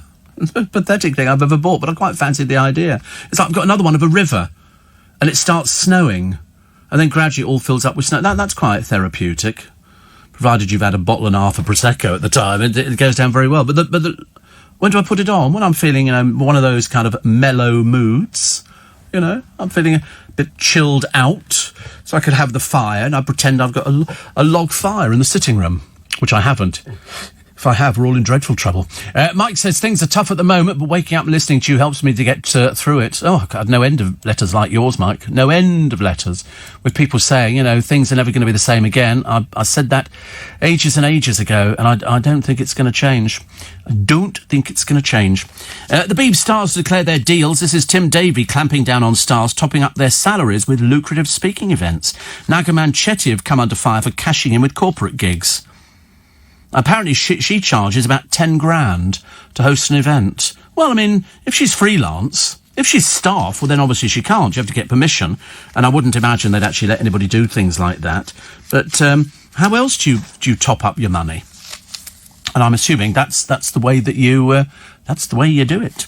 What else we got here? Adele talking about her staggering weight loss. I mean, seriously, staggering weight loss, which is amazing. And the girlfriend of Corrie star Jack P. Shepherd has defended him over claims that appeared in the Sunday papers that he's snubbing his love child.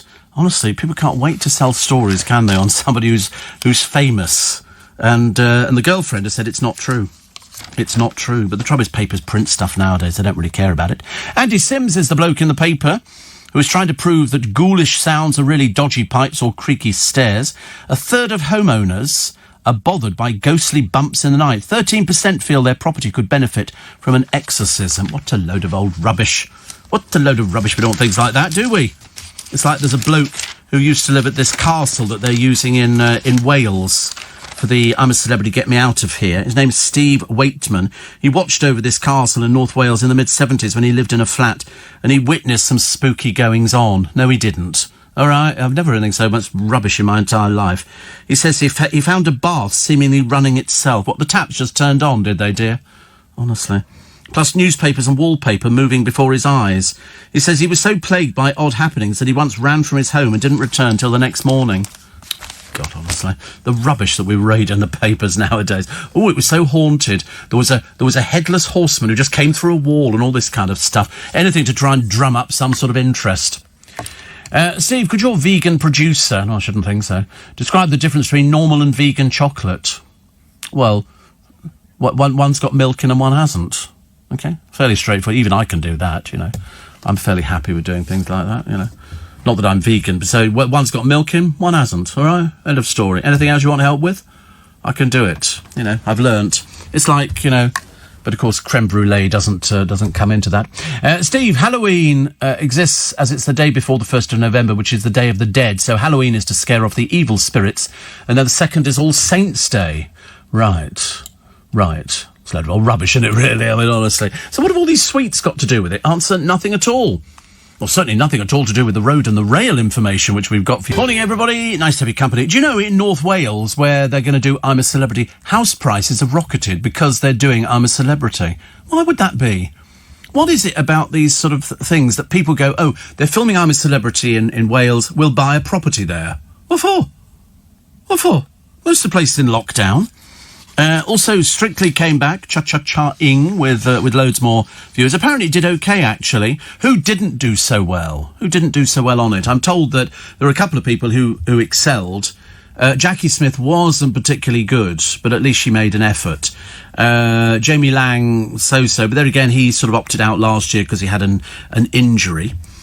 And I didn't see it. This is purely based on what somebody told me about it. And they said because they love it. They can't wait for it to come back. It's one of those great things that you say, there's been nothing on the television. It's all a bit disappointing and a little bit tedious. And so when you get something on there, and they had an audience, sort of roughly, I think it was made up of NHS staff and I think some of the relatives of some of the dancers on there. So the next thing I suppose we've got to look forward to is the Dancing on Ice. Or basically, as I call it, stand up, fall over, which is how Gemma Collins survived. She spent most of the time sitting on her bottom. Mind you, there was enough of it to fill the ice rink, so that was okay. More food sales of sort. Cans. And then somebody was complaining. All these people have been complaining in Welsh Wales about, you can't buy this, you can't buy that. Have they never heard of Amazon?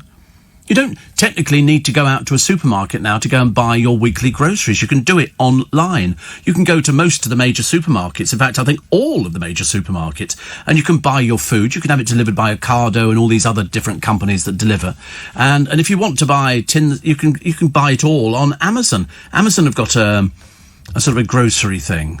And you just order it online on Amazon. You can buy anything on there. Kids' clothes. There's nothing you can't buy on Amazon. Medicines, I bought shampoo on there before, battery, I bought everything. There's nothing that you can't buy on Amazon, which is, you know, why people don't take advantage of that. In other words, you sit at home, you have yourself a glass of Prosecco, then you go onto Amazon or wherever it is you buy your stuff from, and you find things, and you go, people who bought this. And most of my stuff arrives the following day. I ordered some stuff on Saturday. It arrived yesterday evening. It's okay, because then you get the thing saying your Amazon parcel has been delivered, you know. How was it for you? Well, I wasn't there when it happened, but, you know, I'm willing to buy into the idea that it's a good idea. And so this morning I pick up the parcel, Just call them 2 items.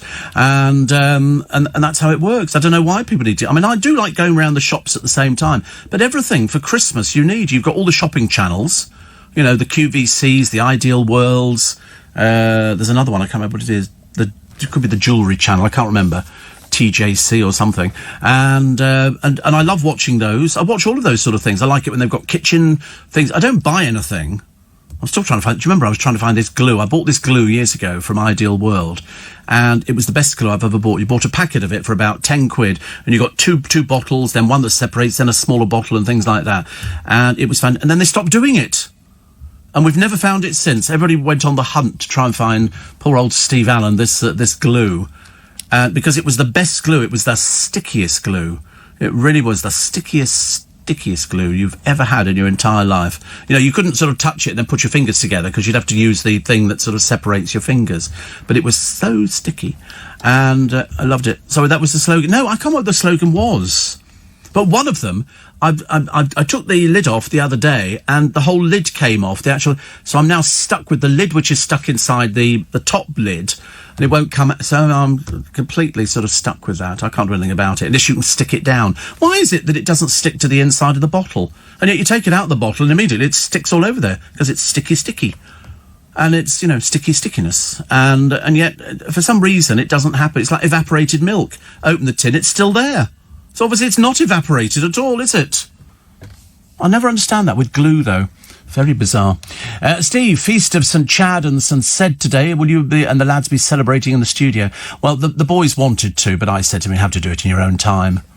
You know, we can't have people sort of a sudden start celebrating various saints who have been... You know, the Pope's come up with some more cardinals, I think, which is good.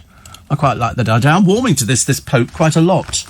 I don't normally warm to popes, because I always think they have it must be such an awful life. You've got to, you're there practically till you die, although they've had a couple of odd exceptions. I was very excited that Andrew Scott picked up the Major Theatre Gong, and he was named Best Actor for his performance, and good for him. We're very pleased about that. Very, very pleased. Also, the Prime Minister told you'll be defeated on free school meals. Well, let's wait and see, shall we? And hospices are still being denied regular coronavirus testing, meaning thousands of patients face dying alone without their families. Good Lord. And the pubs who spent £900 million on safety, but still can't let in the drinkers. See, luckily, I'm not a pub person. I'm not particularly... I know a few of the lads around here, and the girls, they like a bit of a bevy in the old pub, sitting outside, singing bawdy songs, And also, as furlough comes to an end, the commuter towns bearing the brunt and 1 million more facing the dole. Places like Slough, or we should call it Slough, years and years ago. Luton, Blackpool, Bradford, Middlesbrough, Wolverhampton, Kingston upon Hull, Peterborough, Northampton and Brighton and Hove. So it's quite a lot of places where people are disappearing from. And will it become, better next year? Not holding my breath on that one. Definitely not. Steve, I'm as baffled as you. When you find some brand of something which is brilliant, like your glue, they stop making it. I know. I just can't understand it. This was the best glue ever. I raved about it. It was so good. A little drop of it, and it would just hold these things. And I used to watch people demonstrating it when you used to go to exhibitions at Olympia and stuff like that. And he'd go, push this together, and you can't separate it. And you think, that's so good. That's so good. And so I bought loads of these things, and all of a sudden I started running out of it, I bought from Ideal World, yeah. And then I went to Hochanda, and they did. I'd always type in glue and see what comes up, and this one didn't. So whether or not the company stopped making it, it was. I wish I'd bought loads of it. But you know what it's like. Perhaps too popular. It is possible to be too popular, isn't it? Yeah, Steve Allen said this is what you need. We went out to try and find it, and you can't get it anymore. I've had that before. I've been the victim of my own success. I've mentioned something, and I've gone out to get it, and I've said, I'm sure I saw them in the other week, and somebody said, there was a bit of a rush on them the other day. Well, what will that be due to? The power of radio, ladies and gentlemen. And, it's so annoying. Boots are unveiling this new coronavirus testing service. They reckon 12 minutes. It's going to take a bit longer than that to start with. I think they've said 48 hours or something, and then they'll gradually get it down. And it's about 120 quid, but do you want to know? Do you want to know? Would you go for a test? Well, the boys will have £120. Where would they get that sort of money from? No idea. They have to come to their Uncle Steve on bended knee, going, we'd quite like a coronavirus test, Uncle Steve. Is it possible? Well, yes, all right, yes. Pay me back over the next 25 years. I'm not sure I'd want to know. It's like all sorts of things, isn't it? It's like men are traditionally bad for going to the doctors and saying, it's this. You don't like, whereas me, I'm in there taking my clothes off just in the reception area. There's no hanging around with me at all, because I always think at some point they're going to want me to, sort of show my legs or bits and pieces like that, which, I'm more than happy to share with people. When I was going to the Burns Hospital, and that was good. But, literally, I barely got out of the waiting room, whereas the clothes were off. And you sit there and you lose all your inhibitions completely, because you know that they're going to make you better. And I used to go home with a little bag of goodies, which I thought was quite sweet, actually. You go home with bandages, go home with Manuka honey dressing, which you'd squirt onto it. Oh, it was fantastic. Still covered in burns and stuff like that. But, I tell people I've been in fights. So they think I'm hard. And they go, what's that? In fact, nobody says a word now. Because, if you see somebody who's been burnt, you can't help yourself, you just stare. And so I always sort of point it out to people. I would say, and they took the skin graft off the back of my arms, you can't see it, but the one on my leg, and as my jeans descend to my ankles, you can see them going, maybe not, Steve, maybe not, which I think is quite sweet, actually. Just 1 in 6 doctors catching up on their lockdown backlog. And Kate Humble has warned that the government's disproportionate response to coronavirus will result in a national mental health crisis. We seem to be heading there, don't we? So, the land where books are banned, but magazines are essential, and so is wearing clothes, despite what one cheeky shopper thought. It's odd, isn't it? I don't know how they decide on these things, but listen, if that's what they say happens, that's what they say happens. All we have to do is adhere to it.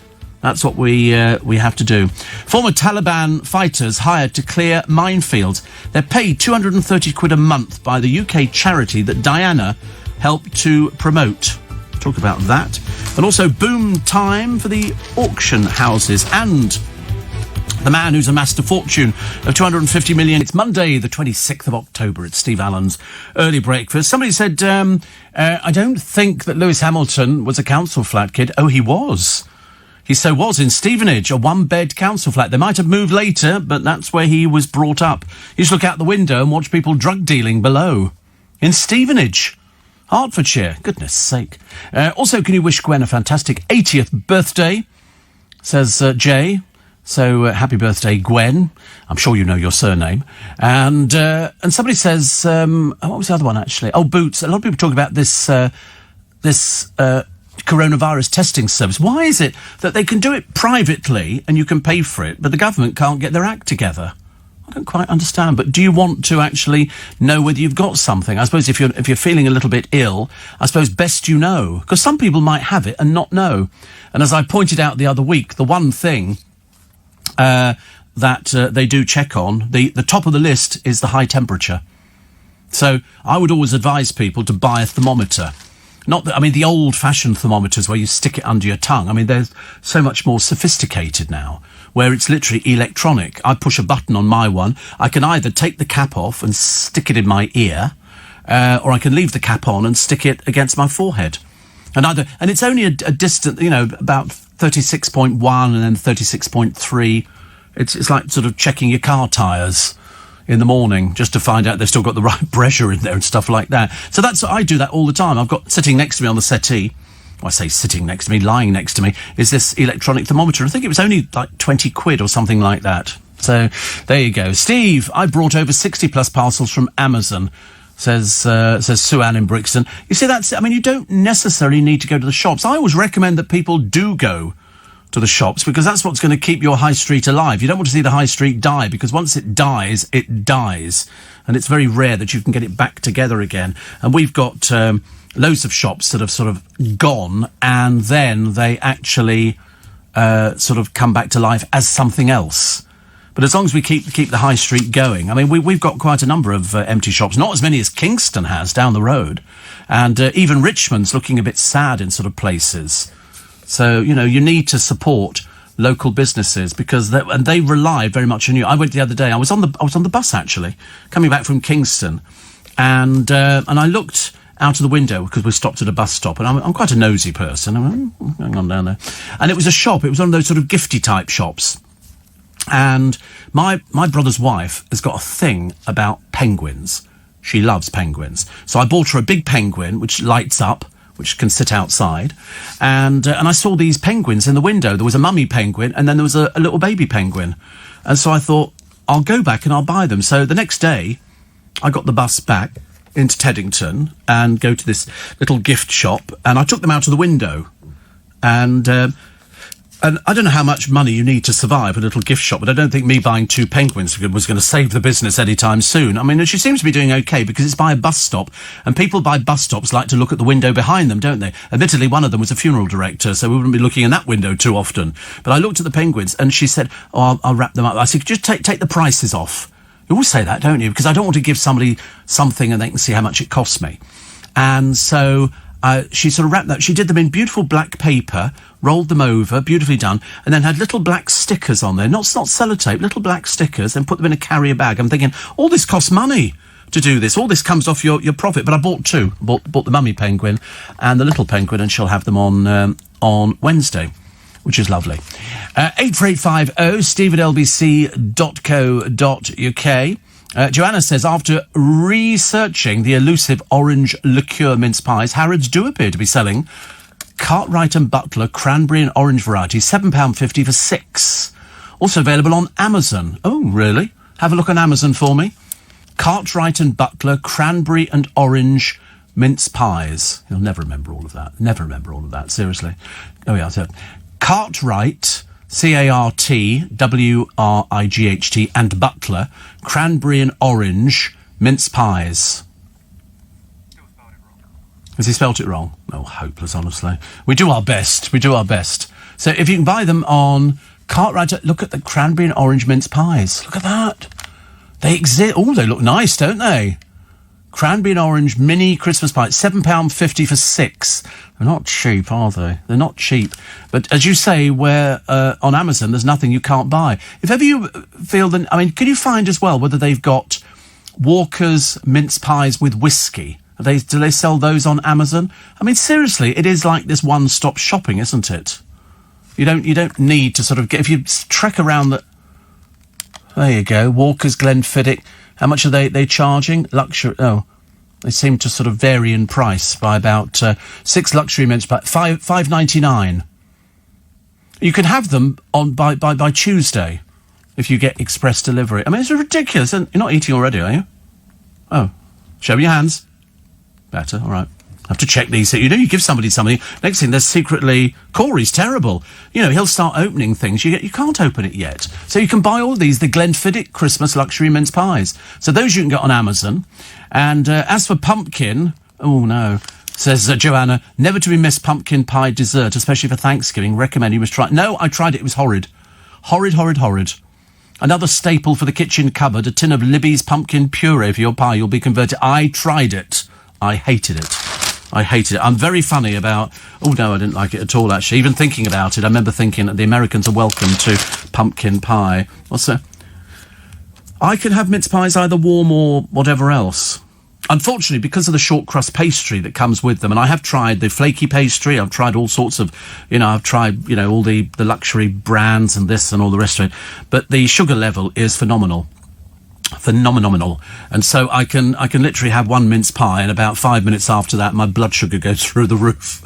So I try and avoid them, but I like them but if I was going to have them, if I was really going to have them properly, I'd like them heated up, and I would like some hot custard over the top, because there's something about hot custard and mince pie, you can mash them all up. Have you ever done that? Like that, like a 3-year-old. She's not very clever, actually, is it, really? And I tend not to throw it around the room, which is how 3-year-olds would react. So the final whistle for grandstand legend Frank Boff. I just said to Simon Conway, I just said he's absolutely, he was the most relaxed presenter I've ever seen. He was a natural presenter. There's one thing about watching people on television, he just made it look effortless. And believe you me, the trick to appearing on television is to make it look effortless, just to relax so much that you're almost comatose. You're like, oh, and he just went through it, and I thought he was lovely. When he was with LBC, I thought he was very nice. Not sure I can do this story, actually. No, I'm not sure I can. No, I can't. I can't do it. I have to make an editorial decision whether I'm going to do a story on the programme. I can do the front pages, because I know you want to know. For some reason, and I can't work out why, but Adele is all over the papers today. I don't know why. I mean, apart from the fact she has lost an awful lot of weight, and every time I mention it, I have to look up. I look up, and I see people who haven't lost an awful lot of weight. But it doesn't matter, because they're still the same people inside, once you've got through about 6 foot of fat. And so I never like to just tell them. But both of them are telling me they're on diets. What sort of diets they're on, I don't know. I mean, as I say, because I've given them both things which could be deemed to be fattening, it's not the best. I mean, perhaps I should have bought you something, like a Slim Fast diet or something like that. That would have been, stick a celery and a tomato or something like that. That would be quite nice. But then, no, I've given, mince pies with the booze in. Because, you have to have a mince pie with booze in. That's the whole idea, isn't it? It might be the only booze you have over Christmas. But be careful. Go easy, especially if you're Luke, because he's got a nice box of liqueur chocolates. They're really nice. You get 65 little bottles inside there. Now, I know what he's going to do. He'll be going home on the bus, he'll be unwrapping it, biting off the top of the bottle and tipping it back. By the time he gets to his stop, it'll be like that. It'll be really the embarrassment on the top of the bus. Ooh, has anybody seen my donkey? Ooh! He'll be singing Boney M songs. Steve, our High Street, says Mary, in Margate is empty. The shops are shutting down one by one. It's a sorry sight. We go to Broadstairs to the shopping centre. It's awful, isn't it, really? I don't like to say... I mean, listen, we have to support the local high street. Not just for the local businesses, which need your patronage, but for the future. Otherwise, you're going to have, this tumbleweed going down the high streets. There'll be nothing there. Nothing there at all. You've got to make it work. It's like jobs, isn't it? People say, I got a letter the other day from somebody, an email, saying, I think I'm in danger of losing my job. And I said, well, listen, just, hang on in there, because until you've actually heard it, you've really got to stay strong. It's not easy. It's going to be a tough Christmas for a lot of people this year. That's why it was so interesting. Have you downloaded Andrew Castle's breakfast show from Saturday, where a minister hung up on him? The minister was trying to paint it all as being really rosy out there. I mentioned this the other day, and Andrew's going, but wait a minute, you've just had a pay rise of £3,000. You don't need to worry about a job. There's all these and the bloke hung up on him. I thought, you want to face facts. Have you seen all the next thing? They'll be denying coronavirus. The 12-minute COVID test in Boots. They say it's 97% accurate. I don't know, is 97% accurate enough, or do we need something a little bit more? And 200 branches will offer tests by Christmas. The chain is offering a 48-hour service from today. It's 120 quid, but they say as demand grows, it will fall. I think so too. I wonder how they do that. Can everybody else go out there and do it? All the independent chemists? I'll have to check with Mr. Shah. The Daily Star today, trick or sleet. The weather's going to turn. The weather's going to turn horrible. Horrible. Not very nice at all. Torrential rain, gales, sleet, and all the rest of it. And the bosses at the bar say police told them to stop serving its massive pizza slices so they don't pass a substantial meal under Tier 3 rules. I mean, it's a big piece of pizza, but that's not a meal. It's just a piece of pizza.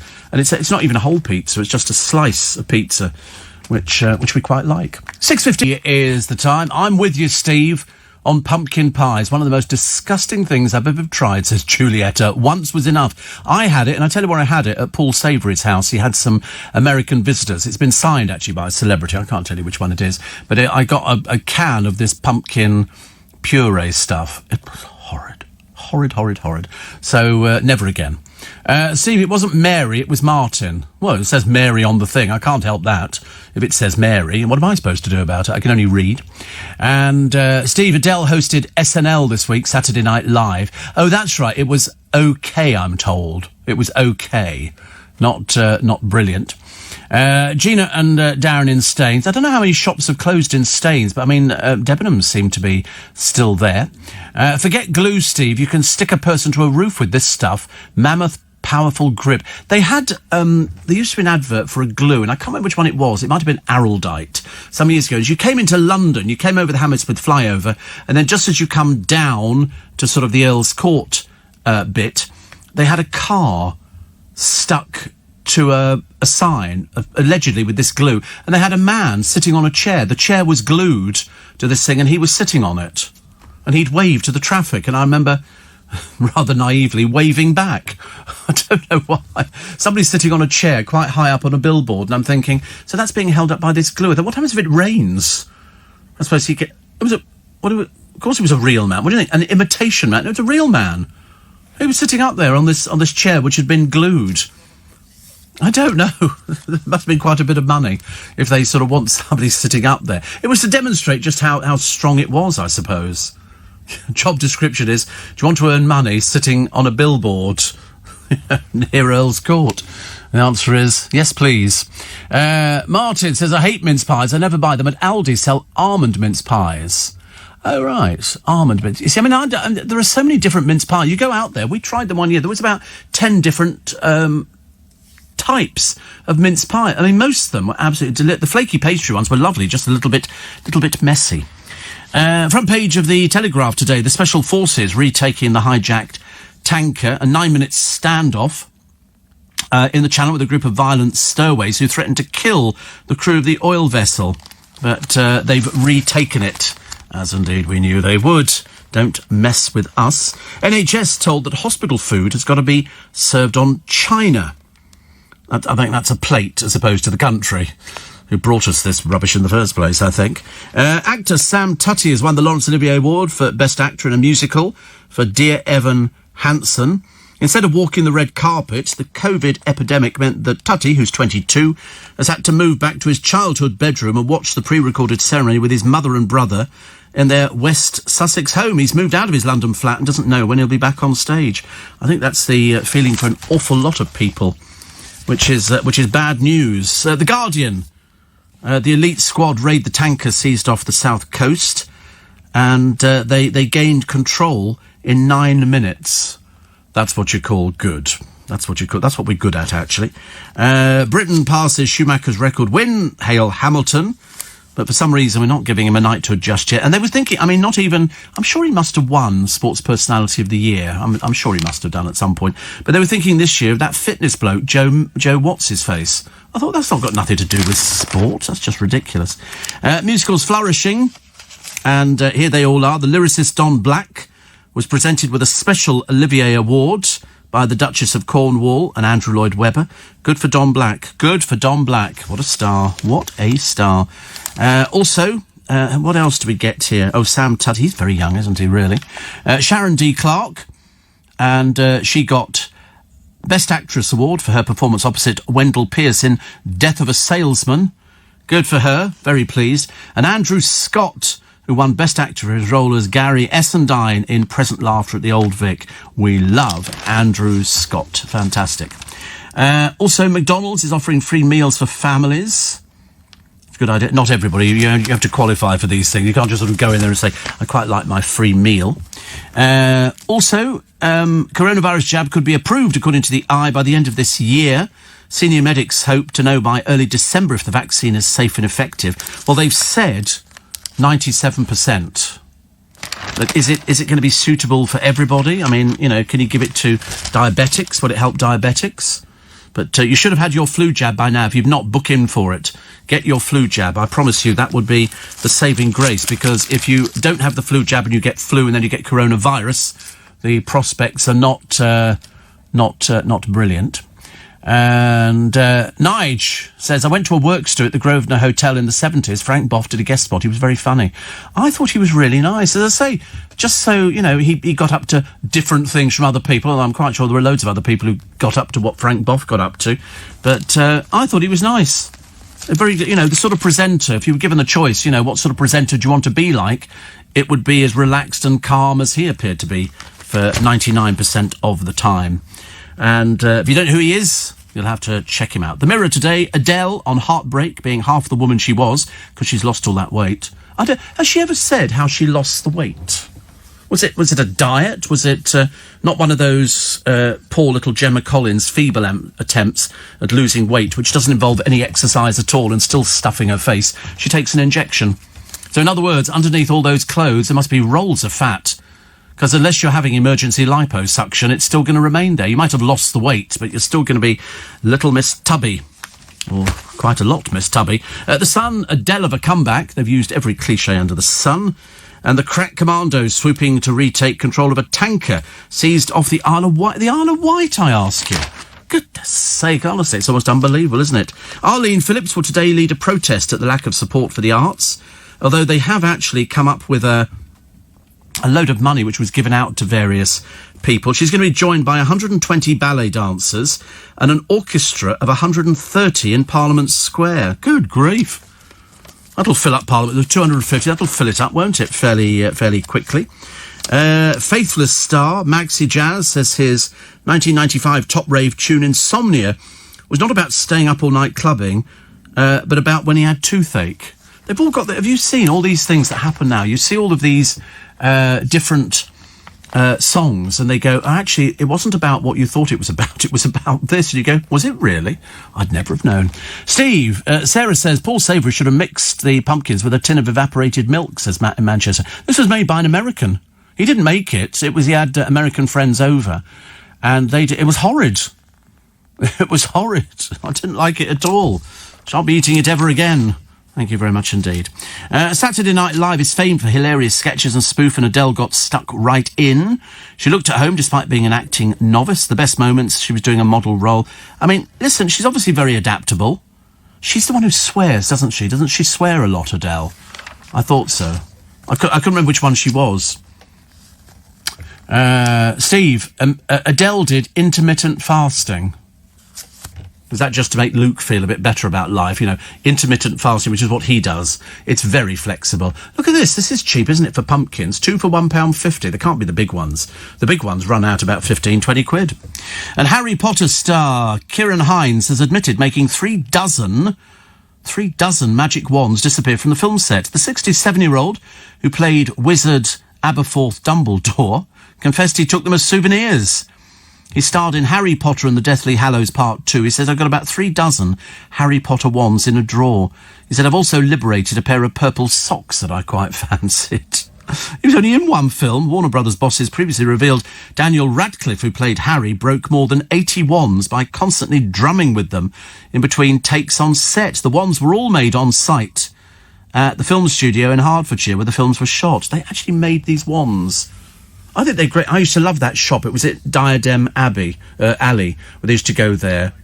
Diagon Abbey, and they go there and buy the wand. They were trying them out. I thought, if only that really existed. I thought that was brilliant. Lovely idea of going in there and trying all these wands out to see if they really work. You know, is this one any good? Yeah, but you've got to do the actual spell that goes with it.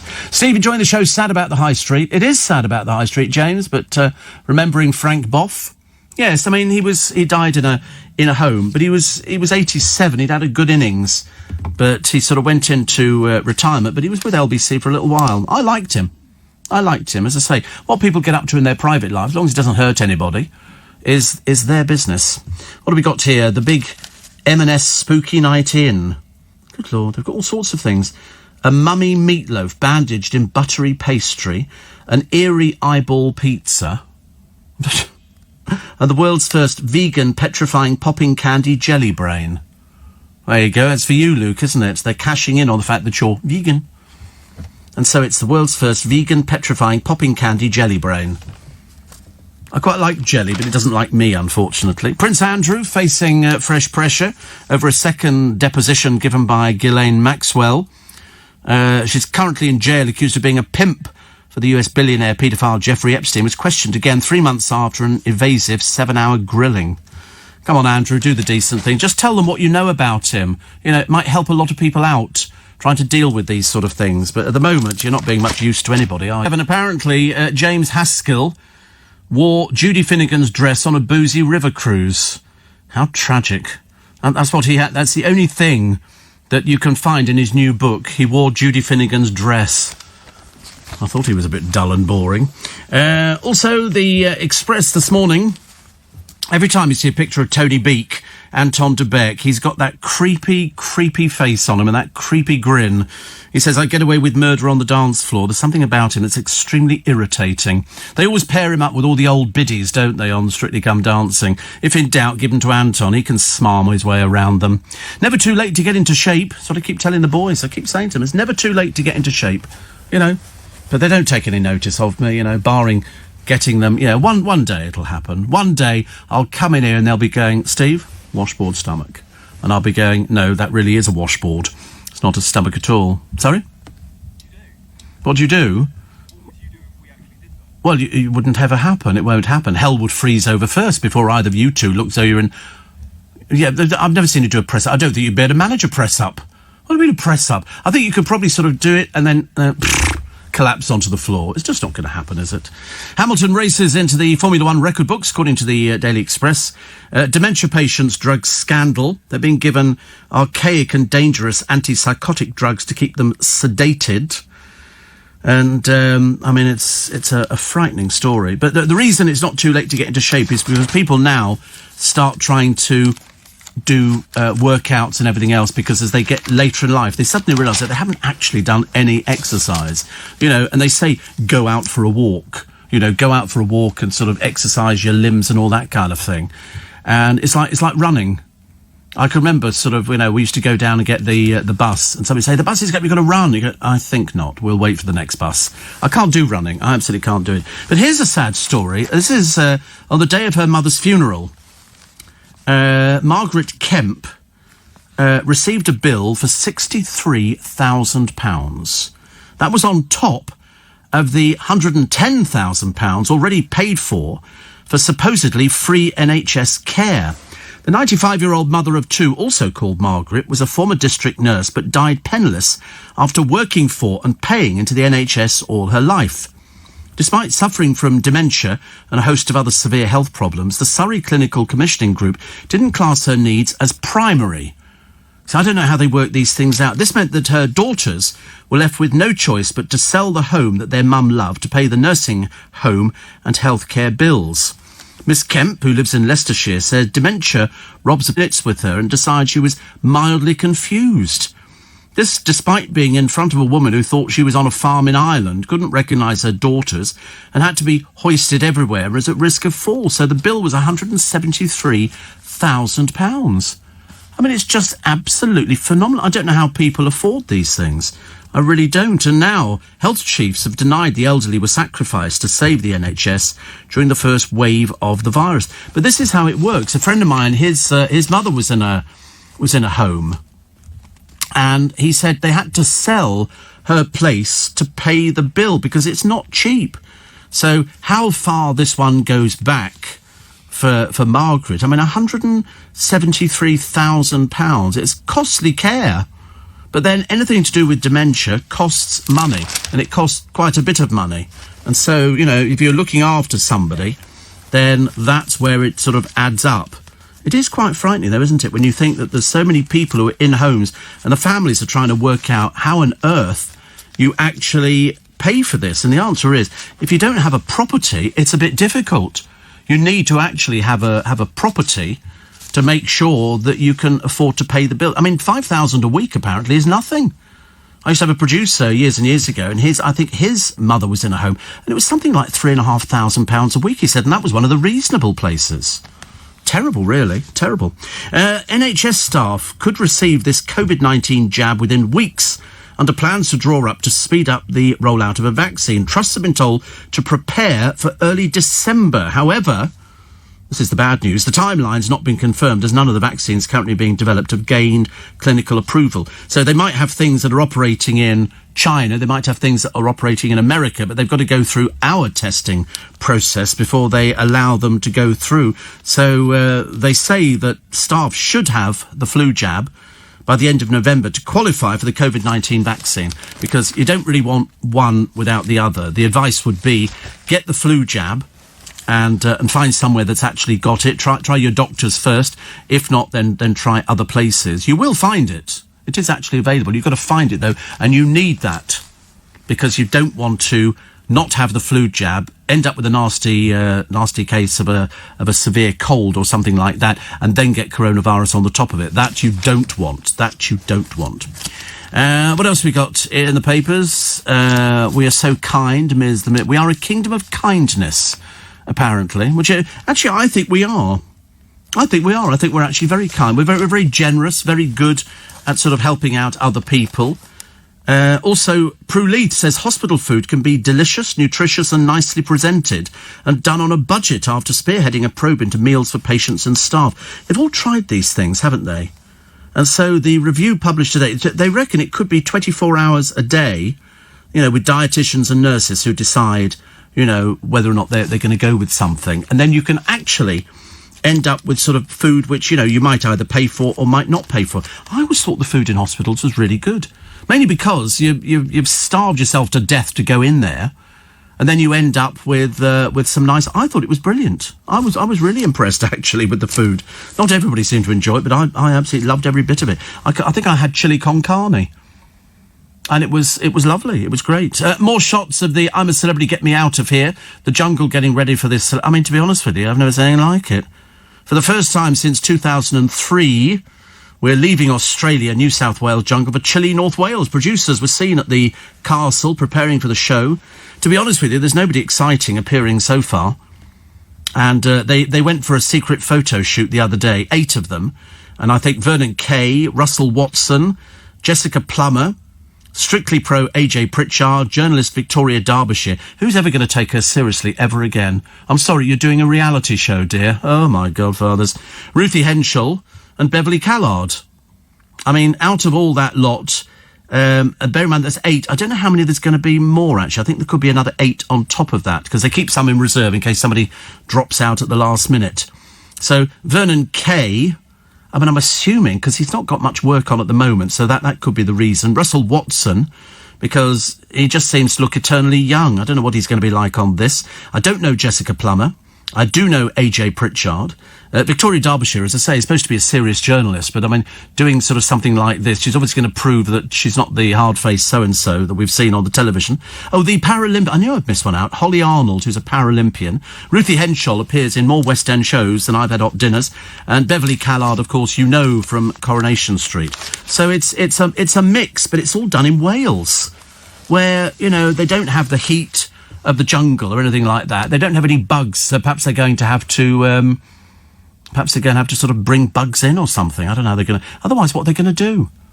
Perhaps they're going to get people to eat Welsh food or something, which is very odd, actually. My mum's in a home in Sutton, Steve. She's got Alzheimer's. We sold her home 3 years ago, and we spend £6,000 a month on it. So that's £72,000 a year. £72,000. That is absolutely a fortune. Steve, I might send you my recipe for pumpkin pie. No, thank you. No, I don't want anything to do with pumpkin. I tried it. It's horrid. I don't like pumpkin. I don't like swede or anything like. No, thank you. Please save the money. Save the money. There is another VC up for sale. A pair of Victoria Crosses awarded to 2 heroes of the Indian Mutiny could sell for a combined total of £200,000. The sale takes place on November the 18th. These Victoria people suddenly realise what's the point of having them sitting in drawers when you can take them out and you can get £100,000 each for them. It is just a medal. You'll still have a certificate that comes with it. I don't know why they don't do 2 medals. They do one which you can sort of keep and get framed, and then one which you could presumably sell. Or failing that, just cut out the selling one and then have one, because otherwise because most people seem to sell them. There's a whole room at the Imperial War Museum full of Victoria Crosses. I've never seen so many in my entire life, but they all look the same to me. They're just done for different reasons. And it seems to work. Still to come, my 600-mile care home trip, just so lonely Alan could see his old dog. It's a heartbreak. Time. So here's this lovely story of a lady called Sally Ann Fisher. She took her adopted dog to a care home for his old owner to see him again, making a 600-mile round trip. She got this sheepdog, Cap, 5 years ago from ex-farmer Alan Leake, 93, who'd had to give up his pup when his health deteriorated. Since then, the widower, who has no close living relatives, has not seen the pet, but NHS nurse Sally Ann kept his phone number. And I just thought, she said, about how lonely he must be, what with everything that's going on. He was a very active man, you know, a farmer, and now he spends all his time at a care home, not able to see many people at all, and I wanted to bring him a little bit of joy. So she left her home in Marlborough for the 300-mile trip up to Kendal in Cumbria, where Alan's a resident, and despite COVID-19 restrictions, visits are permitted. She said seeing the look on his face when he saw Cap made the whole trip worthwhile. He was so happy, and Cap was too. He spent the whole time nuzzling up whilst Alan gave him a stroke. It was a really emotional experience. She said the saddest moment came when she went to leave after an hour. She said as Alan got to the door, he turned round to give us a wave, and I held up Cap's paw and gave a little wave back, and Alan then broke down. It was heartbreaking. Alan said, my visit with Cap was wonderful. I was so pleased and I cried. It was how sweet. Isn't that a nice story? Because their dogs remember. I don't care what anybody says. Dogs are very receptive to things like that and would obviously know. It's like, do you remember there was a picture a short while ago in one of the newspapers of a lady who was dying? She had terminal cancer, and she wanted to see her horse. Well, not exactly the easiest thing you can take into a hospice. But anyway, what they did, they wheeled her outside in her bed, and the horse came over to her. It was seriously the most touching thing you've ever seen in your entire life. It was absolutely brilliant. Absolutely brilliant. And she died very shortly after that. But the horse obviously knew, because animals know these things. They know these things, and it was just really wonderful, and I was quite pleased with that one. Also, so we've got this EastEnders first assistant director who's been sacked because he went into work and he had COVID. He tested positive, and he went in for 2 days. 2 days. Cast not very happy about that one, as you can well imagine. Jason Bell, nobody's been evicted from Strictly just yet. I think you have to wait till next week. But next time you bump into somebody at work, a lady, okay, and they've got a voice like that, okay, that means that they're more likely to stray. Apparently, women with deep voices, gravelly tones, are linked to higher testosterone, which scientists say fuels sexual desire. That's why I'm soprano. It's an awful lot easier. They analysed voice data on 931 adults and asked if they cheated, as if you're going to tell them. The risk of straying went up significantly for each drop in pitch. One woman quizzed reported 31 partners. Good Lord. Fellas with deep voices also had more affairs, with one claiming 180. Amateur. Honestly, nothing worse. Only 180. Good Lord above. I think even Tony Blackburn has eclipsed that one. Philip Hodgson says that women with deep voices may feel very confident and take more prepared risks, or men might hit on an independent woman because she sounds attractively earthy. You see, husky voice stars include actress Scarlett Johansson and Mariella Frostrup. So there you go. See, I thought of Mariella Frostrup immediately because she's got one of those deep sort of husky voices. Everybody used to want one. I mean, I don't know many men with deep... Well, I don't know, actually. There's quite a few people on this station who've got deep husky voices. I shall have to investigate this further. We shall let you know about it further in. Strictly AJ, at the paper today, not being spooked by a career move. I think he's going out. I think together with Curtis, they're doing their big night out. And where they're doing them, I've got no idea. But they seem to enjoy everything. So they're going to go out there. And this is... Oh, I've done that one there. Rhys Ifans. This is an odd one, isn't it? Why on earth would the BBC want to make something about Jimmy Savile? Rhys Ifans is being lined up to play him in a BBC series. The Welsh actor is top choice with the producers for The Reckoning. It'll tell of the disgraced entertainer's rise and the abuse scandal that emerged after his death. A Telly insider said producers have approached Rhys. They think he has the acting ability and could be made to look like Savile. What are they doing it for anyway? Is this to show their ignorance that, you know, everybody knew about Jimmy Savile? There was rumours about him going around donkeys years ago. Rhys, best known, of course, for Spike in Notting Hill and the Lizard in The Amazing Spider-Man. But hundreds have said that they were abused by the ex-Jim'll Fix-It and Top of the Pops host. The miniseries was announced earlier this month and could air next year. What for? I mean, do we really have to have that? Is it absolutely necessary? Why can't we just brush him under the carpet? Or, in fact, brush him under the carpet and leave him under the carpet with the safest place for him. Talia Storm is hoping her stints on reality TV will propel her to pop stardom. I think highly unlikely. Highly unlikely. She's appeared on The X Factor, Celebs Go Dating and Celebrity Karaoke Club. In fact, she was kicked off Celebrity Karaoke Club. She sang flat. She sang, and she thinks that this is going to propel her to pop stardom. She's been around for donkey's years. Definitely not. Definitely not. I mean, on Celebrity Karaoke, which is one of the worst programmes I think I've ever seen on the television, half of them can't sing. There appear to be 2 drag queens on there. There appear to be a couple of people from reality. It really is the worst programme. I couldn't quite understand what it was doing on the television in the first place. I mean, it looks like it's done on a budget of about sixpence, which is absolutely dreadful. Absolutely dreadful. England's oldest lorry driver has decided to keep on trucking. At 80, Maurice Slessor, who turned 80 last week, will only step down from his Malcolm Logistics cab if he fails his medical.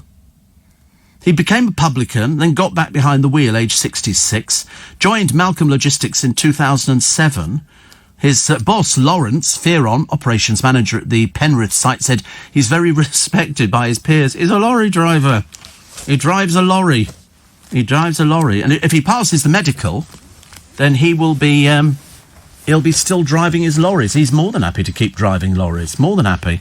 Bosses of the Harry Potter steam train have been sworn to secrecy over its planned journey to Lancashire next month. Rail regulators were furious when big crowds gathered to watch the train travelling to Fort William last month. Videos later showed few Potter fans wore masks or kept social distancing. West Coast Railway says we will not be revealing which day or time the train is returning to Carnforth, nor its route. Well, presumably it's going to be staying on the tracks. Otherwise, they're going to be in a terrible state, aren't they? And that's just about it this morning. So we're still trying to work out Lewis Hamilton breaking Schumacher's 19-year win record, and it's still no knighthood. Why would that be? Perhaps he'll get something else.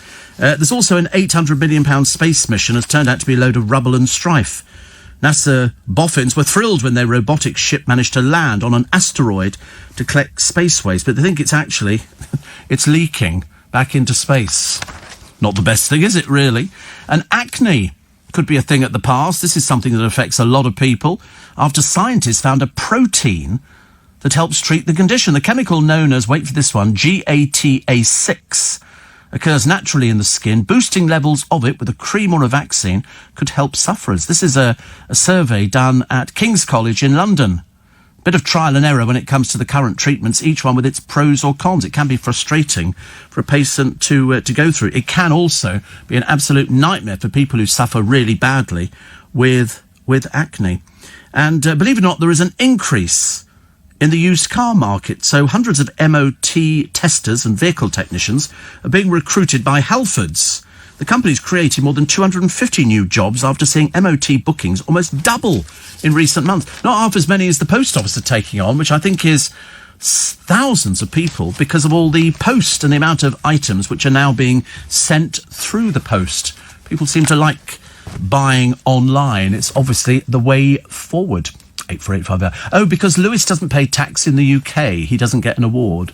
Yeah, he pays tax in Monaco, doesn't he? I think that's what he did. Would that sort of not? Oh, interesting. Paul the cabbie says, "Would you have a pet?" No. I've had pets before. They're lovely. Today on my free Little Bit Extra podcast, Peter Andre is described as cool as he's seen on holiday with the kids, just as well they can't read what the mother's been writing.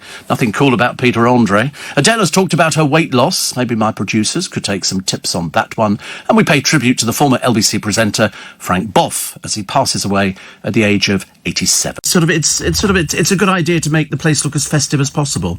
You know, with your your bits and pieces, the tree. Actually, I've suddenly realised I'm going to put the tree up, I think, at the beginning of November, which is actually quite close. It's quite close. So I might be putting the tree up a little bit sooner than we thought. And then somebody said to me, it's too early in November. I said, listen, never too early. Although, to be honest with you, I'm quite surprised. I thought Sandy's and Stuart would have had all their decorations up by now. He's normally the first one to get the decorations and the lights lit because, I'm going to gauge it by him. In Twickenham, once he's got... There's another hairdresser opening. How many hairdressers do we need in Twickenham? We must have about 15 hairdressers, and they're just about to open another one. Down in... Oh, here we go. What's the matter? What do you want? What's the matter? Is this the poem? Oh, no. We haven't got the poem yet. That's the Nick Ferrari poem. That's the Nick Ferrari poem. It doesn't rhyme, does it, the Nick Ferrari poem? No, we haven't got a poem yet. Apparently, Corey said he said he would be looking, but as I said, hell will freeze over first, I should imagine, before we find a poem of the magnitude of the ones we had when he wasn't here, which were funny and entertaining and rhymed. The ones that we normally get from Corey involve death and destruction. Nobody else. You have to laugh, don't you? Seriously, well, you have to, really, otherwise you'd be on medication. So what was I saying? Oh, yeah, so I'm going to gauge sort of putting up the Christmas tree by Stuart doing it, because I think it's going to go by too quickly.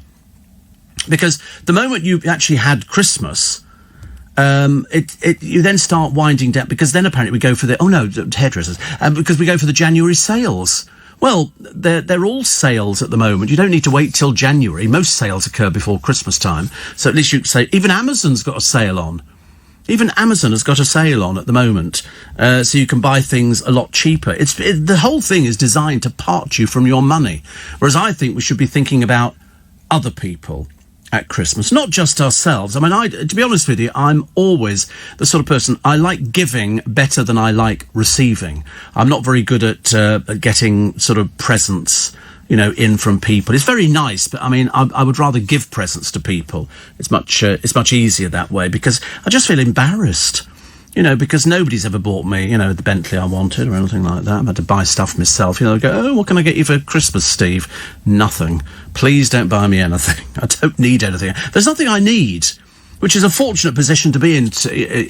I mean, I can't sort of say, when you were younger and we didn't have very much money, before we put in the hot tub in the bar, it's a case of, oh, sorry, I nearly dropped my phone then. It's a case of what do you want for Christmas? And you didn't know where to begin with your Christmas list. I need slippers, I need a pair of school shoes, I need maybe I never thought about buying casual clothes.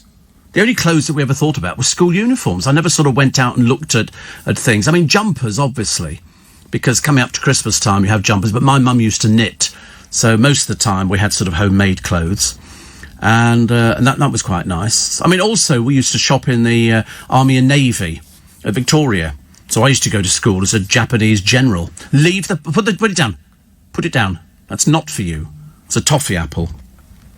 I've already eaten a toffee apple already this morning, so this programme should whiz its way through, as you can well imagine. Whoopee! Stuart at the fish shop says, aiming to have the decks up by the 7th of November.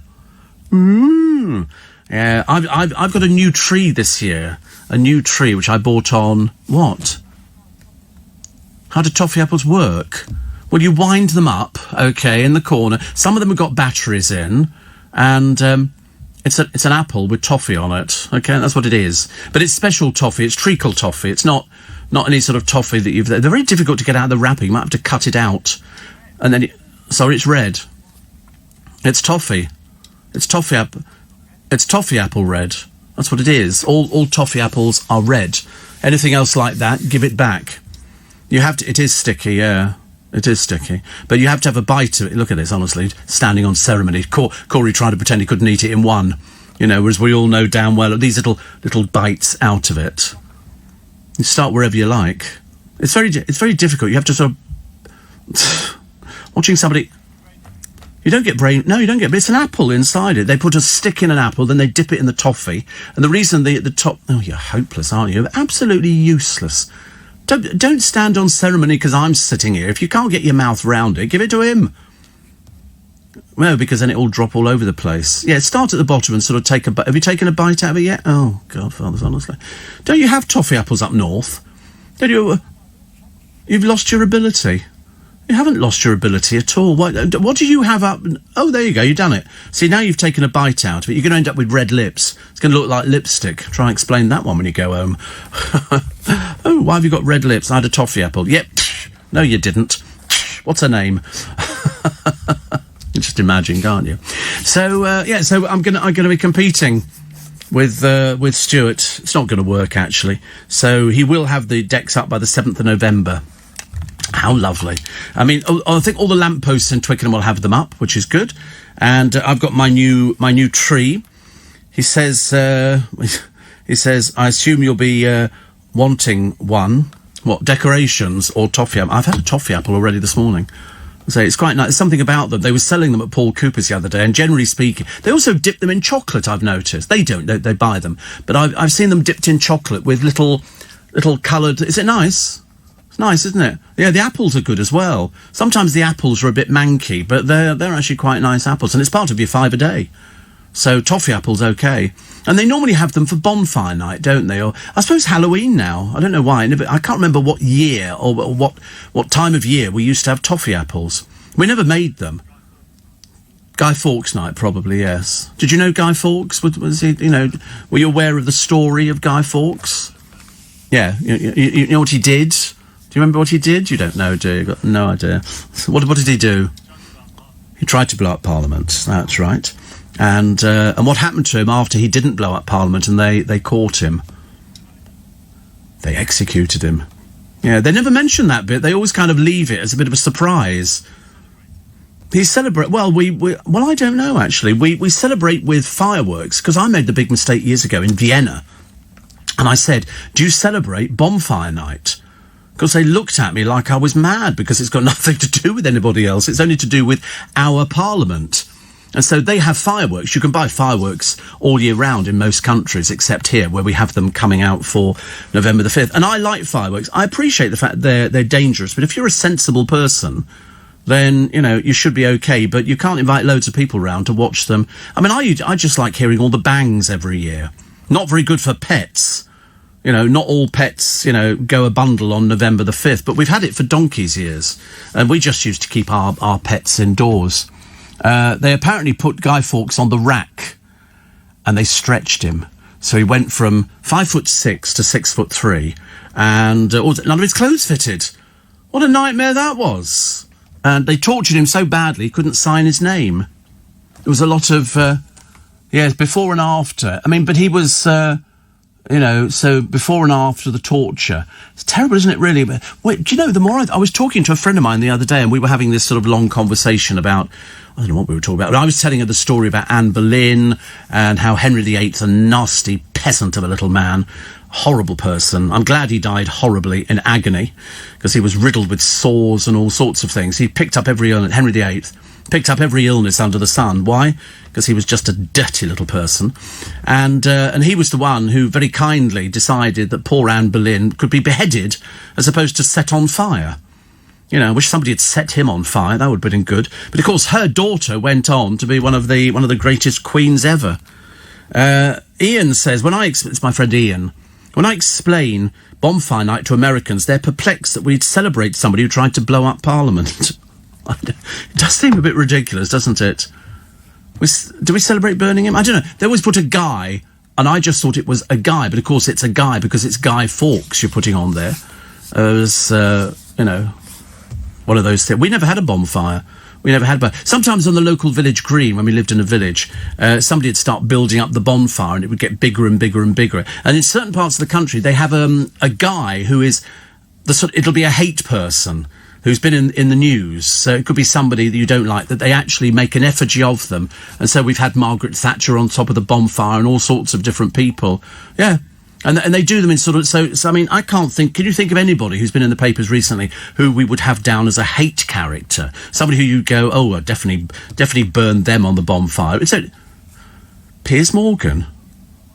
Why do I never understand why people don't like Piers Morgan. I think he always speaks a lot of sense. He really does. I mean, I've heard other people on the television, and you know what they're on there for. They're on there because they so desperately want to be, famous. Whereas Piers Morgan's been famous for so long, it doesn't, he's beyond that kind of thing. And it's mainly, I mean, I watched Loose Women yesterday, and they did a survey. You remember when I told you the story that Prince Andrew thinks he's coming back to serve the royal family? Well, I'm telling you now, pal, we don't want you. It's as simple as that. So they did a survey on the Loose Women viewers, and how many percentage do you think didn't want Prince Andrew to go back and to do anything with the royal family? In fact, to be honest with you, if he disappeared to Antarctica and stayed there for the rest of his life, they'd probably be quite happy. What do you think would be the percentage for and against? So, how many people didn't want to see Prince Andrew back in his 70%? That would be good. No, it was more than 90%. More than 90% of people who really have had quite enough of this torturous little bore, and the man who is so, living in the past, it's about time that he woke up and smelt the coffee beans, because we're not interested. We really don't care. He's not been a most pleasant person. I don't think he's really contributed. We learnt at school, says Jack, that Guy Fawkes never planned to blow it up, but it was a plan to discredit Catholics who'd been marginalised through that period of the Stuarts.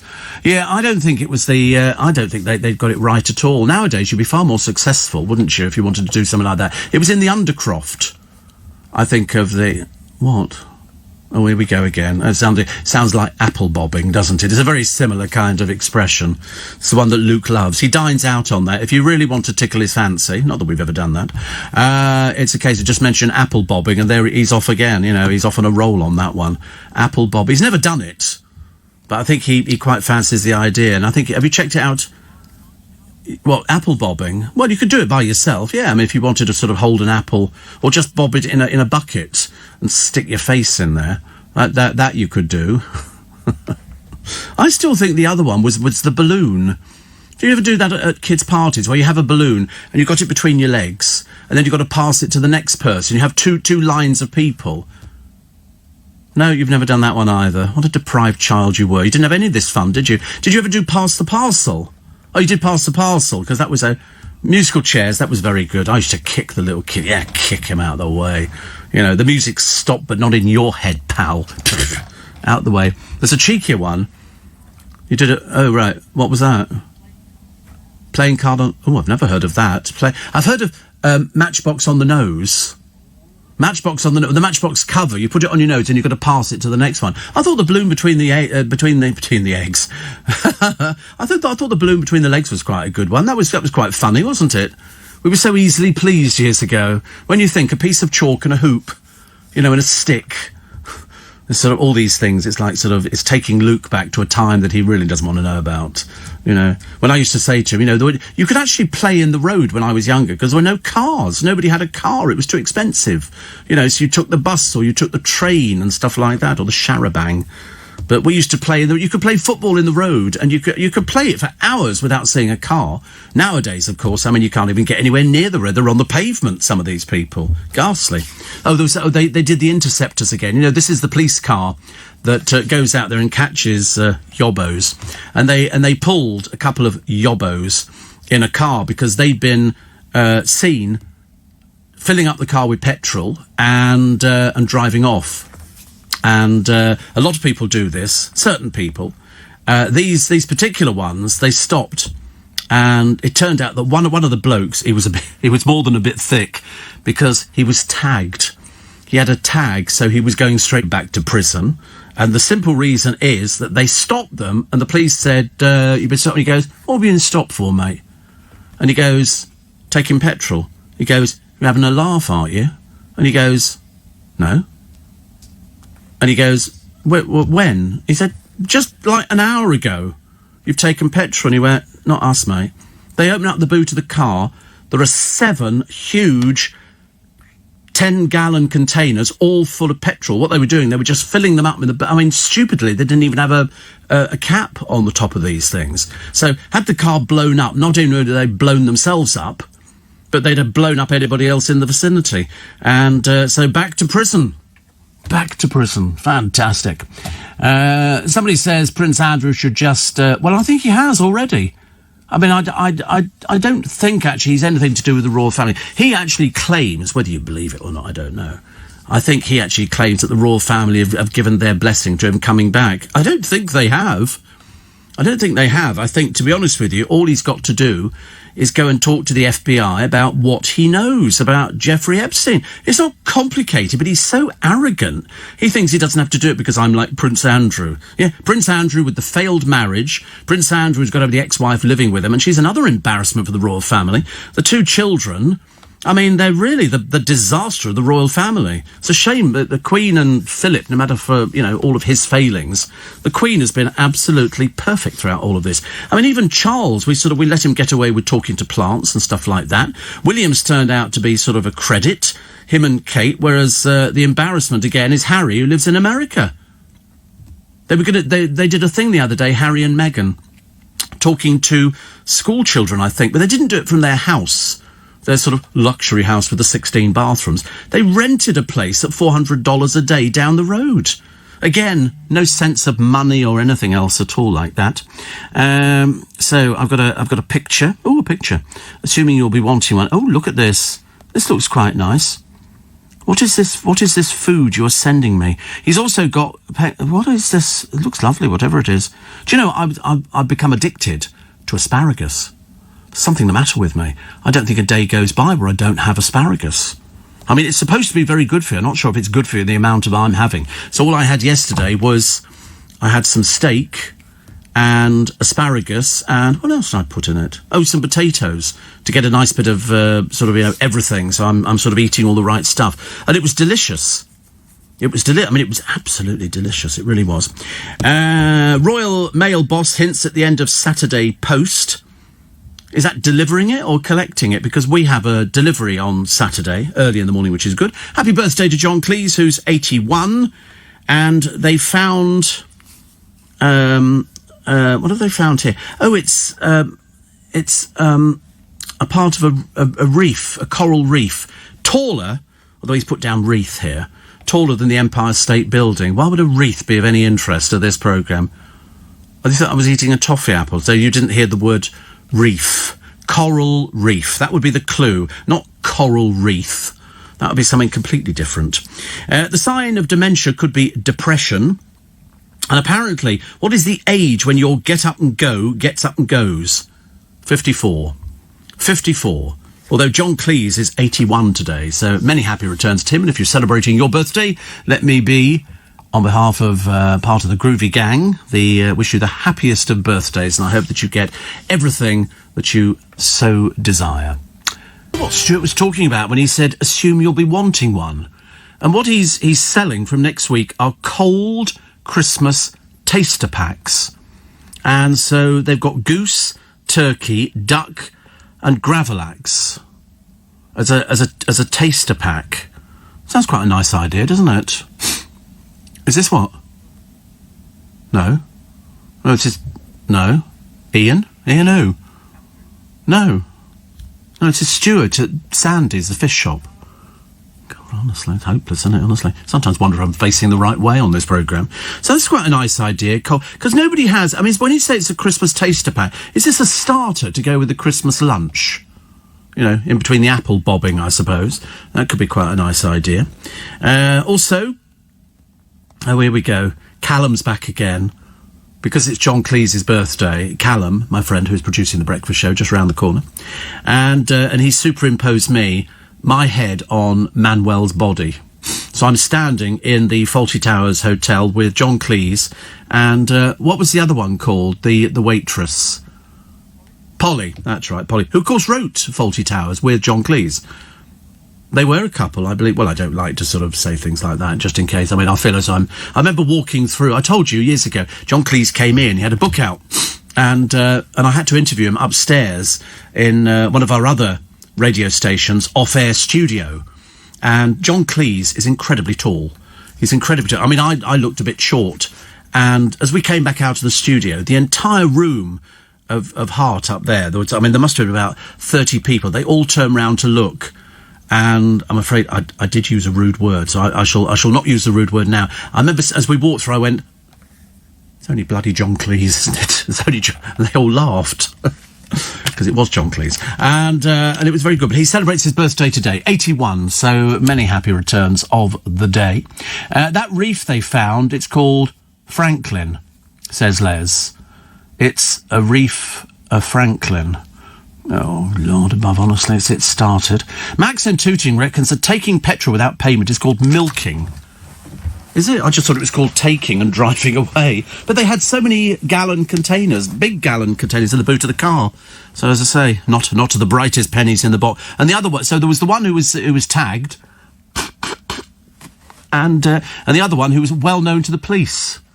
Must be a certain sort of person. I mean, to be honest with you, I wouldn't even cross my mind to pinch petrol from a filling station. It really wouldn't. You know, for the sake of 1, 2, 3, 4, 5, 8 of these huge containers in their boot, And it's a case of, if they'd blown this thing up, or if a spark had hit the back of this car, that car would have gone up like a tinderbox. Absolutely. Stuart says, not selling. He says they're free if you pre-order them. They're for people that can't decide what they fancy for Christmas. That's just about that. All next week, Monday to Saturday, people just need to order them. Nice, isn't it? That's nice. I don't see. I'm not really sort of an undecisive person when it comes to Christmas. We've never had a starter. I don't think we've ever had a starter in our life. You know, I suppose you could have a prawn cocktail, chopped up lettuce, but that's a bit messy, isn't it? So I don't really know, actually. I don't really know what I'd have for Christmas, apart from the usual. I'd invite Callum. So he thought I'd lost weight, actually. He thought I'd lost a huge amount. Mind you, I've not seen him for ages, and I don't see anybody. My friend Ant sent me a thing the other day saying, oh, Frank Boffer died, and then he said, I miss seeing you, which sounded a bit scary. So I've got HR on speed dial at the moment, so I'm okay on that one, which is very good. But, I mean, loads of people was sort of writing in yesterday. We've got so many things. And starting Wednesday, so tomorrow, I've got something for you that you'll need to be listening to the programme to enter into the spirit of it, okay? And that's not a clue. Well, I don't know, it could be a clue. Could be a clue, actually. Could be a clue. I should have thought about that one before. But you'll need to be listening to the programme tomorrow morning, and on Thursday morning, and on Friday morning. And if you think that's a cheap way to get you to listen to the programme, it isn't. It isn't. I mean, because I know that you're all listening anyway. So my friend Warren is off to Wimbledon today to have a few games with Cliff. Is it not too cold to be playing tennis? I don't know, actually. And he said, did you see Cliff on Piers on Saturday? I didn't, actually. Everybody tells me how good it was. Piers loves him. It was obvious. Yes, I like Piers. I think he's a nice person. I think the big disaster is going to be Gemma Collins, because she's got nothing to talk about. Seriously, absolutely nothing to talk about at all. It's all just plug, which is a bit tedious and boring. Steve, when I was growing up, we used to have bonfire night on the 30th of April. It was to do with St. Patrick and getting the snakes out of Ireland, says Helen in Harrow. Really? What, 2 bonfires? So you have November the 5th, and then you had the 30th of April. Is that significant, 30th of April? I'm not too sure, actually. But I still stand there and watch fireworks. Best ones we ever had were from my godson's school, when he was at the little school in a village in Essex, and they all the parents paid so much to go along and buy a ticket, and it was outside the pub, and they were the best fireworks I'd ever seen. Just when you thought they couldn't get any better, something else went off, and it was just amazing. Really good. It's called bilking, says Jag. Are you sure? I don't think it is called bilking, actually. I think bilking is something else. Well, you might be right, I don't know. And somebody says I can't do that reef thing again, it's such a stupid one. And somebody says, I was a very naughty boy, says Simon. I had crumpets with lashings of anchor butter and Tiptree jam with Assam loose tea. I was thinking of you in the nicest sense. Oh, no, well, you wouldn't, because A, I don't have anchor butter. I only have the Irish butter, and I wouldn't have jam. If I had anything on there, it would be a slice of Edam cheese, or possibly, pushing it, and I didn't have any yesterday, possibly peanut butter. And it would have to be crunchy. It would have to be crunchy. But it sounds a bit, I mean, if it's actually got sort of, anything like jam on it, that would be the worst thing possibly I could ever have. And I never used to do jams. We had a few little things. We never had the chocolate spread. We used to have marmalade, but I used to like the lemon and lime marmalade, because that was my favourite, because the jar looked so much better than all the other ones. And I can't remember if my mother made orange marmalade jam. She might have done, Another one here, a poem from David in Hull, who deserves to live in Hull. What should we give Steve for Christmas? A man who has it all, except for the one thing we'll give him, nothing whatever at all. No, the gag is, David, you've missed it. What do you buy for the man who has everything? Answer, penicillin. Okay, think on that one. Okay, it's been used for... Did you get it? Get it? What do you give to the man who has everything? Penicillin. He has everything. He's picked up every illness under the sun. So what do you give him? No point. It's penicillin. Oh, my God, honestly. Hopeless, isn't it? Hopeless. Bizarre yesterday. I dreamt about somebody who works in this building. Really frightening. Really frightening. Because you wake up and you sort of think, oh, what if they know that I was dreaming about them and they featured in my dream? I can't tell you which station or anything else. I don't want to identify the person because they might be listening at the moment. That's odd. I mean, I've started having more and more dreams, which I quite like. But if it features somebody I know and it's very real, I could tell you the story about it, but I don't really want to. Because it's not one of those sort of things. It's just basically this particular person featured in my dream. And the usual sort of thing, oh, Steve, can I have a word? And you sort of go, yeah, what? And they then ask me this particular question. And I remember thinking, oh my God. So when you wake up, you think, what if they had the same... Is it possible for two people to have the same dream at exactly the same time? Do you think somebody knows that you're dreaming about them? Because sometimes you come and you look at somebody and you think, they're actually looking at me like, did you dream about me last night? As the old line is, I dreamt about you last night. And then the person goes, did you? And you go, no, you wouldn't let me. Remember that one? No, another one that's defeated Luke. Honestly, I tell you, everybody's defeating him this morning. Ever since we showed him a toffee apple, his life has just collapsed because they didn't have stuff. I mean, he's seeing luxury food. He has no idea that you could take an apple and dip it in toffee. No, you can't have it, obviously not, because but the apple bit's good. I tell you what I'll do. I'll sort of suck off the toffee and then we'll give you the apple. How about that? You can have the apple later. You could go back to it. Or failing that, my friend Callum would probably go a toffee apple, I should imagine. Actually, I bet he's never had a toffee. Loads of people have never had toffee apples. No. Have you ever had grapes done in toffee as well? No, they do grapes. In other countries, you go to the Christmas festivals and the markets in the big towns in Germany and Austria and places like that, and they do grapes threaded onto a stick and then dipped in toffee. That's quite nice.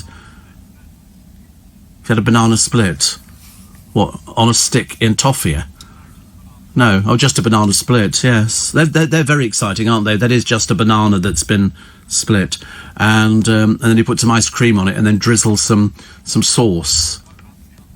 They're quite... Well, it's a luxury dessert, as you know, Luke. It's not the kind of thing many of us could afford, but at least we aspire to having a banana split. And sometimes just you explaining it to us is enough, really. I don't even need to eat the thing. I just need to look at you and think that's what happens when you eat banana splits. So, have you had many of them in your lifetime? Yeah. Have you ever had a Knickerbocker Glory? Yeah, they're good as well. That's like a banana split, only up the other way, which is quite good. So what else do you have? A Brown Derby. Do you remember the Brown Derby? No. Eton Mess, yes, I like that. Unfortunately, it is just basically full of sugar, isn't it, Eton Mess? It's got meringue all crunched up. You probably like that bit where you can crush it over the top. Those meringues, Coke Float, yes, where you sort of put ice cream on top of a Coca-Cola. That's a bit naff, isn't it? We used to always buy ice cream soda, because that used to taste like ice cream. You ever have ice cream soda? Cream, yeah. Well, cream soda, yeah, same thing. Pedantic. And, we call it ice cream. And then you could add ice cream into that. That was quite nice. But the other thing was sort of having an aniseed ball. And you could keep that going for a week. Seriously, you could take it out your mouth, stick it behind your ear, and then go back to it, 2 or 3 days later. Very nice. I used to love stuff like that. Except sometimes you forget which ear you'd put it behind. You couldn't remember which ear it was behind, but I love all that kind of stuff. Chaos in Wales. Do you remember Tesco's? Some woman, I don't know how, she got a standard reply, basically telling her that they didn't do any sanitary products because they weren't an essential. And so, of course, she wrote to Tesco and they went, oh, sorry. Tesco have had to eat humble pie on that one. They said she got sent a standard reply. I was assuming that the person who'd sent it out can't read. Because, she was only asking a perfectly normal question. Doesn't seem to make any sense at all. But there's one mum unable to buy baby milk in there because of this lot. They really haven't got it right at all, have they? It's really just a terrible, terrible mess. Louise Redknapp, in quite a few papers this morning, the most boring story I've ever read, that she's not been on a date in 3 years. Hello? I mean, do you want the reason? Or do you want to sort of just continually moan about everything? Because I've never known anybody like it. It's because I divorced, my husband, and so I'm concentrating on my music career. And I retorted with, what music career? I didn't think there was one. Philip Schofield says he and his wife are still picking through their relationship. Well, listen, they were married for donkey's years. You don't just finish it all very quickly. They still get on okay. They still talk. Matthew says Katie Price on the bonfire. Well, at the moment, she's posing on a beach, and she's going to be doing this court appearance somebody tried to explain to her. I'm assuming the holiday she's on at the moment is a freebie. But at the same time, she, at a moment's notice, drops the kids and drops the pets as well. She's got a very expensive guard dog at home, and she just dumps these things to go on holiday. Quite ridiculous. The Pope gives us all hope. He's just turning out to be, one of the best popes. He doesn't look like the best pope. I've seen better-looking popes. And spare a thought for the couple who were out driving in the car and then got an urge, one of those urges. So they pulled into a field. And anyway, they then couldn't get out.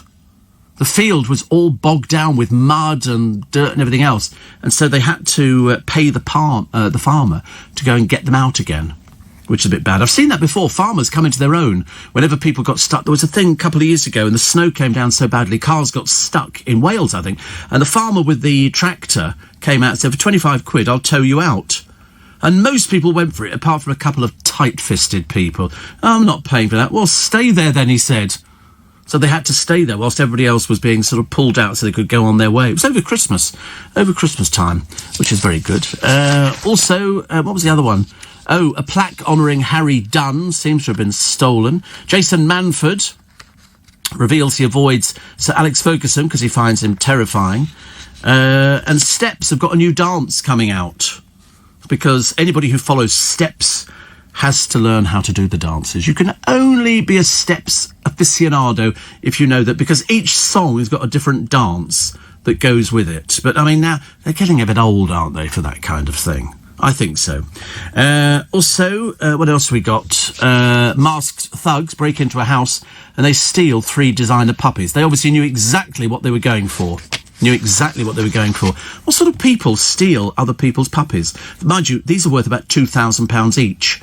So, for holding somebody up and getting away with 3 puppies, 6,000 quid's worth. Do you remember I told you about that treasure trove of toys and memorabilia worth about 4 million quid? Well, it went to auction and it sold for 160,000. That seems to me like absolutely outrageous. It was worth 4 million, they were saying. How can they only get 160,000 for it? That's not very good, is it? I don't like that. And at 98, the lady who says golf keeps her in the swing of things. And she looks good on it. She looks very good. Very, very good. Boris facing the first signs of revolt and a common diabetes drug which could be the cure for Parkinson's. All of that and more in most of the papers today. The Queen's going to miss out on a Christmas tradition. I'm assuming it's going to church, because they can't go to church with these amount of people who will turn up. Although actually the little crowd who turn up to see the royal family go to church at Christmas has diminished over the years. Steve, can you remember your dreams, and do you ever have nightmares? I don't have nightmares. No, I've never had a nightmare in my life, but I have dreams. But on a lot of occasions, it's about people I work with, and it's quite frightening actually, because you sort of wake up and you do sort of, because I remember them immediately, and I could tell you last night's dream. I could tell you exactly how it played out, and I could tell you the ending of it as well. Because I managed to go back to sleep and complete, as they say. I couldn't do that. It was only as I expected. It was only as I expected. I don't want to go into it because it's embarrassing, because the person concerned could be listening to my programme at the moment and probably thinking, oh dear. It was all above board. Yes, absolutely. It was all above board. Yes. It hinges around a lottery win. And this particular person, no, I can't tell you. No, they didn't want the money. No, they weren't interested in the money. They were northern. And what you've never had, you never miss, I always say. You know, you don't sort of worry about it. It's only the southern Jessies who worry about money or somebody on a reality show. Nobody else seems to bother about that at all. Dawn Neeson is back on Jeremy Vine on 5 today with Anne Diamond, of course, used to work for LBC. And so that was very good. Also, they've got... who else? Storm Huntley. Do you know, actually, she's the only one I'm not... Storm Huntley is on she's the Scottish girl who's obviously desperate to be famous. I don't know why, I've just got this sort of thing. So one minute she sort of reads the things out, and then she has actually covered it. She has covered the programme before. I mean, I shouldn't be mean, but to be honest with you, I can see people like this. You know, I can see them a mile off. There's a story in one of the papers today about Lauren Goodger. Lauren's about 70, I think, now. But anyway, she's got a new boyfriend, and he's moving into her house. He's very young, mentally and everything else. He's 23, and she's, as I say, well over 30. And he's moving in. How long have they known each other? 3 weeks. 3 weeks. I mean, seriously, you know it's going to end in disaster. You know it's going to be in disaster. It's not very good. Steve, Tesco are doing Rocky Road chocolate apples for 75p each. Oh, right. So that's quite good. Also, your dream theory about two people having the same dream at the same time would make a great book or maybe even a film. It would be very odd. That would mean that I would be a little bit psychic. But there again, it was only a week ago I was talking about Frank Boff. Blow me down. He dies the other day. I don't know. I've given up sort of thinking about people, but people at work. Now, I don't know whether or not we lust after people at work, or whether it's purely platonic. I've got no idea. I mean, I gave up stuff like that donkeys years ago. Well, actually, I tell a lie. I'm a bit like Louise Redknapp. Well, I'm nothing like Louise Redknapp, you know. Got a bigger bust. And it's a case of, you know, she said she can't find anybody. Me, I'm not remotely interested. Can't think of anything worse. Something hanging around your neck like a millstone. Thank you very much indeed. But the reason she can't find anybody is because all she does is moan. You know, the moment her old man found somebody else who was younger, prettier, and didn't moan, the moment she sort of went off the rails again, which is a shame. But I'll not be having a Rocky Road chocolate apple. But nice to have your company. Nice. What are they running with in the paper? They're running with Louise Redknapp, Dawn, which seems to be a lot of them. Also, we've had to suffer with Victoria Derbyshire. There'll be no people going, will you be posing in a bikini under the shower? You can guarantee that one you'll be fairly safe with. But it's Louise Redknapp because she's confessed that she hasn't been on a date in 3 years. The trouble is, I mean, it's just, who cares? I mean, it really doesn't make any difference at all whether you've been on a date or you haven't been on a date. But the more you moan about it, the more people are going to get bored. I've not been on a date in 3 years. Yeah, well, stop showing off about it.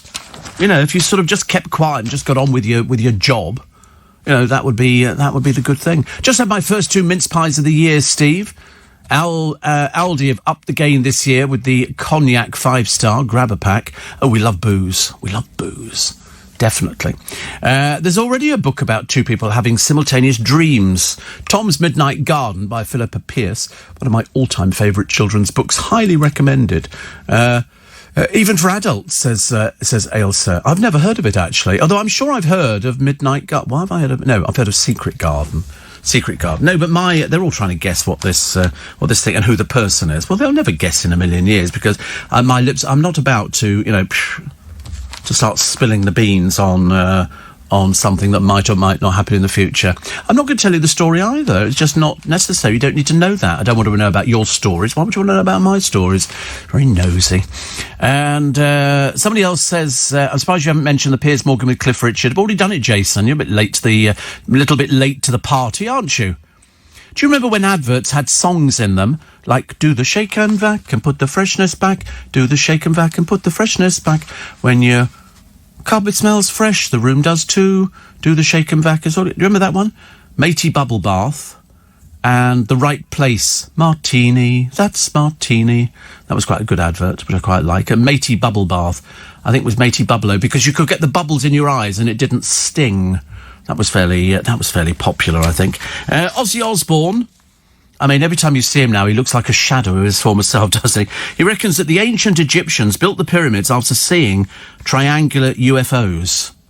He's come to this conclusion after son Jack showed him a YouTube video. Ozzy said, the interesting theory behind this is its pyramid shape. What if they built a replica of what the ship looked like out of stone, so they wanted to train everybody about the pyramids? It could be mad as a fruitcake. Seriously.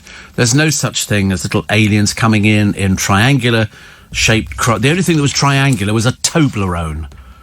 Triangular-shaped chocolate from triangular trees... Triangular bees, I think, but I can't remember exactly what it was. Tesco apologising, left, right and centre. And somebody says, I'm raging and in tears with Tesco. This is a lady called Nicola, who says, how the hell is beer essential and period products are non-essential? So she sent it to the Welsh Government. So Tesco have had to apologise and go, oh, terribly sorry. So in other words, beer's for sale, but not books. Can't buy a book.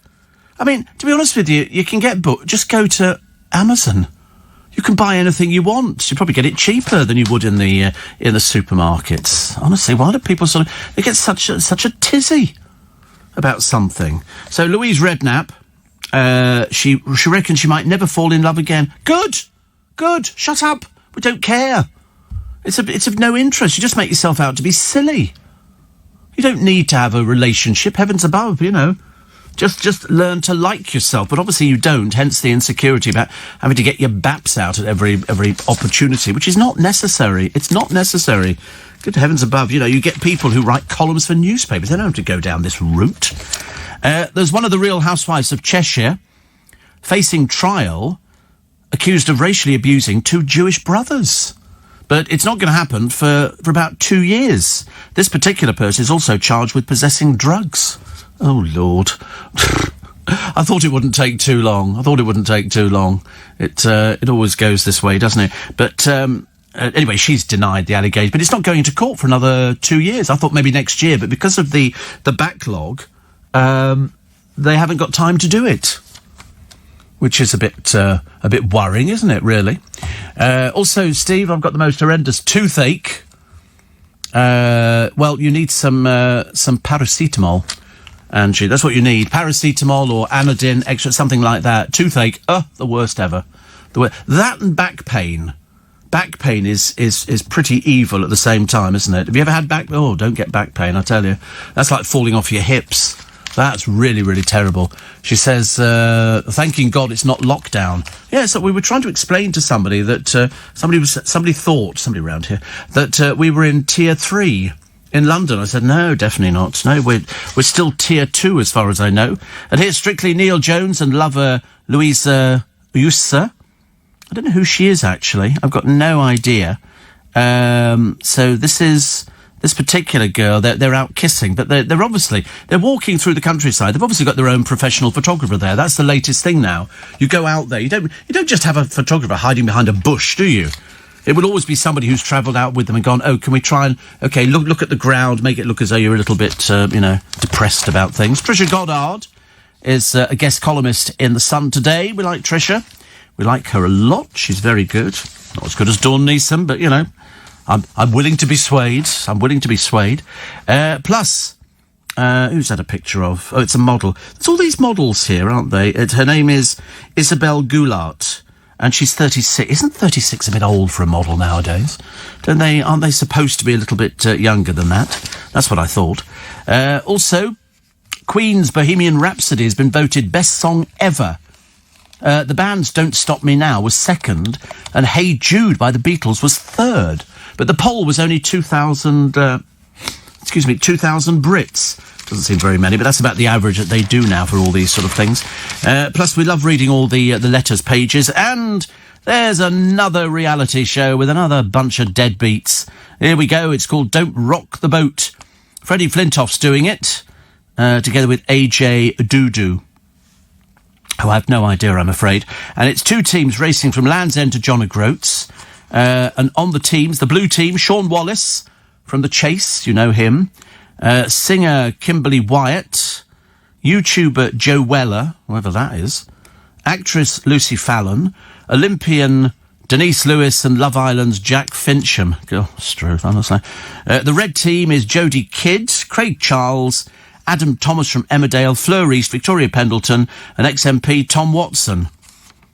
I mean, doesn't it sound like the most boring? It's just people rowing. I can't think of anything worse. And also, Celebs on the Farm. It's another one, I'm afraid, with, I mean, you know, it's got Duncan James. I mean, he needs to get something a bit better than this. Lady Colin Campbell. I mean, the most dreary, boring person you've ever seen. Plus Holly Hagan from Geordie Shore, again, instantly forgettable. And Linda Robson. The series is hosted by Stephen Bailey, but I don't know who Stephen Bailey is. But if they've given him that sort of job, then, you know, he's obviously got to be somebody to be, you know, a force to be reckoned with, as they say. According to my star sign today from Mystic Meg, your own sign glows with go-getting planet gold, and you have a sensitive touch that reaches so many tender hearts. Oh, back to my dream again. Back to my dream. It's looking more promising by the minute. Don't like to sort of say anything, just in case the person, as I say, could be listening this morning. Still to come, the Express Day, the Queen to miss out on a Christmas tradition, and the art of doing nothing. Could you master the new stress-busting trend? And the idea is you do nothing. We have to learn how to relax. And most people have no idea how to relax. They cannot do it. Most people are on edge. You know, I remember Barbara Windsor saying years ago, you need a 3-week... Have your company, 4 minutes past 5. It's Steve Allen's Early Breakfast. I remember the Matey song. It was a bubble bath. I thought it was for kids. I got bought some bubble bath years ago, one of my producers, and it changes colour. You put it in, and the water goes blue, and then it changes to another colour, which I thought was somewhat bizarre, because I don't really look good in blue. Mind you, I had a shower head that changed colour as well. And it would go blue, and then it would go red, and then yellow, and green, and everything. And to be honest with you, when you're standing naked under a shower, little thin thing that I am, and your body is bathed in different coloured lights, it's slightly peculiar. It's very off-putting. Very off-putting. But I've come to the conclusion I look better in red lights. Red is definitely my colour, so, you know... Expect to see me advertising in a phone box anytime soon. Somebody says, do you remember how the lip-smacking, thirst-quenching Pepsi ad went? Yes, that was... and I tell you who did it. They brought a record out and it went, lip-smacking, thirst-quenching, ace-tasting, motivating, good-buzzing, cool-talking, high-walking, fast-living, ever-giving, cool-fizzing Pepsi. And that was how it was done. But I can't remember the person who had the record out, but we interviewed him years and years and years ago.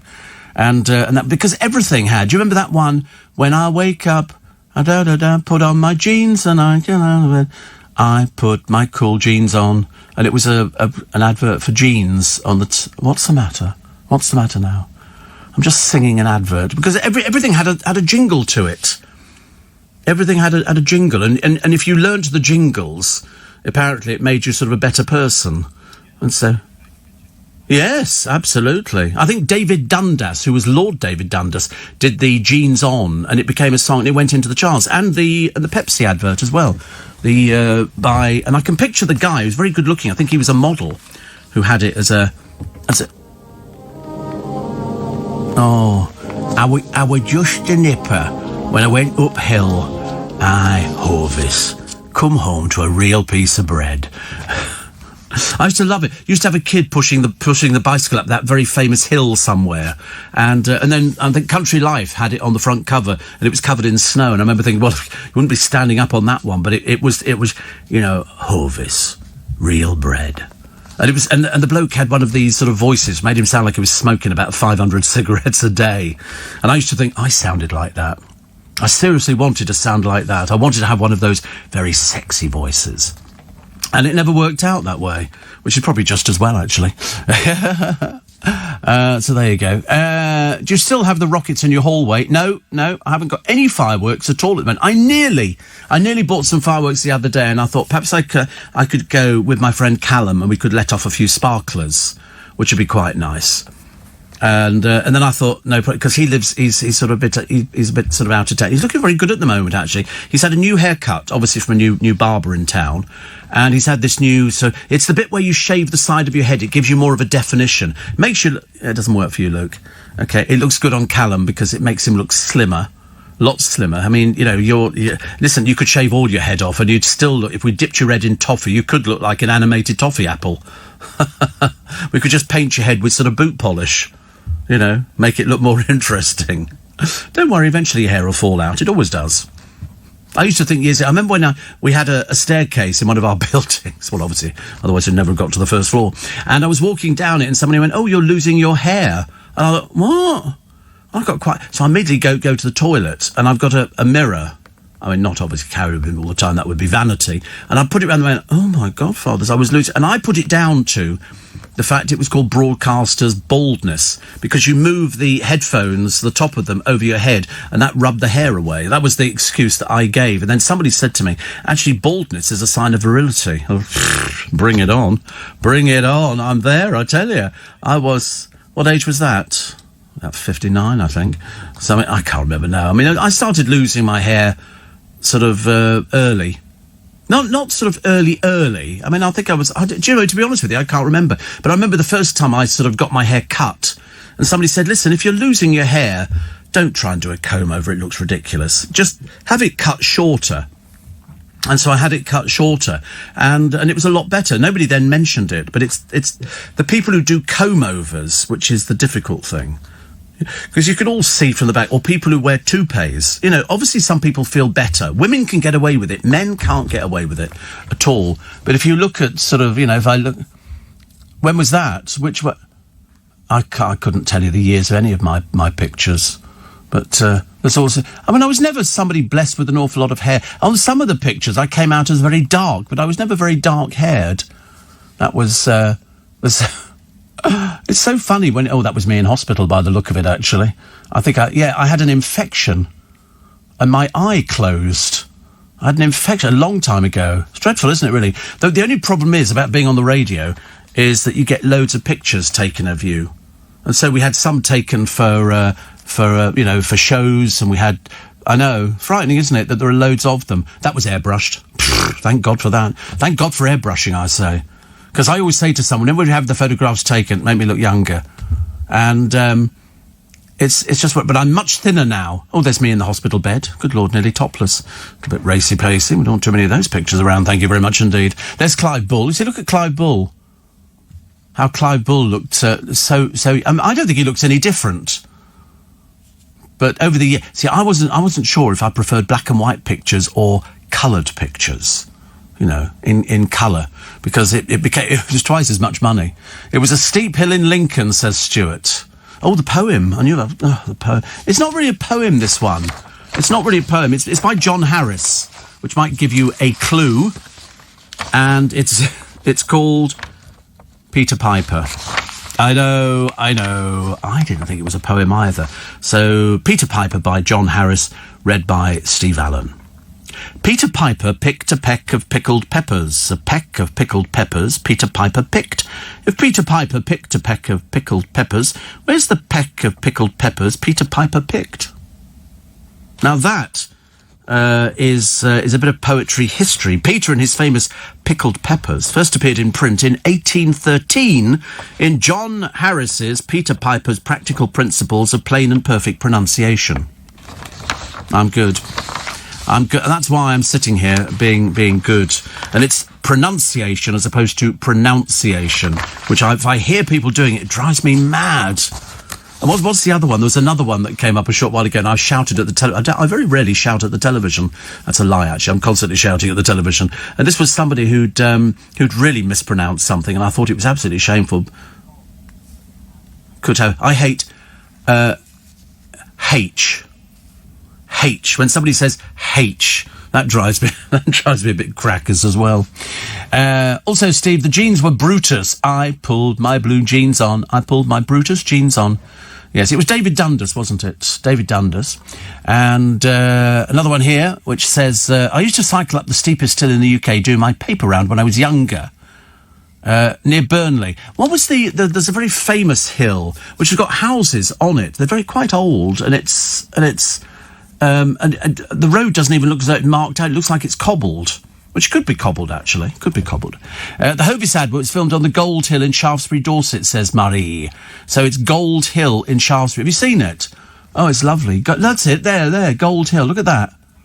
Isn't that... Don't you want to live there? I'd never get up and down, though. I'd never get up and down that place. I think it looks lovely. Where you park the car, obviously you don't. And there's the big, the Hovis loaf that they've got there. And I'm sure that the wording went, "Our just a nipper." Gold Hill with buttressed precinct wall. I mean, I don't know what year it dates from, but I think they've used it for film and television. I seem to remember, actually, it appeared in, what was that thing from Thomas Hardy? Far From the Madding Crowd, which I think was about 1967. But it is the main boy-on-bike television advert from 1973. And it's been voted Britain's favourite advert, directed, surprisingly, by Ronnie Scott. And the theme was Dvorak's Symphony No. 9. Do do do do do do do do do do do. Do do do do do do do do do do do do do do. So it went on. It was lovely, actually. But also, the top of some of the houses along Gold Hill, if memory serves me, appeared on J.K. Rowling's book, The Casual Vacancy. But it's so pretty. When you see it with snow, it looks even nicer. Looks even nicer. Fantastic. The BBC have got a new early morning programme on the television. No competition for ITV on that one, I don't think. It's just not very good. It's almost as bad.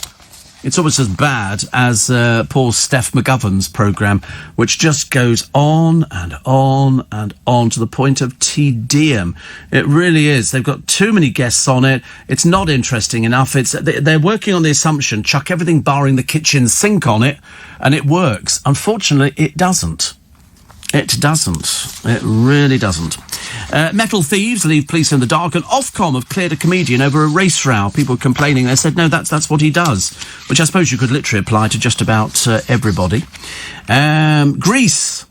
Grease is the word. That was John Travolta and Olivia Newton-John. She says it was a fun love story. I got chills, they're multiplying, which I thought was great.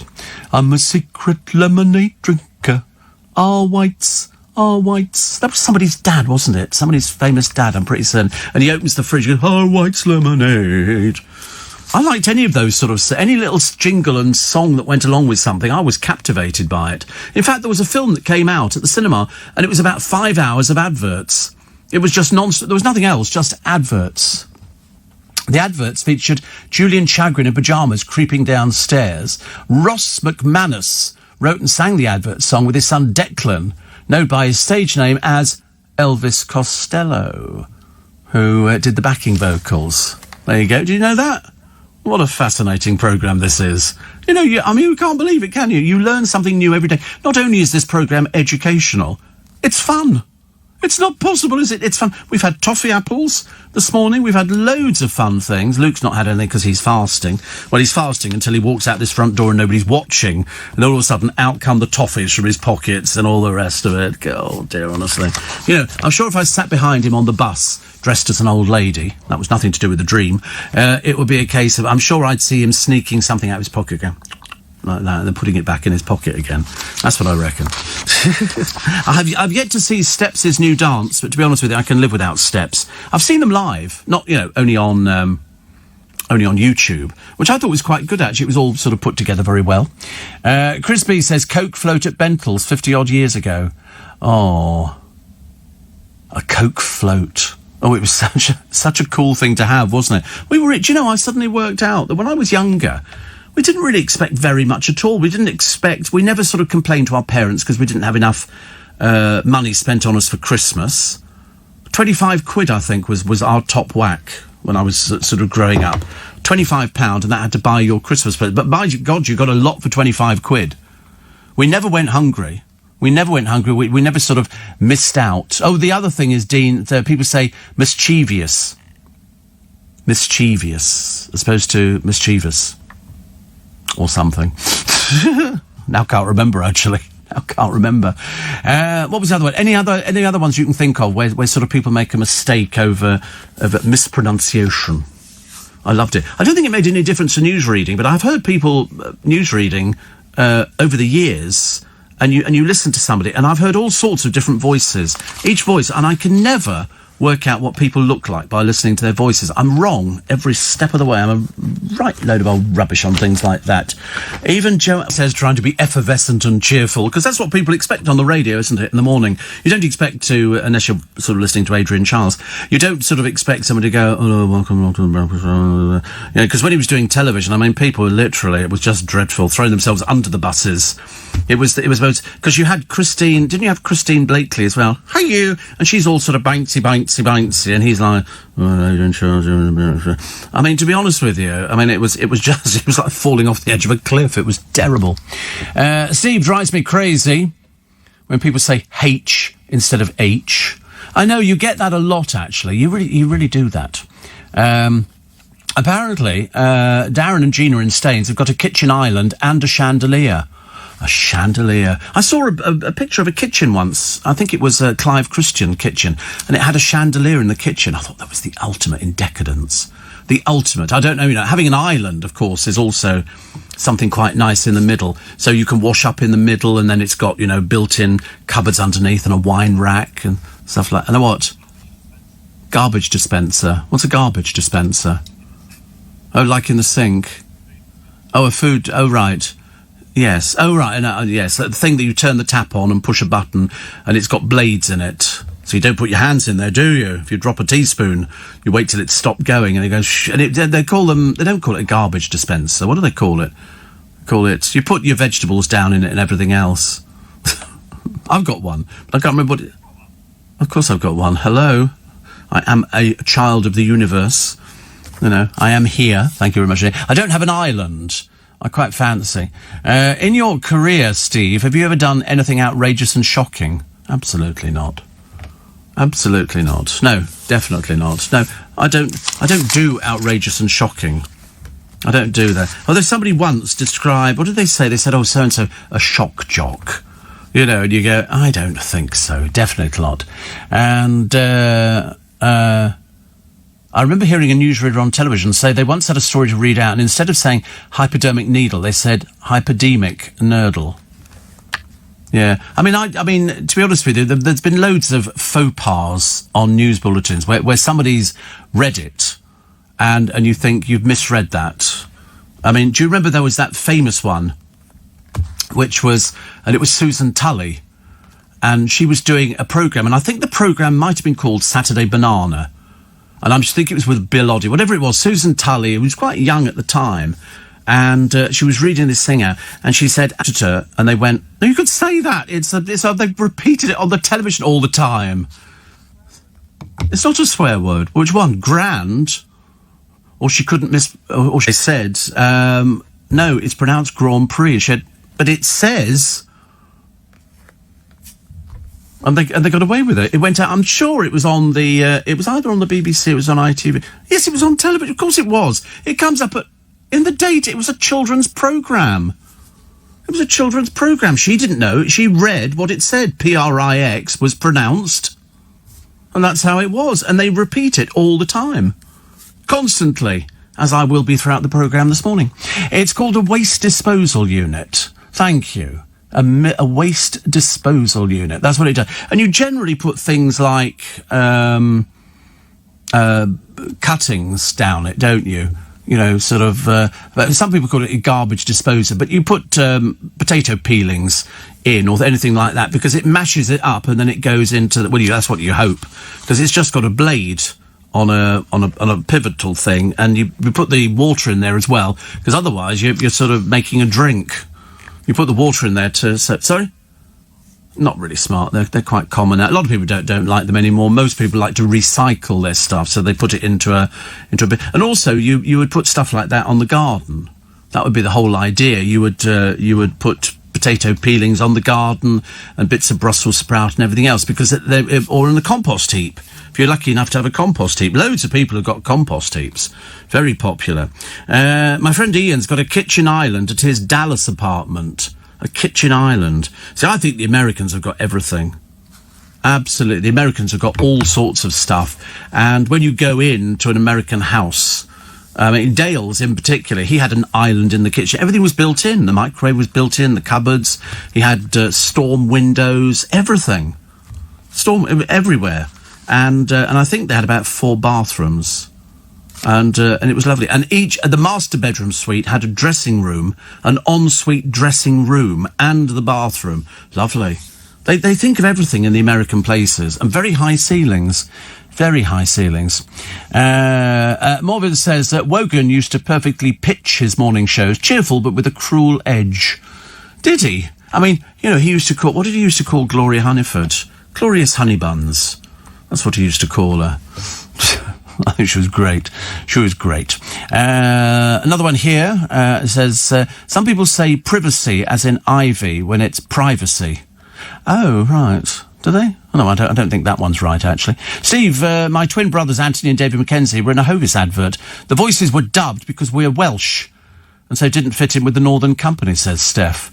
Oh, right. Well, you get a lot of that. There were a lot of people dubbed on adverts, you know, because and also different people used to do adverts and years ago, and then they say, do you want the buyout? And of course, because there was very little work at the time, people would go for the buyout, which meant that, you know, if they repeated the advert, you would get money, but if you'd gone for the buyout, you didn't get that at all.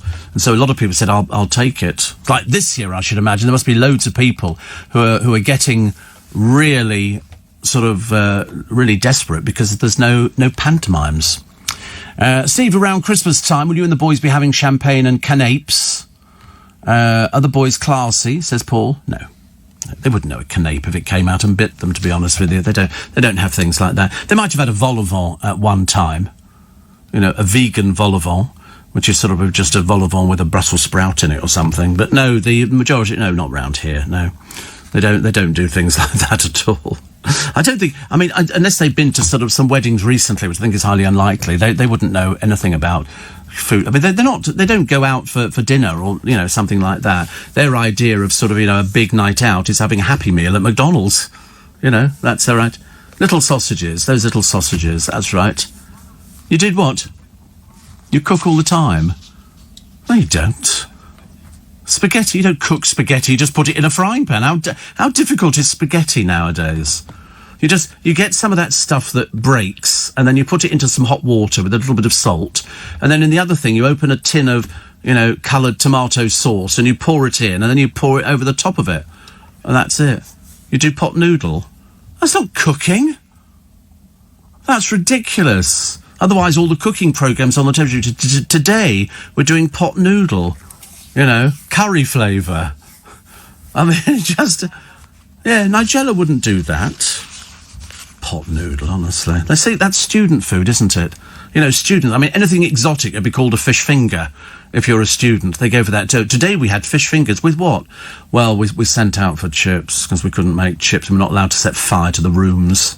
So they never had They don't cook. Most people, you know, do cook. I mean, I don't cook. I freely admit I can't cook for toffee. I could put something in a saucepan or in a frying pan, but I mean, I wouldn't class it as cooking, believe you me. Steve, putting potato peelings on the garden, is that what's called a mulch? Yes. Yes. Yes, I would think so. I would think so. Another one, which says a kitchen island and a chandelier, and recently installed, this is for Darren and Gina, air conditioning. Oh, you see, that's a must-have, isn't it? I love air conditioning. In fact, I could live in air conditioning. Apart from this studio, which gone 6 o'clock, it plummets down to, I mean, seriously, freezing cold. You can sit here, and I mean, some mornings I think I might have to put a hat on and a scarf. Because it really does get terribly, terribly cold. 2 things that drive me mad, says Susie. When people say, I was sat instead of sitting, and when people end their words in instead of ing. So it's funny, I remember hearing a programme, it might have been Clive Bull doing something like that, things which really annoy you, which you hear on the radio all the time, which is quite... I always find that quite entertaining, actually. Another one here, which says, Steve, the Kinks' Lola changed the name from Coca-Cola to Cherry Cola. Yeah, she walked up to me and started down, but they did change it to Cherry Cola, which I wasn't even aware we have in this country, but apparently we do. We have Cherry Cola, because they used it in this film Steel Magnolias, and she goes to the wedding, and he goes, because he's trying to chat her up, and she goes, can I have a cherry cola? And he goes, I make the best cherry cola in the whole world. And I remember thinking, cherry cola sounds quite exciting, but you're quite right. My friend Ian's got air conditioning as well. Whew, to Tuesday, getting towards the end of the month, well, you'll find out with Nick Ferrari this morning on when you can go out trick-and-treating and where in the country you can't. Apparently, poor Corey can't go home for a couple of days. He's got a couple of days off, and he can't go home because they're in a different thing. They're in lockdown 3, I think. So tier 3. So no hot tub, no bar in the garden anymore. No inviting the neighbours round. So he sort of said, "What can I do for 2 days?" I said, "Well, don't you just take a sleeping tablet and stay in bed?" I mean, which is quite nice. You can catch up on your sleep. I mean, what are you looking for? You're looking for going out on the town. You're looking. Oh, you don't want to go out on the town. Sightseeing. Well, why don't you sort of take your bus pass and just get on a bus and go somewhere. Don't bother where it's going to. Just get on a bus and go there. It'll be an area you've never been to before. I prefer the bus that goes from here, just down at Charing Cross, and it goes all the way to the Tower of London. Then you could get off at the Tower of London, walk down to the Thames, which is running at the end of it, and you could see Tower Bridge, and it lifts up, and then people on boats underneath, and you could look at the Tower of London. You could walk through to St Catherine's Dock. It's quite nice, and get a pizza. Not something too expensive for you. And then you can get the bus back. And it's one of the old buses. It's one of the Route Master buses. So it's, ding, ding, ding, ding, like that. There's no room on it, but it's quite good fun. Favourite part of London? The bit that I'm in. Anywhere where I am would be my favourite part of London.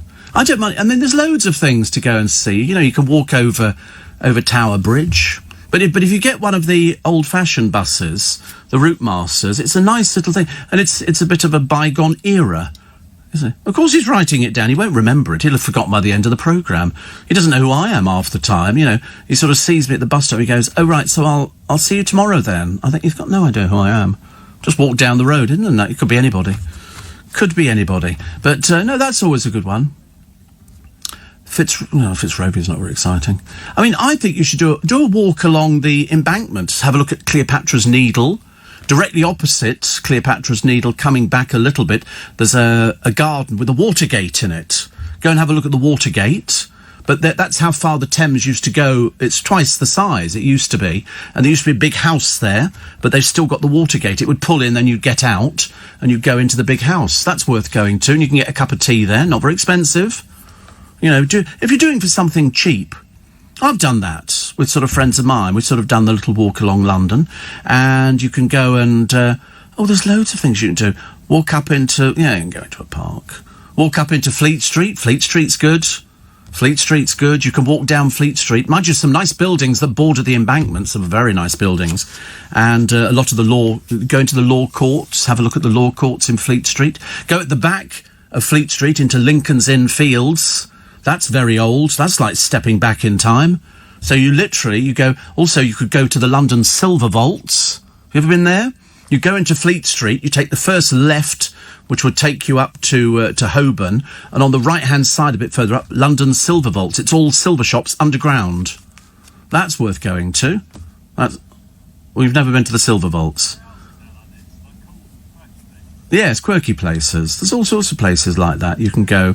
I would go. If you go into Fleet Street, you've got the law courts on your left-hand side. You can go up inside there. That's actually quite interesting. But over on the right-hand side, there's a big wooden gate. Sorry, Selena's waving to me. Bye. She's stalking me, I tell you. She's after a date. She didn't feature in my dream. But yeah, over on the right-hand side, there's a big black gate. On the right-hand side, as if you're going down from Fleet Street, literally 100 yards, there's a big statue in the middle of Fleet Street, and it's where Paul Daniels got his phrase from, which used to go, "Stood here," and it says "stood here" on it. But if you go through that gate, it's like you've wandered back into Charles Dickens' time. The houses and the little, all the solicitors' offices haven't changed in God knows how long. That's worth going into. And there's loads of places down Fleet Street. Just kind of a wander down there. But the Silver Vaults are good. The Silver Vaults are very good. And I think it's free.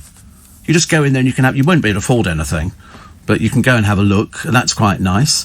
And where else can you go? Oh, there's loads of places. There's so many different places. But just walking along the embankment is very, very nice. Cleopatra's Needle, you can sit down and watch the boats going backwards and forwards. You know, just take a bus, see where it takes you to.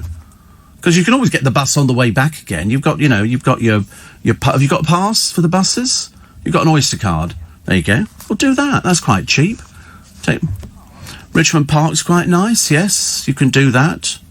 I mean, when you go to Richmond, and then to be honest with you, I can't remember how you actually get to Richmond Park from Richmond Station. I've been there so many times. There are boats from Richmond to take you up to Hampton Court. Whether they're still operating at the time, I don't know.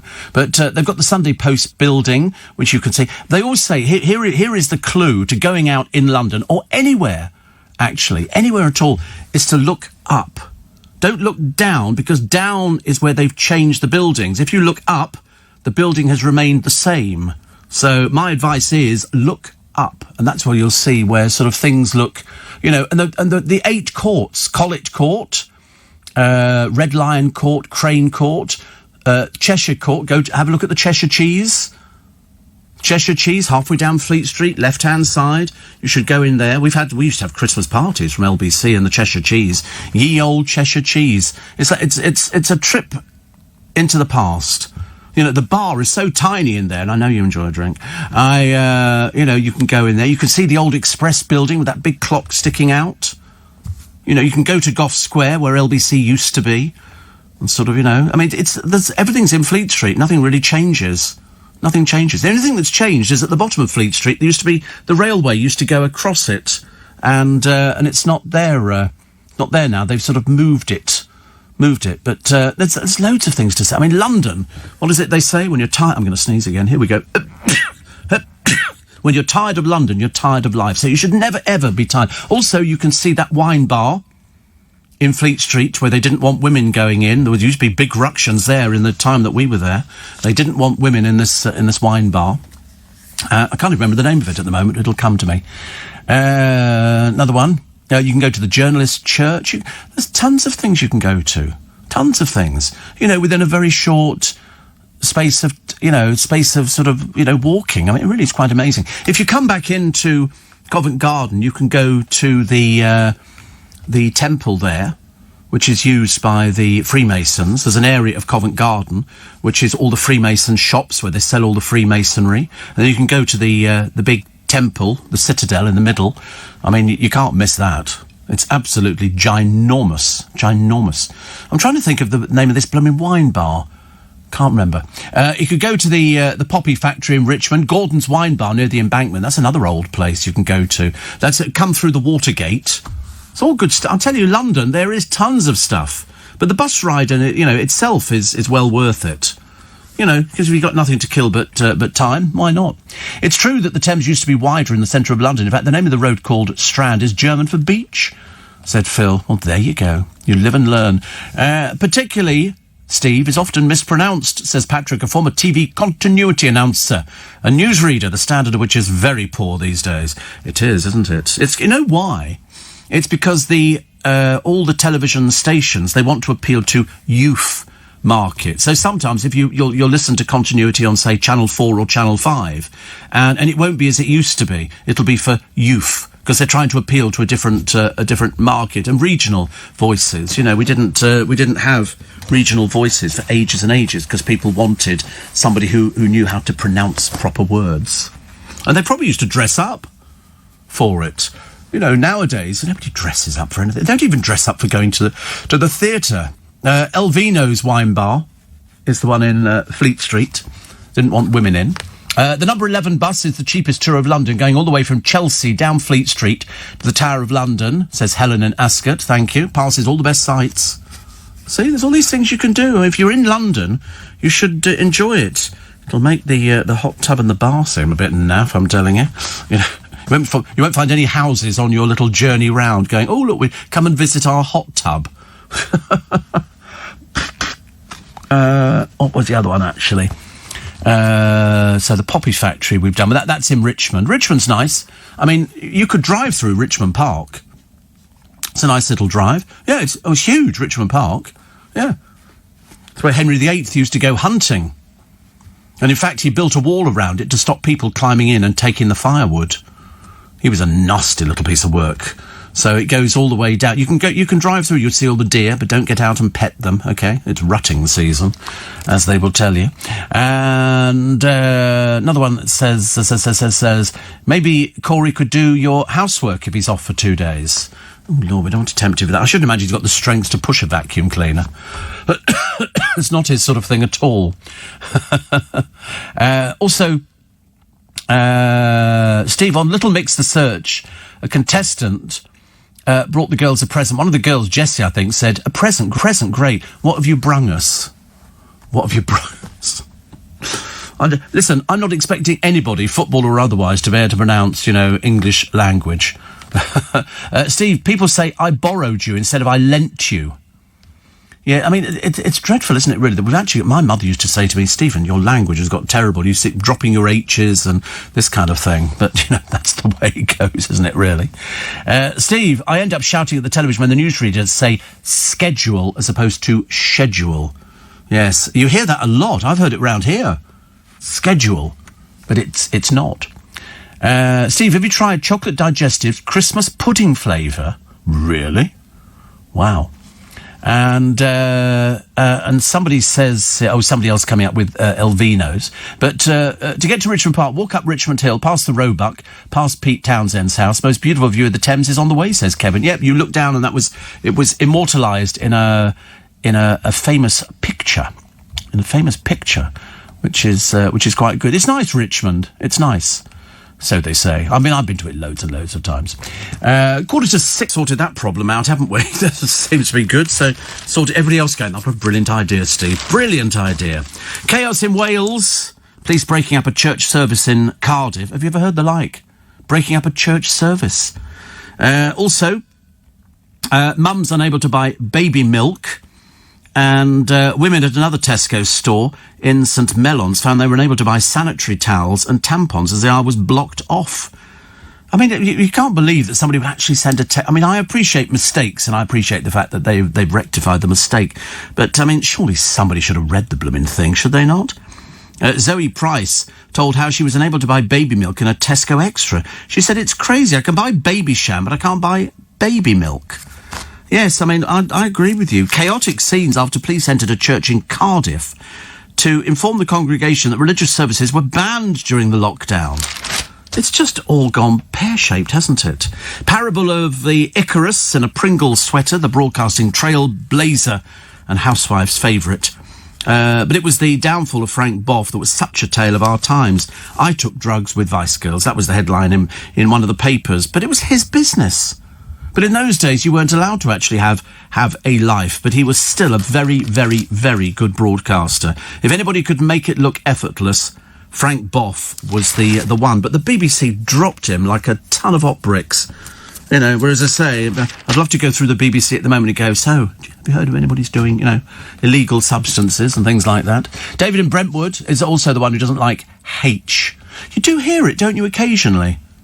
You do hear it. Mind you, it's like I was watching the television the other day and I must have been on a children's channel. And I remember thinking, don't children's presenters now look a lot older than the people that they're broadcasting to? Channel 5 do, gimme, gimme, gimme, gimme more milkshake.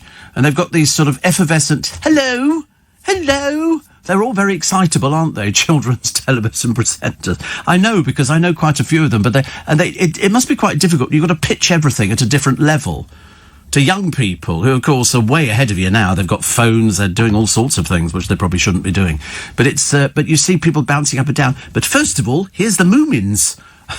You must go home and be absolutely crackers, I think. Yes, this is Jen. Her favourite subjects is... See, she's another one. They all smile. It's like there is one particular woman on... Which channel is she on? I think she's on Ideal World. And she she can only smile when she's telling you about these naff items they want you to buy. And it's all, this is sort of fabulous and all this kind of stuff. And then they've got the demonstrators on who are still demonstrating the same stuff that they've been demonstrating for 25 years. But Jen's one of our milkshakers. Yellow is her favourite colour because it is so bright and always makes me feel happy. You see, because that's what you ask kids nowadays, don't it? Whereas I would think, what's your favourite position? When you're actually playing sort of netball but they don't ask them that. What's your favourite flavour milkshake? She says, I'm very naughty, but I love a jam and biscuit flavoured milkshake. Have you ever heard of such a thing? I've never even heard of a jam and biscuit flavoured milkshake. And she said, and then somebody says, what's your favourite party game? I'd already preempted that one, I decided. But she says, it may not be a traditional party game, but I love a good treasure hunt in the garden, especially if it involves sweets. And people go, how old are you, dear? What age are you doing? Do your mummy and daddy go into the garden and hide sweets? How old are you? I'm 33. It's just... So she has to do it. And favourite subjects at school were English and French, as I love to talk. And I had plenty of chances to do this in class. And I love writing stories and poems and acting out plays. It's all the things that you pitch it down to the sort of people who'd be reading this. I'd say, what's your favourite animal? I love elephants. Because we've all got one of those in the back garden, haven't we? And your favourite word? I love the word snazzy and super duper because they sound so exciting and fun. And I love the word buffet because I love food so much. What's your favourite ride at the fair? Don't make me say it, please. She likes the waltzer. I love going round and round really fast. It makes you dizzy afterwards, and sometimes you can't stand up straight. It's so funny. No, it's not. It's when you throw up. That's the bit, isn't it? We've been on the waltzer round. Oh, I'm going to be sick. What's your favourite place in the world? London. London is one of her favourites because we're always having treasure hunts in the garden. In my house, I'm often hiding sweets so the neighbours can find them. I love it. I love it. You have to laugh, don't you? You have to laugh. So sexist isn't the word. Grease is just a fun love story, says Olivia. Do you know they had to prize her into those leather trousers that she wore? They really did. I thought they were great. I thought it was a good film. Summer love, happy and down. Oh, because he was obsessed. And I thought it was great. I thought it was a fun film. We don't seem to have fun films anymore, do we? Why can't we have more Harry Potter films? I don't mind an extra Harry Potter film or something. They keep showing little clips of things the other day. I was watching something the other day. I remember thinking, I don't think you're allowed to show this. There's all sorts of strange things which now you watch and you go, I feel a bit sort of creeped out when I watch something like that. Steve. David says, in Northern Ireland, whether you say H or H largely depends on whether you're Protestant or Catholic. Oh, really? I never thought about that. He said, true fact. Thank you. I hate it when people say Pacific as opposed to specific, says Carol. I've never heard people say Pacific. People say Pacific, do they? Oh, they do. Oh, apparently so. Is it a northern thing? It was so funny because Corey was just saying, bless him, mumbled something. And he said, there's a lot of northerners in this building. I said, yeah. Because the old line used to be, it's grim up north. So people come down south where, it's not as grim. And yet I've seen things up north and the pace of life up there is completely different. London's very hectic. London's very, people are always going so. Nobody's got any time. The people are always rushing around and doing things. A cup of coffee on the move. A quick cup of, take it away. You see people walking down the road with sort of 4 cups of coffee, which have cost them, the best part of £10. Whereas up north they go, how much coffee? How much? £2.50. God, you can get about 6 cups of tea for that. And they go, we'll have a piece of balm cake. People like that. And people sit out there. They just take their time. And all the television programmes seem to be aimed at proving to us that everybody up north is mad as March hares. I especially like that programme. There's a new edition of it, which is very good, of the bloke who sells cars, old cars. And people go to this little village and they're crossing the road. It looks fantastic. Looks fantastic. I love stuff like that. I really do. And you're the first person I've spoken to, says Britt in Nottingham. I'm awake early today to listen on my birthday. So wish me a happy birthday. It would make my year. Oh, Lord, honestly, you've got a very easy life if saying happy birthday makes your year. I think. And somebody else says, I really dislike it when people say where I'm at rather than where I am. Oh, no, the one that I hate is, can I get? You go into a coffee shop and they go, hello. And you go, can I get extra, skinny latte and things like that? That happens a lot, as opposed to, could I have, can I get? We've just become very odd, haven't we? Prince Harry... Oh, I'm bored with Prince Harry. I've had enough, actually. Although he's had a haircut, emphasising the fact it's definitely going. On the graveyard of the schedule, suddenly morning telly is taken seriously. It's high time, daytime TV took a bow because you've got Judge Rinder. Over on ITV, you've got Pip and Holly and Lorraine Kelly. And it's good. It's good. But you've now got the new one. I mean, I like Jasmine Harmon. From A Place... I think she's the one I like, The Place... Because they put some new people on A Place in the Sun, and I'm not keen on them, because some of them have started getting publicity. And I'd prefer it if they just become a presenter. There's a bloke on there, can't remember his name, but he just gets on with doing it, because I think it's in the family business. But you've now got Kim Marsh and Gethin Jones. Gethin, who used to be... He was a Blue Peter presenter, and Kim was on Coronation Street. She was also in a group called Hearsay, and she appeared on sort of television, but it isn't a great programme. It's like the Steph McGovern programme. It grieves me. It goes on way too long, and also their budget must be astronomical. The amount of guests they have on the programme, all of whom would require either a fee or a taxi back. Very, a very expensive programme, but not justified. She doesn't have that winning personality. In fact, sometimes the guests are a bit more exciting than she is. But I mean, I do struggle, and I do watch, these things because I have to talk about them. Steve Martin in the Dordogne. Oh, how lovely. Imagine waking up at the Dordogne this morning. How exciting. Let's send Corey to the Dordogne. I hated it, he said, when that horrid super nanny used to tell children their behaviour was unacceptable. Unacceptable. I don't like super nanny programmes. I've only ever seen a couple of them and I didn't like them. Darren said Summer Holiday film was on the television the other day. See, happier times. Happier times. I was going to bring in for Corey because he's never seen a Carry On film. I mean, seriously, I mean, I was sort of watching one the other day, and it was where Barbara Windsor got her boobs out again in Carry On Nurse, which was lovely, with Anita Harris and loads of other great... 27th of October, we're racing through. That's why I say, when people sort of say, oh, we can't do Christmas just yet, we haven't had fireworks, and we haven't had anything at all exciting like Halloween, which is everywhere.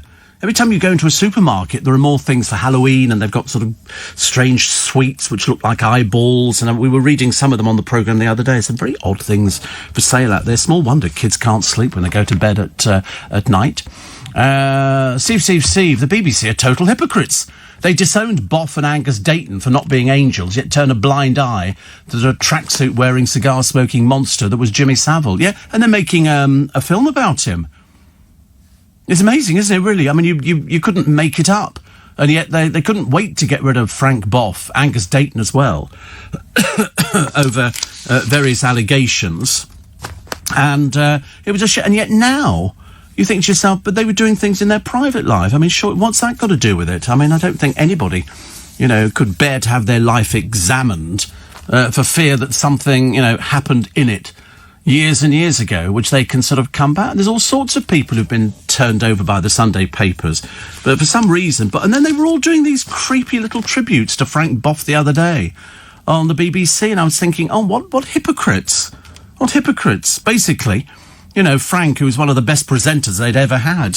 I mean, he really was one of the best presenters they'd ever had. He was just one of those people. He'd done the sport, and he made wearing jumpers look fashionable. It was very laid back. It was a good team of people. Admitted they had David Icke on there before he went completely round the bend.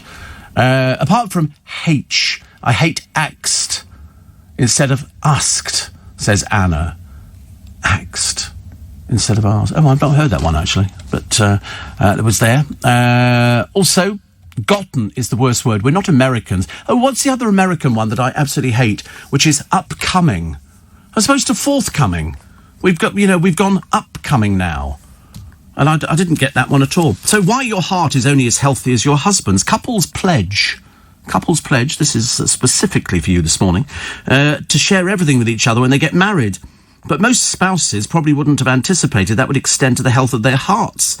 Researchers at Harvard, it's quite posh, looked at more than 5,000 couples over 4 years, looking at cardiovascular, including exercise, smoking, cholesterol, weight and blood pressure.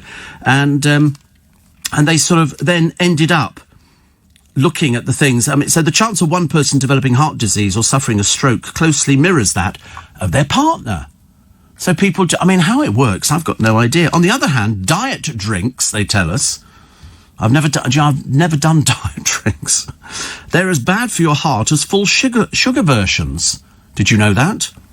Researchers tracked more than 104,000, that's quite a big survey, French participants over 10 years, looking at how many sugary or sugar-free soft drinks they drank. They compared it to French health records, showing if the participants suffered from heart problems. So scientists at the Sorbonne found those who drank lots of low-sugar diet drinks had the same elevated heart disease risk as those drinking the sugary versions. So I think most people, as far as I know, most people who actually drink the diet drinks think that they're doing it so they can get the same taste, but they don't put on any weight. And that's the reason people drink diet drinks, because they go, actually, I can drink this because it hasn't got as much sugar in it and I'm not going to get as fat.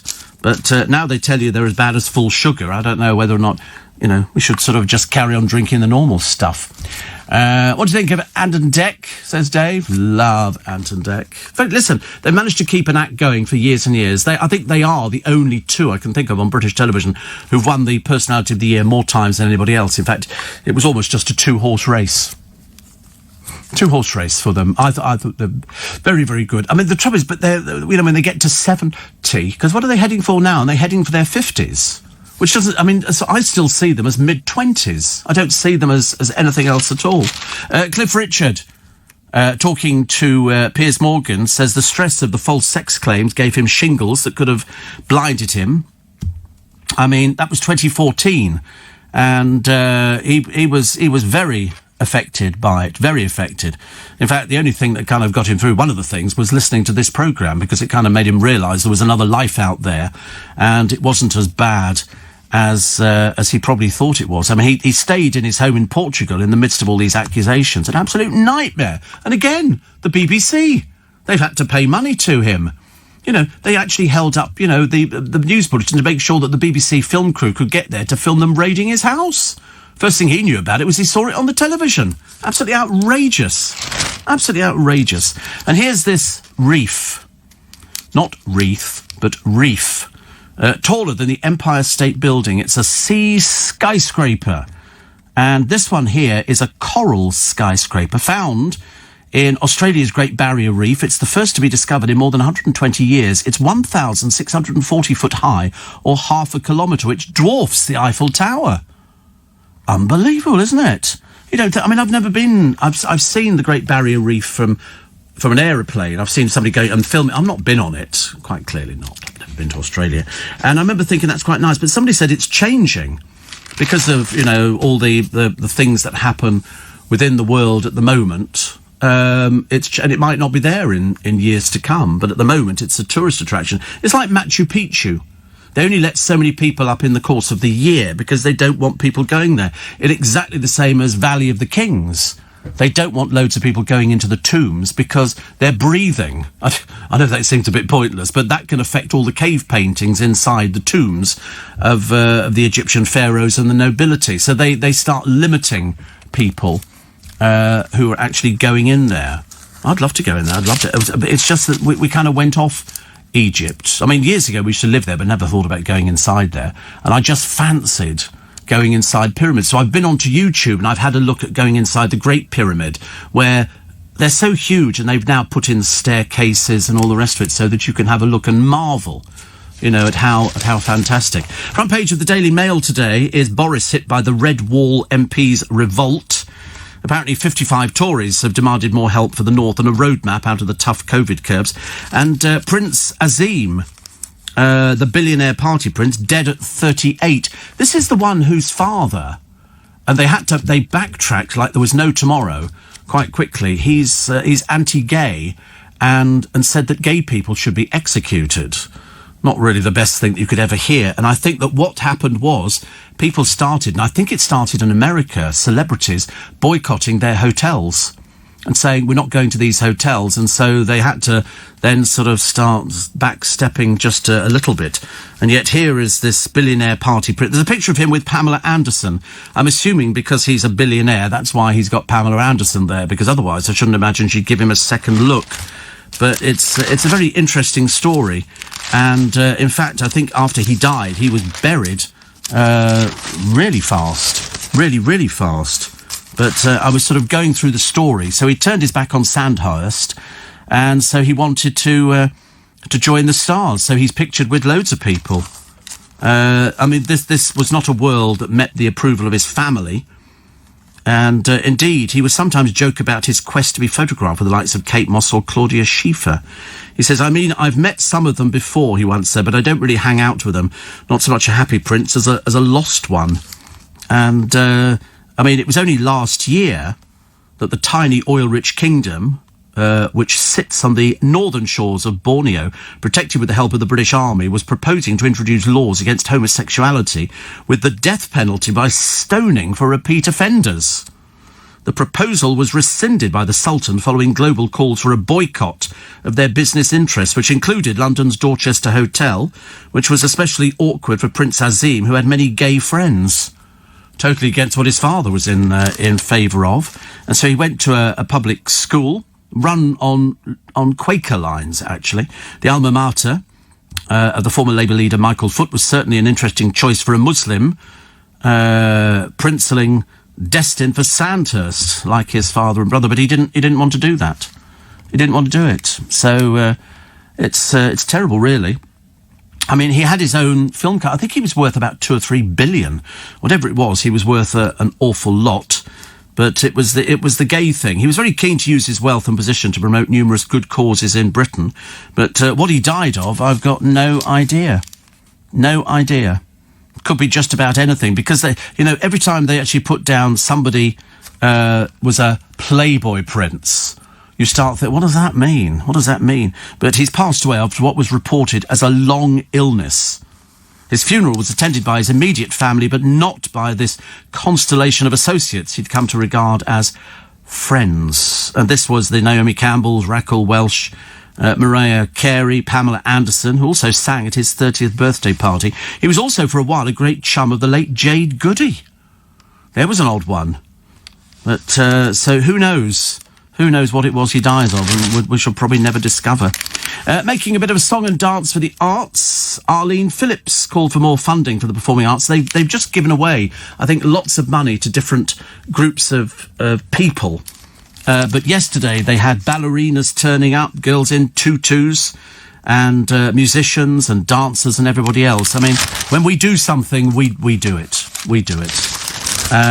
Front page of The Sun. Trick or treat allowed. Rule of 6 on the doorstep. All fright on the night. So Halloween's back on for millions of fun-starved kids. Is it fun? Is Halloween supposed to be... I didn't think it was fun. I thought it was fairly scary, isn't it? Ooh, that's not fun. What's fun about that? Fun is ha ha ha ha ha ha. Not ooh, we're going to egg your house. No, throw toilet rolls. We'll start stockpiling. And a Showbiz exclusive on Louise, who says, I've not been on a date in 3 years. Well, stop going on about it. Because all you're going to do is moan about it all the time. Goodness sake, pull yourself together, woman. 6 watercolour card that is painted by Sandy in Sussex, which is lovely. Thank you very much indeed, because she sent me in the piece from The Lady by Mary Killen. You know Mary Killen, don't you, from Gogglebox? You know Mary Killen. You love Mary Killen. There you go. Corey loves Mary Killen. And she says here, nobody talked about being an insomniac for years. Now everybody talks about being an insomniac. And she writes in it's her indoors column. She says, I myself listen via earphones to Steve Allen on LBC every morning between 4 and 7. And I cannot recommend him more highly. He just chats away to himself, or rather to his listeners, but blissfully. He doesn't take calls from the sort of people who ring into a radio station in the middle of the night. It's just Steve. She said, What's good about Steve is that you don't need to listen properly. His voice just washes over you. He's also very witty. Seriously, I shall never get my head out of this studio. She said he's very witty as he goes through the stories in that day's newspapers. She says, I love the idea that LBC has an accredited 4 a.m. spike as hundreds of thousands of other insomniacs tune in. There you go. Mary, thank you very much indeed. I knew about that, actually. I did know about it. People often do those. What's the matter now, Luke? What's that? She didn't mention you. No, she didn't mention you. Well, obviously she didn't mention you, for goodness sake, honestly. He said to me, because we were looking on the television, there was somebody picking pumpkins. Because it's obviously big business, and they just seem to lie about on the ground. And he said, can you do that round here? I said, what, Leicester Square? Can you imagine if they turned Leicester Square over to, sort of pumpkin, parties, and we could all just go out there and pick our own pumpkin. But no, it's not happening at all. Front page of the Express this morning. Oh, look, pumpkins in Leicester Square. And only joking. We found them on the moon. It'd be funny if you could say, if they went up there and they go, we put some sunflowers on the moon. Do you know they've grown really well? Really, really well. Because apparently there's water on the moon. I mean, not like a swimming pool or anything like that, but certainly bigger than the water thing that Luke had a short while ago when he bought a pool. I say a pool, it was one of those kids blowing up things and then filling it with a bucket. So the art of doing nothing. What a brilliant idea. Somebody had a record out. Busy doing nothing, working the whole day through, trying to find lots of things not to do. Now, the Queen to miss out on the Christmas tradition, but I've not quite fathomed out what the Christmas... I assume that if she's going to miss out, I'm assuming it's the church. I can't think of any other reason. It is. Christmas Day service at Sandringham, always been a royal family affair. And they all turn up and they give the Queen these scrubby old flowers. There's the woman who's got the most beautiful flowers all over the place and kiss it. There you go. So their parents go and give it to the Queen. You get your picture in the newspaper. Hopes of a coronavirus vaccine breakthrough rose last night after early trials showed a strong immune response in older volunteers. Oh, lovely. I want to be an older volunteer. I don't mind being an older volunteer at all. I could be quite happy doing something like that, because that's what we want. Things might start changing, but at the moment, I mean, the poor producer can't go back to see his parents. I said, you've got FaceTime. Of course, I suddenly realised he's only got a cheap telephone, so he doesn't actually have FaceTime. So his idea of FaceTime would be holding up a picture of a drawing of his parents or something like that, or an old picture from Christmases long since gone. Donnie says, are you a fan of Only Fools and Horses? Yes. I mean, I wouldn't sort of pick it out of choice and sort of watch it back again, but I used to watch them all the time. I thought they were very good. At the moment, I'm revisiting To the Manor Born with Penelope Keith and Peter Bowles. Was it Peter Bowles? Yes. And I like those, but there weren't very many of them. But they were still very good. Front page of the Daily Star today, Eton mess. Old Etonian Bozo Johnson, they say, says he understands England ace Marcus Rashford's bid to help starving kids in the school holiday, but the silly sausage still won't help them. Although there are loads of other people who are donating to people who said that they will help. Lots of bakeries and companies and supermarkets and stuff like that have said they don't mind helping out, which is good news, isn't it? Must watch television. Picture of Michaela Strachan. Do you know she doesn't even live here? She lives in South Africa. She comes back to film television programmes and then pootles off back there again. Gorbachev, JR shot USSR. You'll have to read that. So it's a bit more complicated than you think. And Kim is so peachy. This is Kim Kardashian. That's the one with the huge bottom. I mean, it's like 3 bottoms, isn't it? I don't know if she's had surgery to make her bottom bigger or if she hasn't, actually. Twiggy has revealed it used to take an hour and a half to create her iconic style, which she said made her look like a duck. Real name is Dame Leslie Lawson. She found fame in the 60s, known for the big eyes and the eyelashes. She's 71. I loved her. She's great. I think she's fantastic. It's not loved, but love. It was weird, she said. Lots of people think that was created for me with the eyelashes, but we didn't have makeup artists. There weren't any. I was a mod and used to stick on 3 pairs of eyelashes, which is lovely. Spitting Image co-creator Roger Law, that's Fluck and Law, isn't it, I think, wants Donald Trump to lose next week's US presidential election. He said, but it will be a huge blow to the TV series if Joe Biden ousts him from the White House. He was telling Radio Times Donald Trump is an absolute gift for a satirical show. I was talking to somebody the other day about it, and they asked me the same question. They said, do you think Trump could get back in again? And I said, well, listen, he stands as much chance as anybody. And so it's only a two-horse race, isn't it? Biden couldn't remember something the other day, and I remember thinking, is he having memory lapses? I mean, it could be either. You could be either. And Steve, great show. I'm going to Vienna this Christmas, as always, and my mum informed me that they all wear masks and soldier on. People here should do the same. If only you could do that. If only you could do that. A friend of mine got stopped on the train the other day. He didn't have his mask on. It was on his face, but not actually covering the mouth. He said, they don't fine you for that. They just say to you, can you put it on properly, please? There was an old boy who got on the bus the other day. He was not wearing his mask. It was under his chin. He gets on the bus. It's still under his chin. And I'm muttering under my breath, put your mask on properly. You know, but sometimes people do not hear, do they? What have we got here? Boxer Amir Khan. Always get an Amir Khan story. We've had quite a few days over the past week or so where you get a story about him. He feels he's been done over after revealing an unfinished project to so far cost him $11.4 million. He's looking for a lawyer to help bail him out after claiming he's lost a fortune on the development of a one-stop wedding shopping mall. Never thought about that. I know they have wedding things in hotels where people go there and, you know, say this is what we can offer. But if you had a shopping mall just sort of dedicated to weddings, I thought that seems quite a good idea, doesn't it? If you were going there, it's just all under one roof. So, you know, if you want horses and carriages and lights and all sorts of things, well, then you would sort of, you would go there, you know, and had a big catalogue and all different, you know, if you want your wedding cakes done, this is the wedding cake shop. It's the one-stop shop, like going to a supermarket. Steve, when you visited Staines, you mentioned yesterday, where did you park? I didn't, I was driving through. It says, you mentioned Debenhams and the shop's still open, unlike Twickenham. No, we have loads of shops open. Loads of shops open. We've got a few that have gone under. But in fact, one of them is, it was a Tops Tiles, and they're turning it into a Mediterranean delicatessen. It's quite a big shop, actually, because one of my neighbours said, can you let me know when it opens? Because they like Mediterranean food. The Mediterranean diet's supposed to be very healthy. So you can tell just by listening to this programme that I'm not on the Mediterranean diet.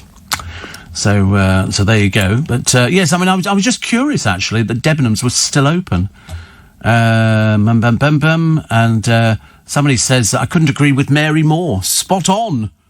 You got me through some very long nights and tough times, and get myself through as well at the same time, actually. So, yes, Mary is very good indeed. Gavin says, the most annoying way of speaking is vocal fry. Women sounding like witches with croaky voices. There's this woman, Tamra, who's on the Housewives of Orange County. She's got the worst screechy voice. When she raises her voice, if she gets really upset or annoyed about something, she screams, and she sounds as bad as Sally Jacks, who's on Ideal World, who's also got one of the most dreadful voices ever. It's too high-pitched. It needs to sort of come down quite a few octaves. What else are we talking about? Don't they teach grammar in schools anymore? Well, are people going to school? They were talking about having to sort of close some schools down, as parents go, no, don't close them down. But at the moment, they're on, the kids are on half-term, aren't they? The little people. The little people. Steve, if I see the word slaw instead of coleslaw on a menu, I leave the restaurant, says Sam. Slaw. I don't think I've ever seen that. It's coleslaw, isn't it? It's just an abbreviation. Would you like slaw? That's an Americanism. Would you like slaw with that? Poor old Americans. Another one here. Parents have to ask if it's a good idea for their kids to go trick-or-treating this year. Somebody says they probably voted Tory. Do you know why this year they're making such a big deal about it? Nobody's ever made a big deal about it before. Why are we still doing it? I don't get it at all. I really don't. I don't understand why anybody... I can understand doing the pumpkins.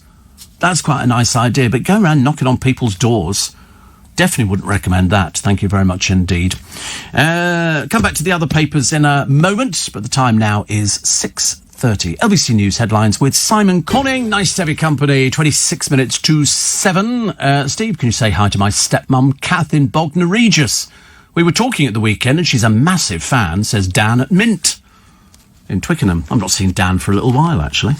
But I'm sure that she'll be enjoying. So she's stepmum, Kath, in Bognor Regis. Do you know, I don't think I've ever been to Bognor Regis. I'm trying to think. And yet I must have done as a child. I'm sure we must have been to Bognor Regis. But I can't think where we would have done it. We went to some very odd places. Can't you feed the nation's hungry kids too? Message from the Daily Mirror to the Prime Minister. Also, Prince Charles surprises a Pride of Britain hero.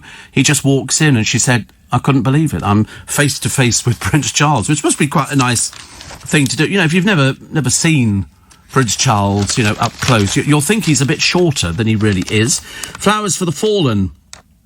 This is at St Michael and All Angels Church in Lyndhurst in Hants, and they've got a 50-foot cascade of poppies unveiled ahead of Remembrance Day. The Fire Brigade helped install 5,700 wool poppies draped from the church. I hope to God it doesn't rain, because they can look really quite awful. Philip Schofield says he and his wife Steph have not talked about divorce since he revealed to her that he was gay.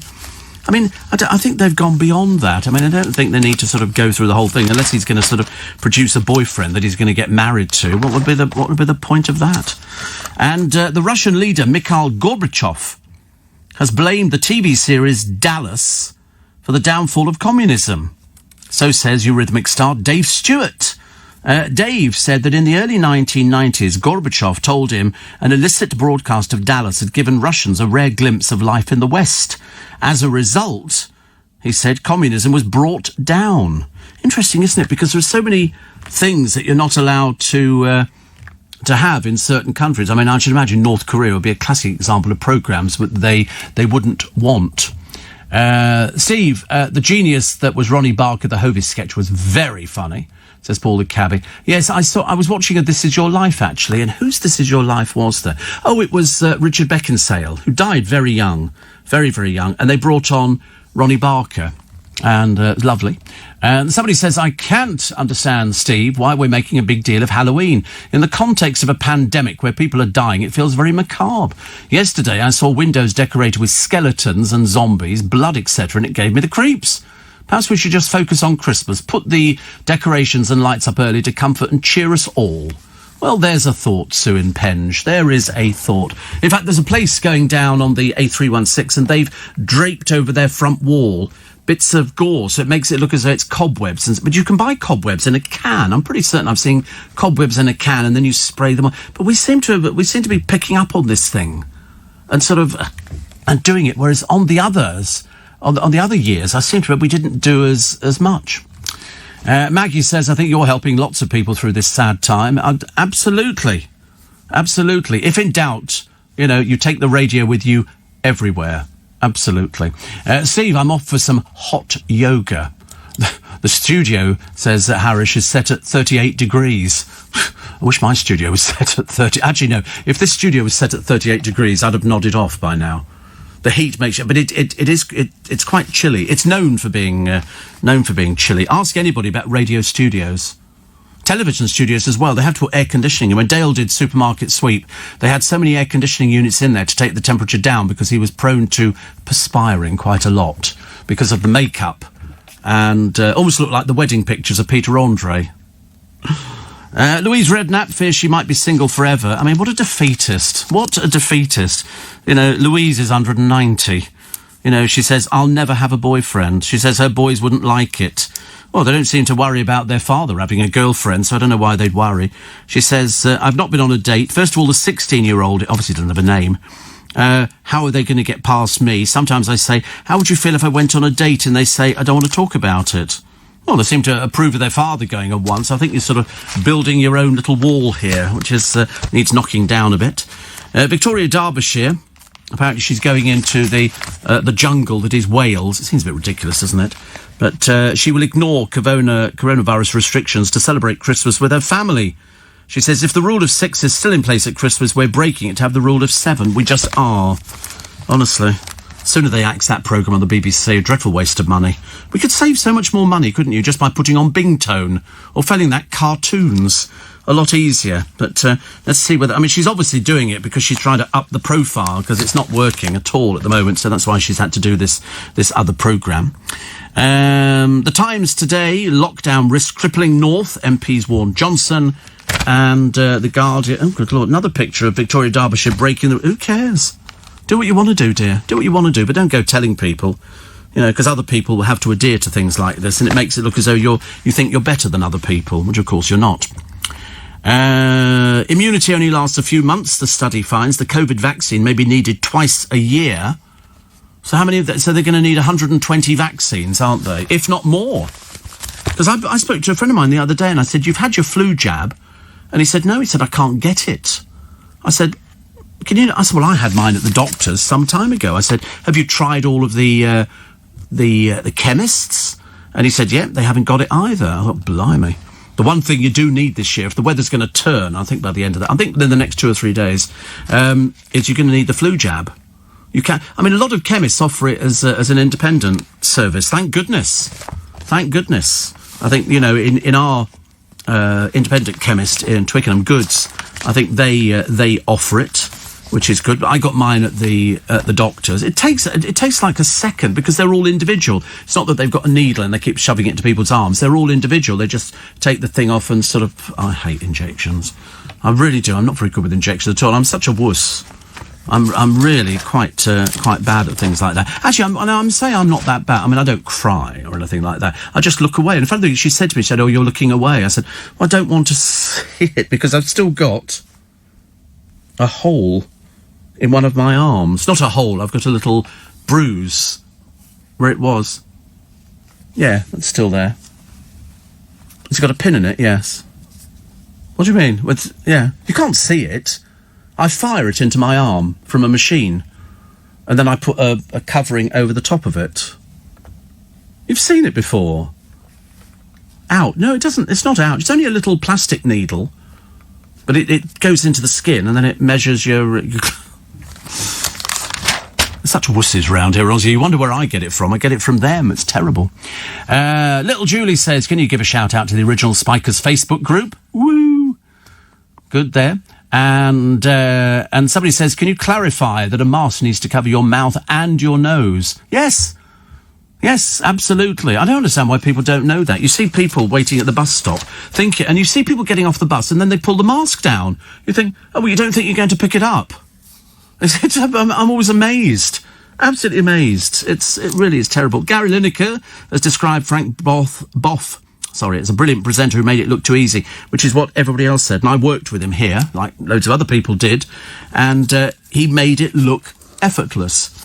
He really did. You know, even on television, where some people, you can see them, they're very edgy, they're trying to, you know, do I look all right? Do I look okay? He didn't bother about things like that. He knew he wasn't a looker. He was a presenter.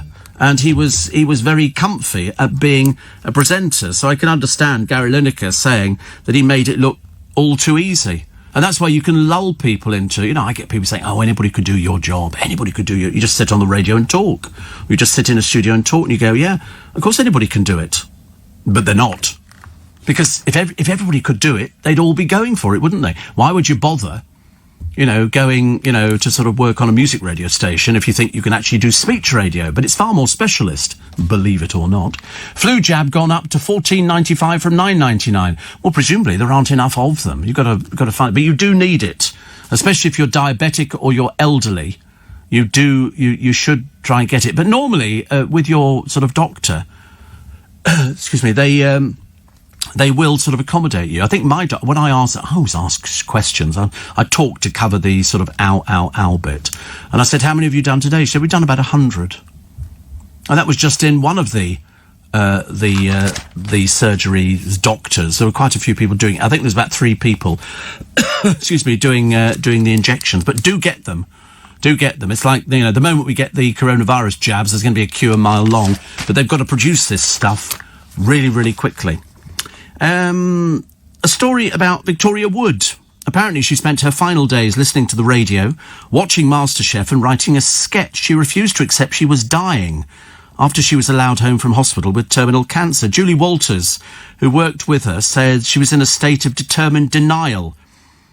She explained, Vic said, I just need to get this managed, the pain, and then I'm going to write something. They were sending her home to die, in fact, but she wasn't going home to die. It was her way of dealing with it. Because nobody, you know, you don't know these sort of things. And if they let you go home, there's going to be a reason. There's a new biography called Let's Do It. This is the beating you on the bottom with a Woman's Weekly, I think. Remember that song? No. Let's do it. Let's do it. Anyone? No? It's a very famous song. If you're a fan of Victoria Wood, which obviously... Did she reach up north? Actually, of course she did, because most of her stuff was set up north, wasn't it? She used brass bands for all her music. But she fought cancer in 2012. It returned in 2015, and she died in April the following year. It tells how she was cared for by her friend Piers, sister Rosalind, and her children, Grace, 32, and Henry, who all kept her spirits up by avoiding talk of dying. What a fabulous family. What a fabulous family. But they took in turns to sit with her on her last night, reassuring her shortly before she died at 6:45 a.m, everybody loves you. That's sweet, because that's what you want. That's what I thought. She was great. I loved her. I told you I interviewed her for In Conversation, and it was like doing a sketch. I just thought it was the funniest thing ever. I don't think she ever realised, because people don't when they're at that level, just how much she was loved in this country. I thought she was great. Even when she did the thing, taking the mickey out of Anne Widdecombe. She does spoof on Anne Widdecombe at Christmas. Heavy company, it's Tuesday. Mind you, of course, if you've only just woken up, it could be any day of the week. Who cares? Does it make any difference? Do you need to get up today? Yes. Apparently, a lot of people have told me that there is a shortage of the flu vaccine. Kerry says, I've been waiting for a month for mine, which is tomorrow.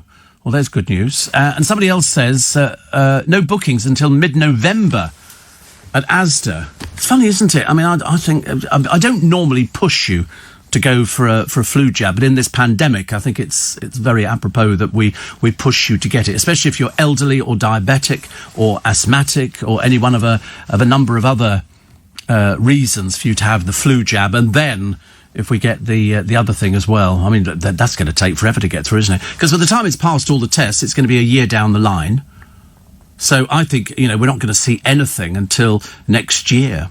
And probably towards the latter part of next year. What upsets me most, says Connie, is that Lidl are selling headbands with an axe embedded. See, that's what I don't get. So this is Halloween. And is it something to do with murder? Is that? I mean, I wouldn't understand. I mean, I've known quite a few people do that. It's not scary. It's sick. We've had enough murder victims in this country. Yes, I mean, they're all selling things. You can buy little blood capsules you put in your mouth, and then it looks so you sort of, I don't know.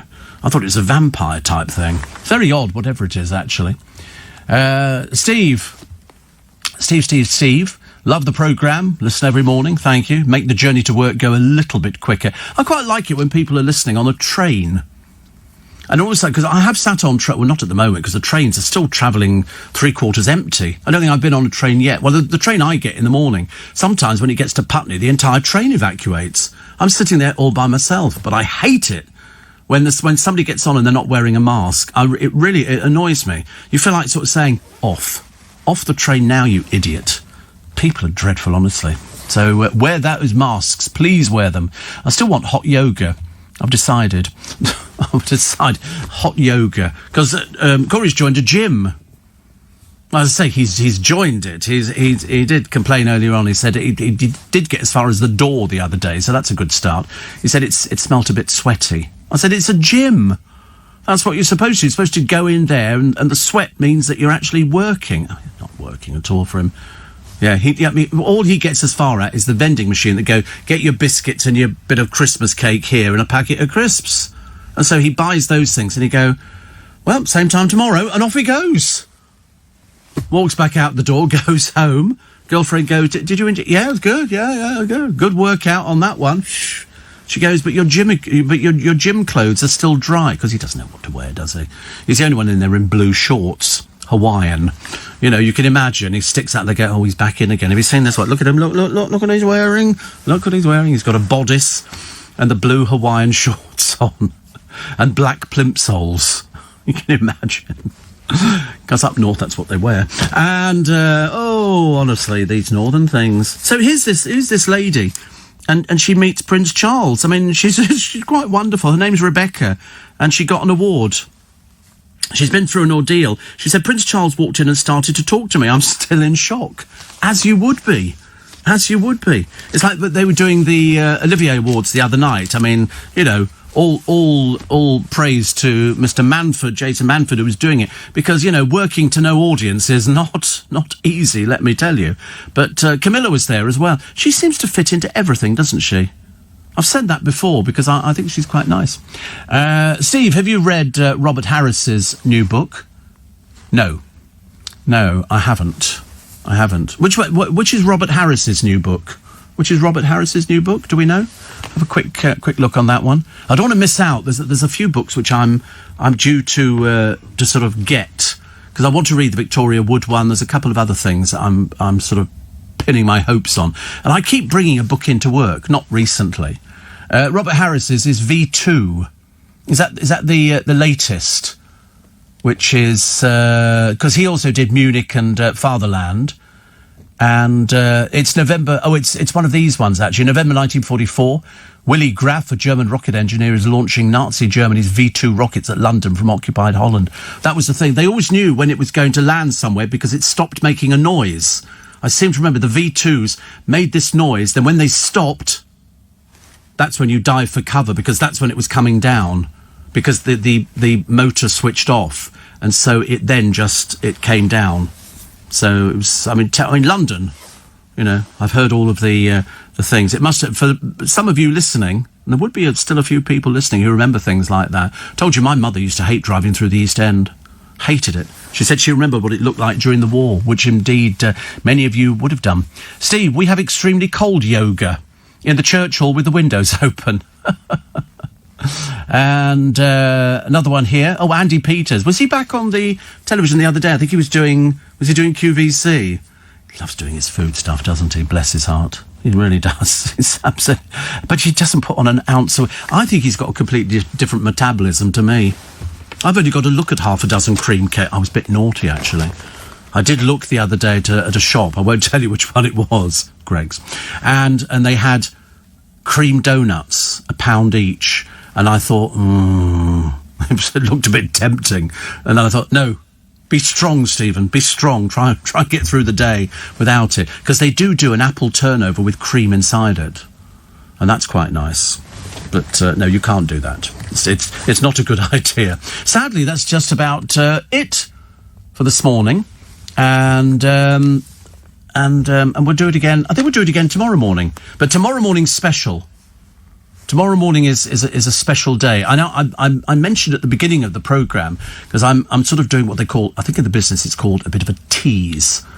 And the tease is that I need you to listen to tomorrow's programme for a particular reason. But as you know, if you go to the LBC website, which is lbc.co.uk, if you are not lucky enough to have downloaded the LBC app, I urge you to do it. It's free.